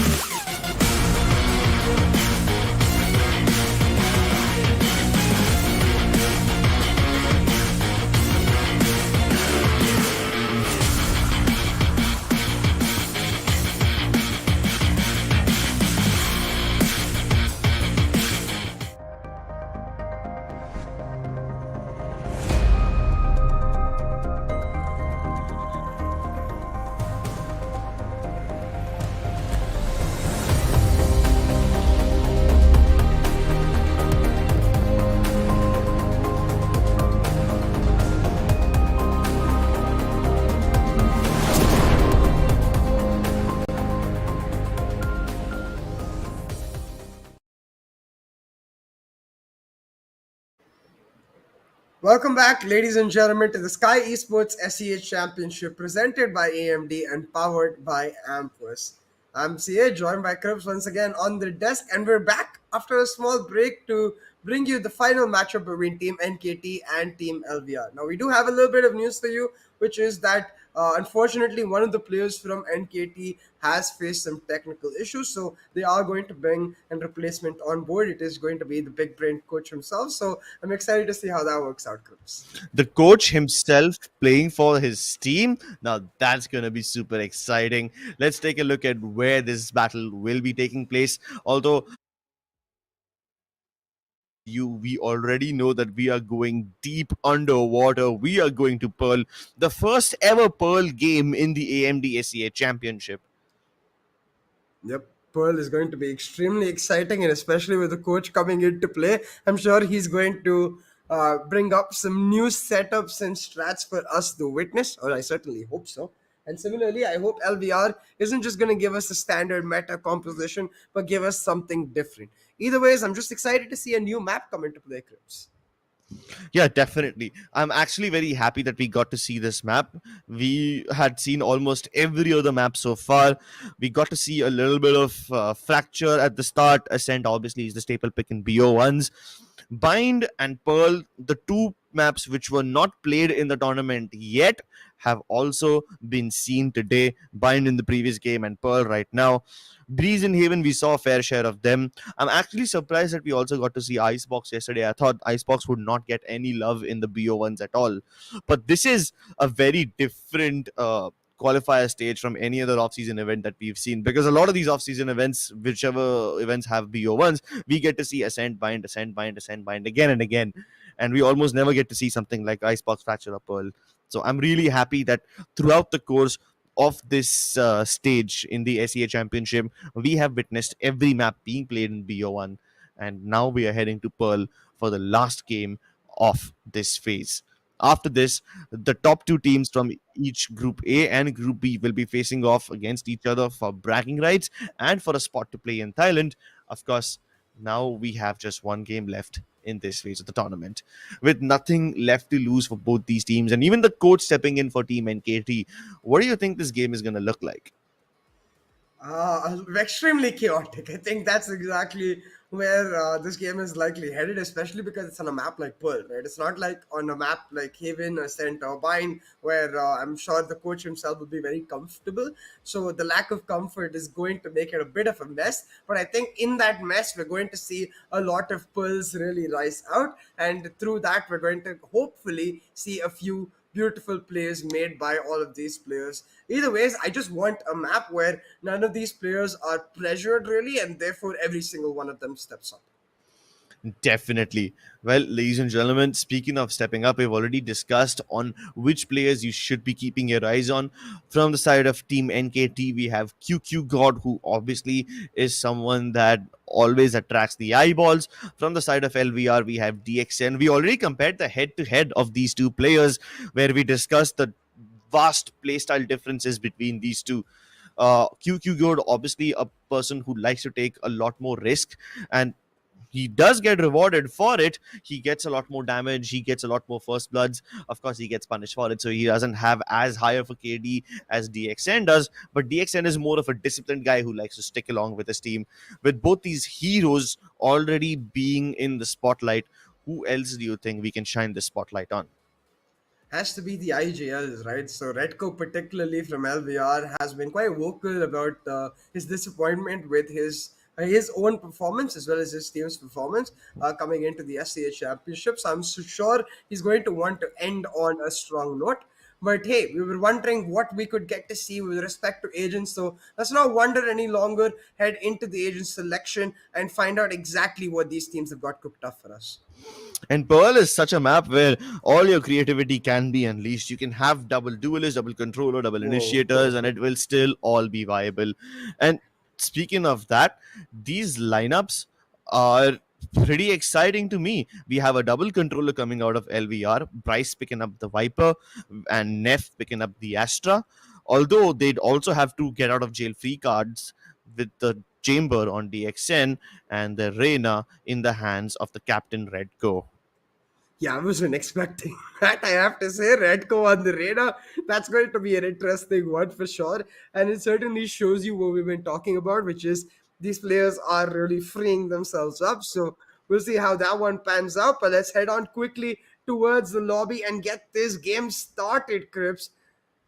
It's going to be LVR on the attacking side, NKT on the defense, and the no duelist lineup starting up on the defense, bound to be feeling comfortable. So we'll see how Redco, the queen, really breaks them apart. I'm really happy about this double initiator setup coming in from NKT as well. With the KO knife lineups in this map, some of those 0 point lineups are so overpowered that they cannot be broken. Of course, when the knife doesn't give you the information you need, Laz can quickly toss his haunt over the walls and in between the gaps to quickly clear out the area. But on this defensive side, Wizard basically acts like a pseudo sentinel who's supposed to slow things down and allow time for rotation. Will he be able to slow this one down though? Because it seems like a very fast push towards B right off the bat and a very fast kill from QQ God. There's a reason why this guy is the superstar. I wonder when teams are going to realize that the chamber on Belong is going to kill you. If you don't try to push him off that angle, every single time in Pearl, that chamber on Belong is going to kill you. And QQ God does exactly that to get us the first blood, electing to play on his Headhunter. 4 bullets to his name, now 3. He's got that instant headshot, and we'll have to see how he can get more value off of it. But it does push all of LVR off that B side towards this A. But with the presence towards the mid double doors for the Astra Bryce over here, we'll have to see what side of lurk he's able to do. Rygaard finally kills the Astra, and that alleviates all the pressure of a potential backstab from the minds of NKT. They can now focus all their attention towards the A side, which has already been lost, and Shun making things even harder. Redco steps up, and NKT are being kept out of the site. They are closing the gate in their faces and bolting it shut. LVR pick up the 3K, secure the round, and like you said, LVR, they took the fight to NKT, refused to even give them the opportunity to retake, got into their faces and shut them down. A huge pistol will result in Redco now picking up a Vandal for himself. He's not going to be content with the fact that he's got 3 assists, so he's going to want to switch that kills and assist mark in favor of the kills and really get that Reyna online. But a huge pistol for LVR given the fact that they lost their man early. NKT off to a not so ideal start, but definitely these guys have the potential to make it work. It seemed like after winning all the early duels, NKT would have it in the bag, but LVR, after getting control of the A side, just pushed the on-ball up way too hard and take the fight to NKT. Redco going above and beyond what it means to be super, and he starts off once again with a lovely kill. Laz somehow keeping himself alive and buried right here in this B Halls region. There. Fights off a bit more than they can chew, but he got away with 2 kills, which honestly I think he had no business getting. LVR lose 2 expensive weapons. They shouldn't have had this loss. Wait, did Exy not check that angle? What? Yeah, that was definitely weird as Redco gets 4 kills. Makes it look so easy. Questionable moment for sure. Yeah, right? questionable moment for sure. Definitely. Now, we did expect the players to be a little more free, so fair enough, they will end up making some mistakes here and there. But Lash really turning up to get some value for his team on that eco. It means LVR now on the bonus with a Vandal and a couple of Spectres. And it's all down to Redco to spearhead his team in this round with that Vandal of his. They're going to once again look for a mid to be split, trying to make their way into B link, take mid doors control, and keep that mid connected for the presence there. But QQ God holding it down, already finds one. Towards Belong, make that a double, and it is that, again, Chamber Belong presence just cannot be denied. And LVR now they're stuck towards this mid link. They're hoping for mistakes and pushes to be made by NKT. And NKT did give them what they desired. We had a push coming out of Art, but after he got a dink, they decided that NKT might not rather take the risk and just decide to fall back. They have the man advantage. They have absolutely no reason to force more fights and give up that advantage that they have so difficultly acquired. Now look,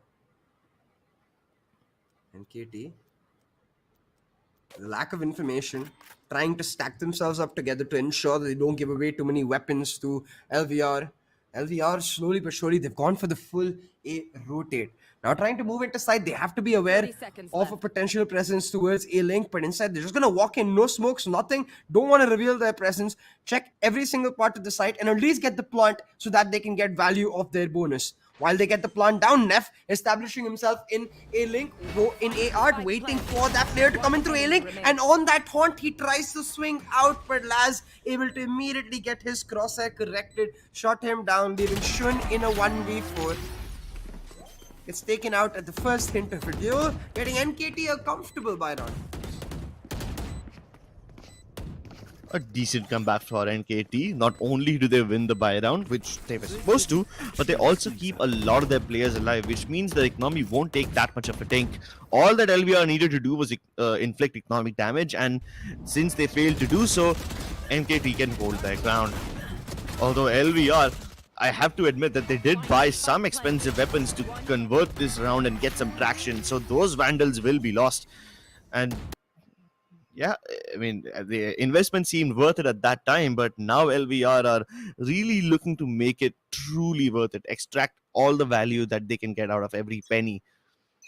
With Bryce and DXN being a north of 1,000 credits, they can probably afford weapons in the next round, but the rest of their teammates cannot. So this is a must-win round for LVR. Otherwise, all their momentum will go down the drain. So the early setup from LVR, really interesting. They're committing 3 starts in early.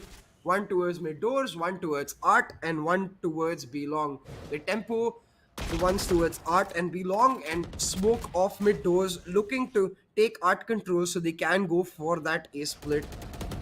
It's all coming down to how they're managing to deny rotations into site, because with all the presence they've created towards AR, you can see now NKT have stacked up the site heavily. 3 players on the side is going to make it extremely difficult for LVR to execute if they choose to.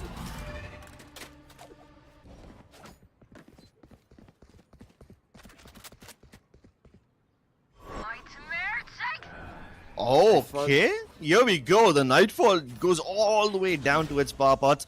It doesn't give off any trail, so no information is really available. And XE, who did dodge the Nightfall, gets taken out regardless. So it seems like his attempts of fancy footwork did not pay off. But Laz with the fancy shots, spray transfers onto DXN and Redco. And here comes another Nightfall in retaliation. Neff, he's keeping them at bay. He's trying to make sure all the flower pot aggression gets taken down and thwarted off. But NKT are relentless. They seep into the site. They figured out where Neff is. They just need to find the last player. Will they go for the full check? They have an inkling, but the moment QQ steps out, Wizard is isolated and he gets exterminated by Neff. Shun finishes things off, and LVR are back in this game. Once again, despite the heroics of Laz, it's Neff who stands his ground and shuts them down, picks up a huge 3k to secure the buy round in favor of LVR.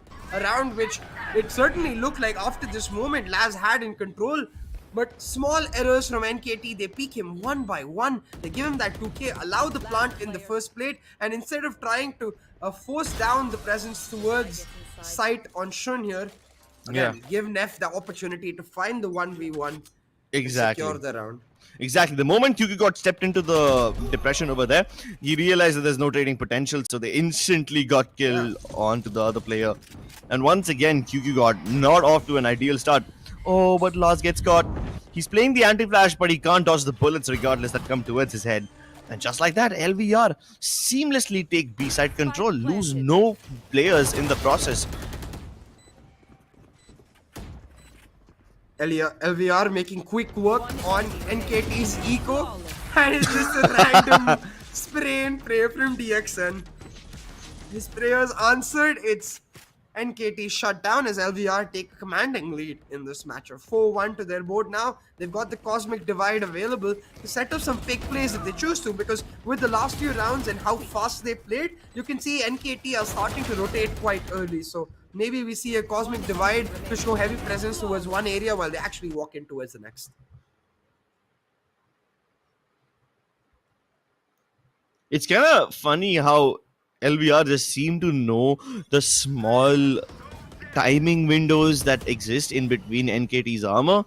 Like, it's not like strat-wise they're doing something super unique or something out of the box, but they just seem to always catch NKT off guard. And while the setup itself from NKT doesn't seem fundamentally wrong, the trading just doesn't seem to go in their favor. So it's the little things that matter over here. But this attack from LVR towards Art, it doesn't seem little. They seem to be making way too much noise. At least 4 guns rattling off at the same time. They're hoping to sell this fake and hoping to draw rotations from NKT, but they succeed in doing so. Although the only person who's really come through is going to be the KO, who can easily go back to its connector in case something goes wrong. No lurk plays coming in from LVR except for their fellow Astra that they've left at the bottom of mid, while everyone else makes their way towards a long. Next presence towards mid though is going to be huge if LVR is able to get into sight. We do manage to get one, but Wizard with the trade, now pulling off the Viper Spit just to create his own space inside. Now LVR, they don't care. They get the spike planted for the Art plant, and they're now able to back off on the back of their own Viper wall, playing to deny mid-connector position over here, and ensuring that even if there is a retake, they have the post-plant position. With mid-connector cleared up as well, now they can go for the full flank through defender's side spawn, putting a ton of pressure onto NKT as to where to expect LVR from. LVR, NKT need to expedite this process. The plant is out in the open, the Viper Spit doesn't cover it, and while they are aware about a potential backstab, they just simply don't have the time to hold the defuse. They go through the half. Wizard now tempted to stick it all the way through. QQ God looking to finish things off the way it started, but it's a bit too late. The timer is half gone, and with it, the hopes of NKT as well. Beautifully played there from Redco. Clears off mid-connector as soon as he is released from the plant and goes towards Art. Allows him to go for the long flank through defender side spawn, buying that also crucial moment for Neff to be able to play it slow on the post plant and get the clutch. LVR now with a huge lead in this matchup. Crips, and I think really from what we've seen from NKT, the fear lies that LVR will just start running away with this. Having said that, QQ God does look like he's starting to come alive in moments across this matchup, so maybe we can see him pull off a round single-handedly that will be the rising tide that NKT need right now to just lift up their spirits. I don't know about rising tide that lifts all boats, but Wizard is gonna sink like the Titanic. 5 big icebergs, angry icebergs headed in this direction, but XE, a stylish shot. Unfortunately, style points don't matter when you don't have the rounds to count. Spike firmly planted. It seems like LVR have got this in the bag. QQ God has no choice but to save that op. It's a bit too expensive of a weapon to risk on a retake like this.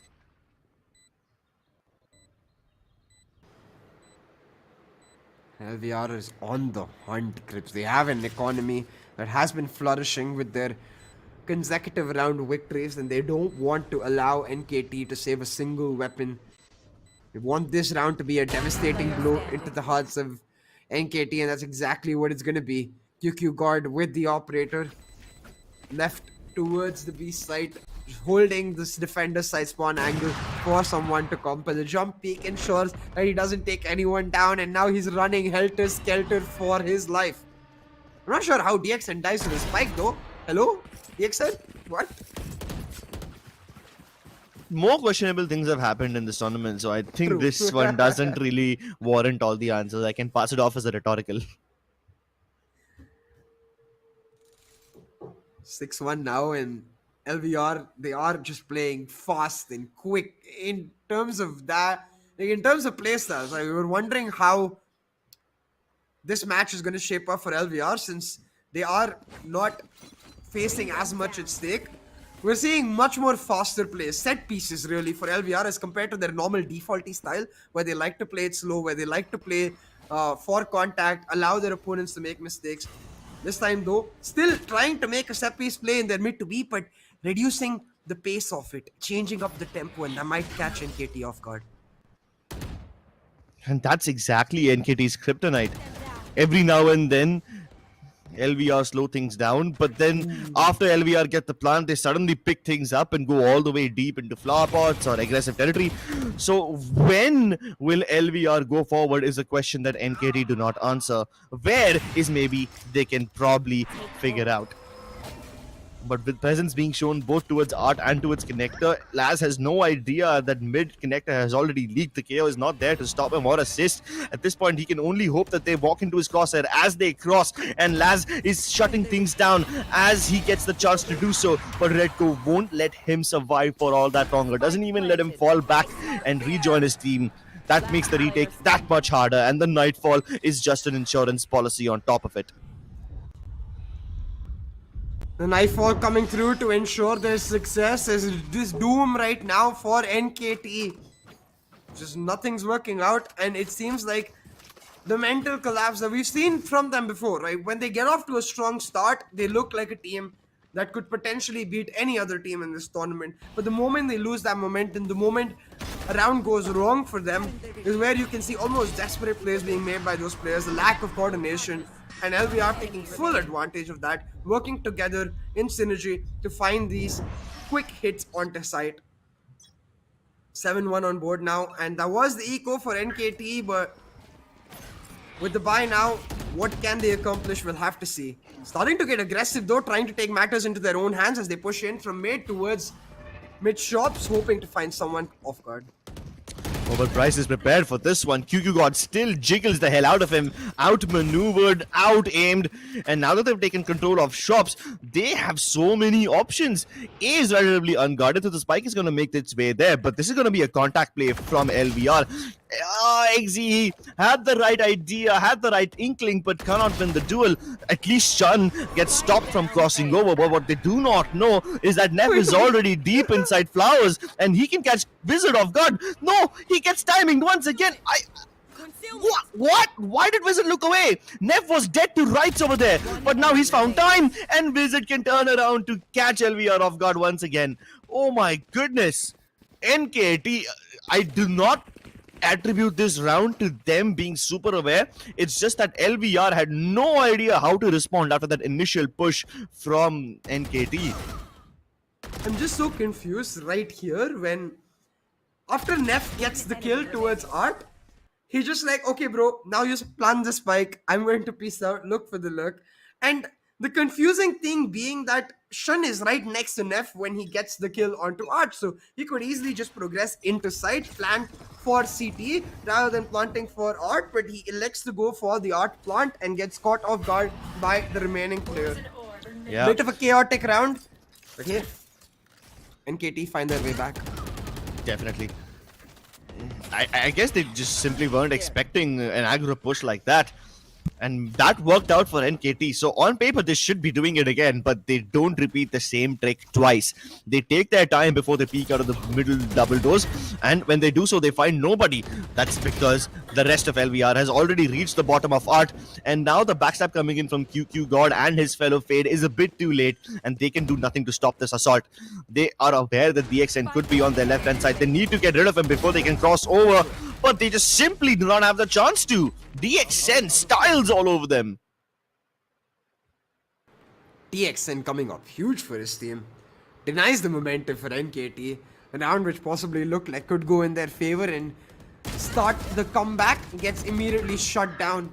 And instead it's LVR once again picking up where they left off. They're like, if you don't aggress on us, if you give us a moment to dictate the tempo and the way this round works, we're going to win it every single time. And that's why I hope they do rinse and repeat the push that they did in the round they won.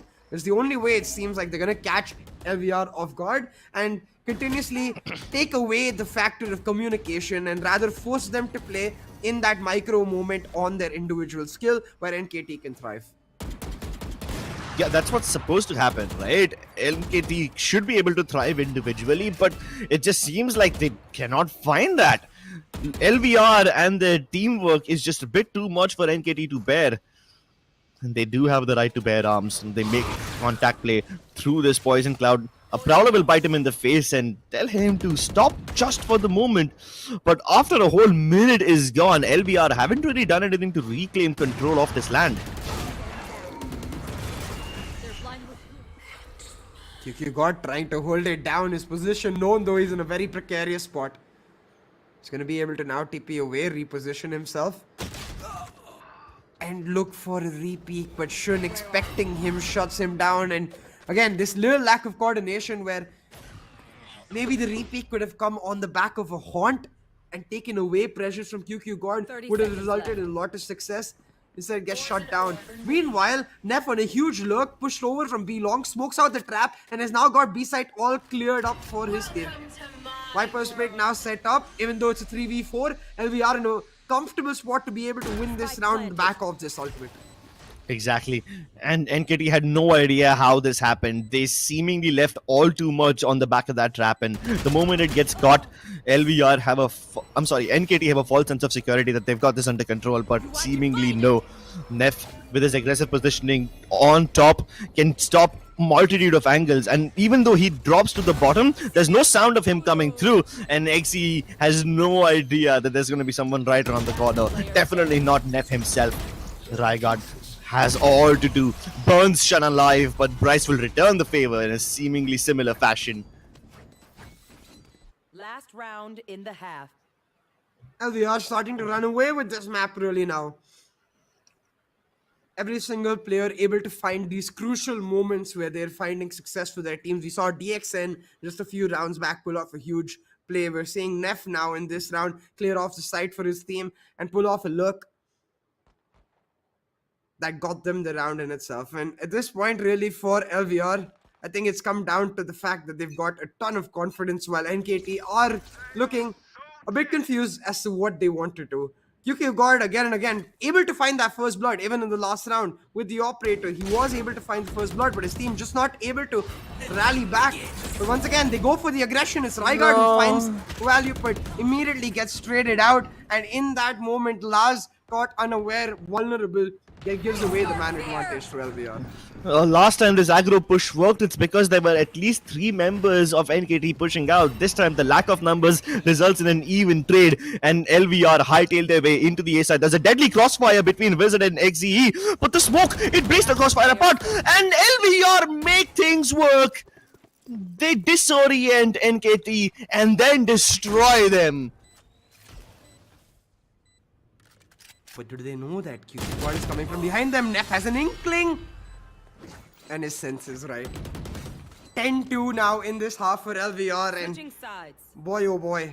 It looks like they are just going to be able to secure a devastating stomp for the final match of this qualifier.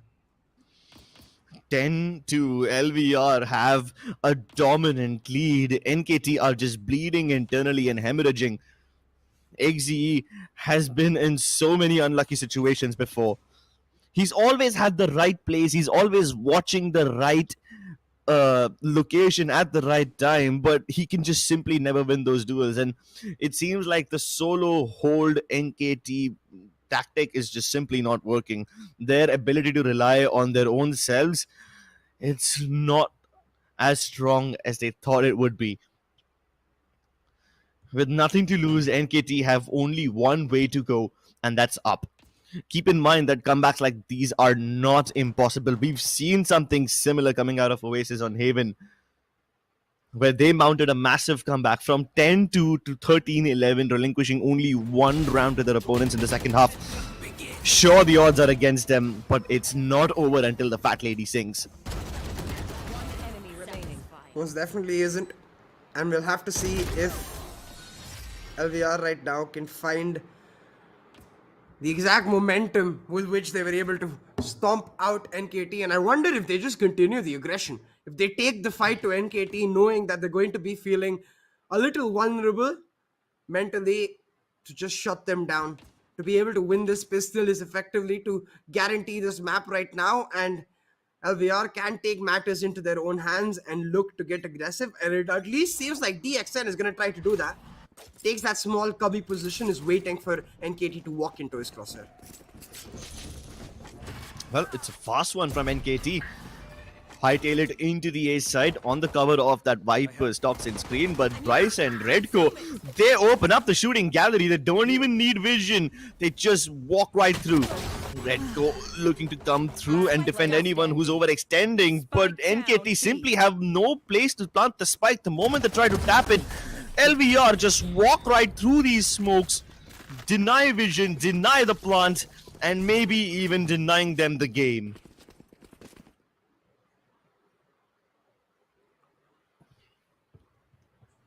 Pistol taken away. Cribs and NKT in an impossible position. They have to force here. Playing for overtime on the bye just seems like a gamble that you are bound to lose. And NKT doing exactly that. They are going to go for the force QQ guard, stacking up on his headhunter bullets while the rest of his team picks up a few stingers and a sheriff for XZE. But it seems quite dire as NKT, they're getting revealed. They're getting spotted out, and they're not given a moment to be able to dictate the way they want to play. But Raigard running it down with the stinger finds one, and now NKT looking to capitalize on it as they move in further, but they don't know that Neff is lurking in the smokes. Finds a double, and Redco capitalizes with a couple more. It's a 2v2 on the map, but it's Bryce making that man advantage for the side of NKT. DXN and Bryce now working together to shut them down. It's map point for LVR. It's the flurry of trades and the fury of LVR making quick work of NKT.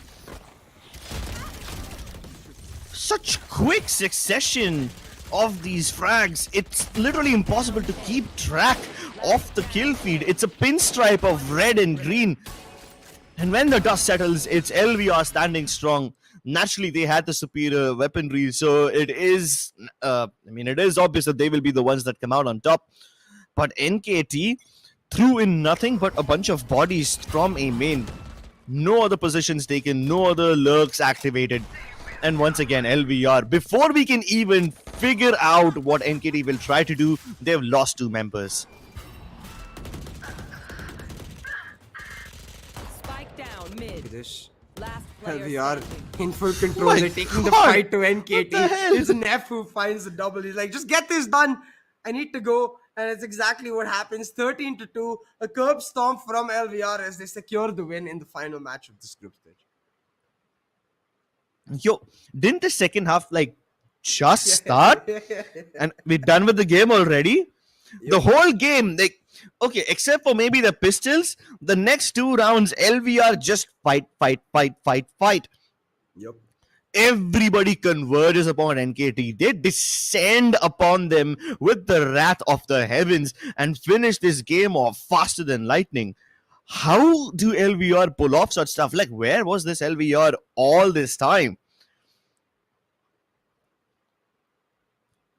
That is indeed the question. A rhetorical They're going one. to have to answer. Going into the rest of the offseason, I think, Crips, like you said, right? I think they've shown us the potential, especially in a match like this where they're not necessarily feeling the pressure. They're not necessarily trying to make over-the-top reads. They're more focused on just basic fundamental gameplay and their microplay as a whole. They looked insane. So hopefully they'll be able to continue this form going into the rest of the offseason. But unfortunately, this is the end of the run for both of the teams in this championship. Yes, it is unfortunate, but at least LVR ended on a stylish note. They show us what they're capable of when they really get down to brass tacks. And at the end of the day, sure, your tactics might be supreme, you might have the biggest brain, but if LVR can finish off fights like these in a matter of seconds and just out-aim their opponents like that, it is a kind of scary prospect. So I'm really looking forward to see what LVR brings us in the future. But for now, let's just jump into the highlights and take a look at some of these fast frags.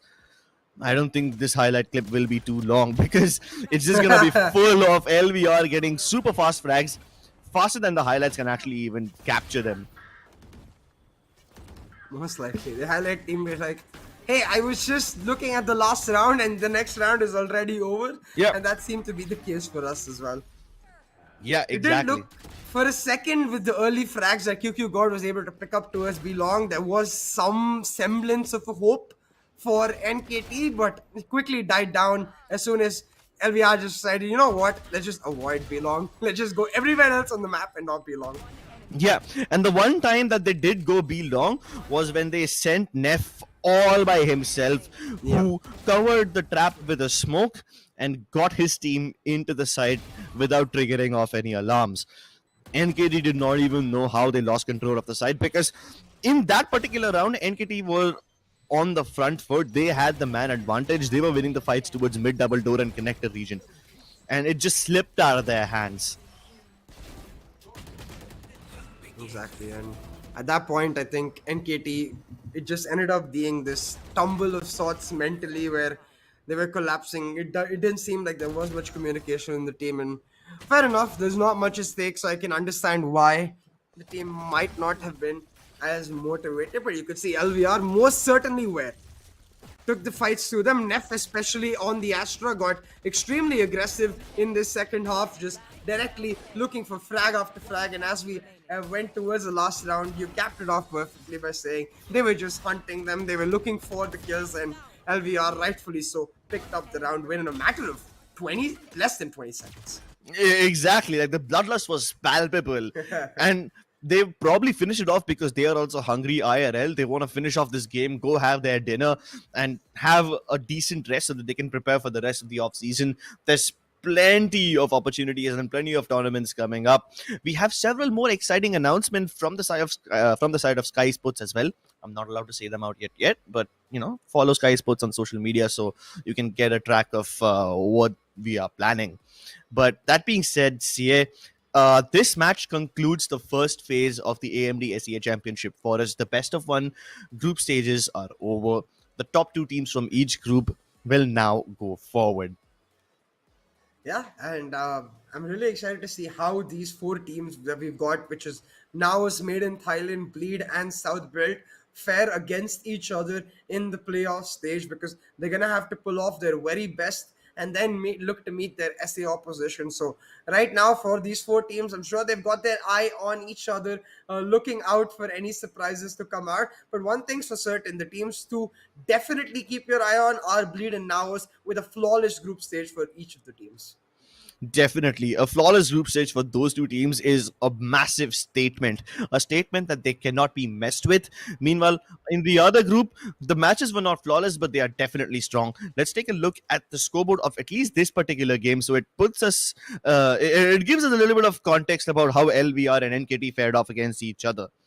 And the dominant stats on LVR, especially on players like Neff and Redco, are only overshadowed by players like Juicy, Darion, and maybe even to some extent players like PTC.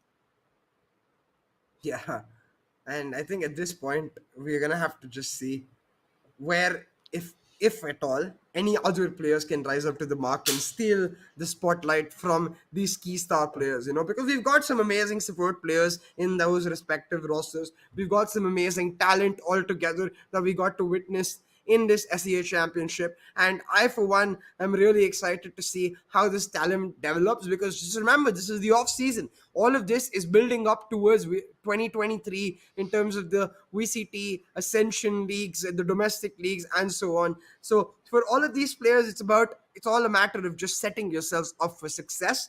And there are some players ahead of the curve. There are some players quite below. So it's a matter of catching up to the ones you've really left behind, and we'll see how well they're able to do the same.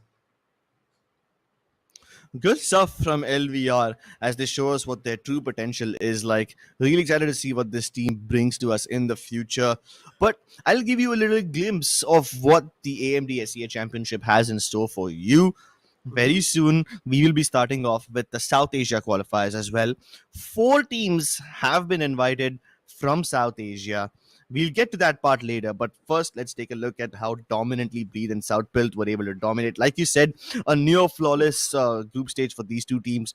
Naos, again, flawless as ever, and they have such a huge deficit between them and the next team. Made in Thailand, They win their match against Fancy United in a very good standoff. The bind game was super exciting between those two teams. But up next, let's give you a glimpse of what the South Asian teams have in store for us. Velocity Gaming, Global Esports, or they like to be called as God Squad for the next few months, Revenant, and Enigma. These four teams from South Asia have been invited, and two of these teams will be facing off against the four teams that just qualified from these group stages. Yeah, and we'll also get the opportunity to go all the way to Thailand to play in the playoffs. But for today, what is important is we've got a huge match already coming up in terms of Velocity Gaming versus Enigma Gaming to kick off the SA qualifiers at 8 p.m. So you get this small break to go collect yourself, maybe get some food, but make sure you're back at that time because I'm sure that's going to be a blockbuster of an opening match. Definitely. We'll see you in a couple of hours, ladies and gentlemen. Don't go anywhere.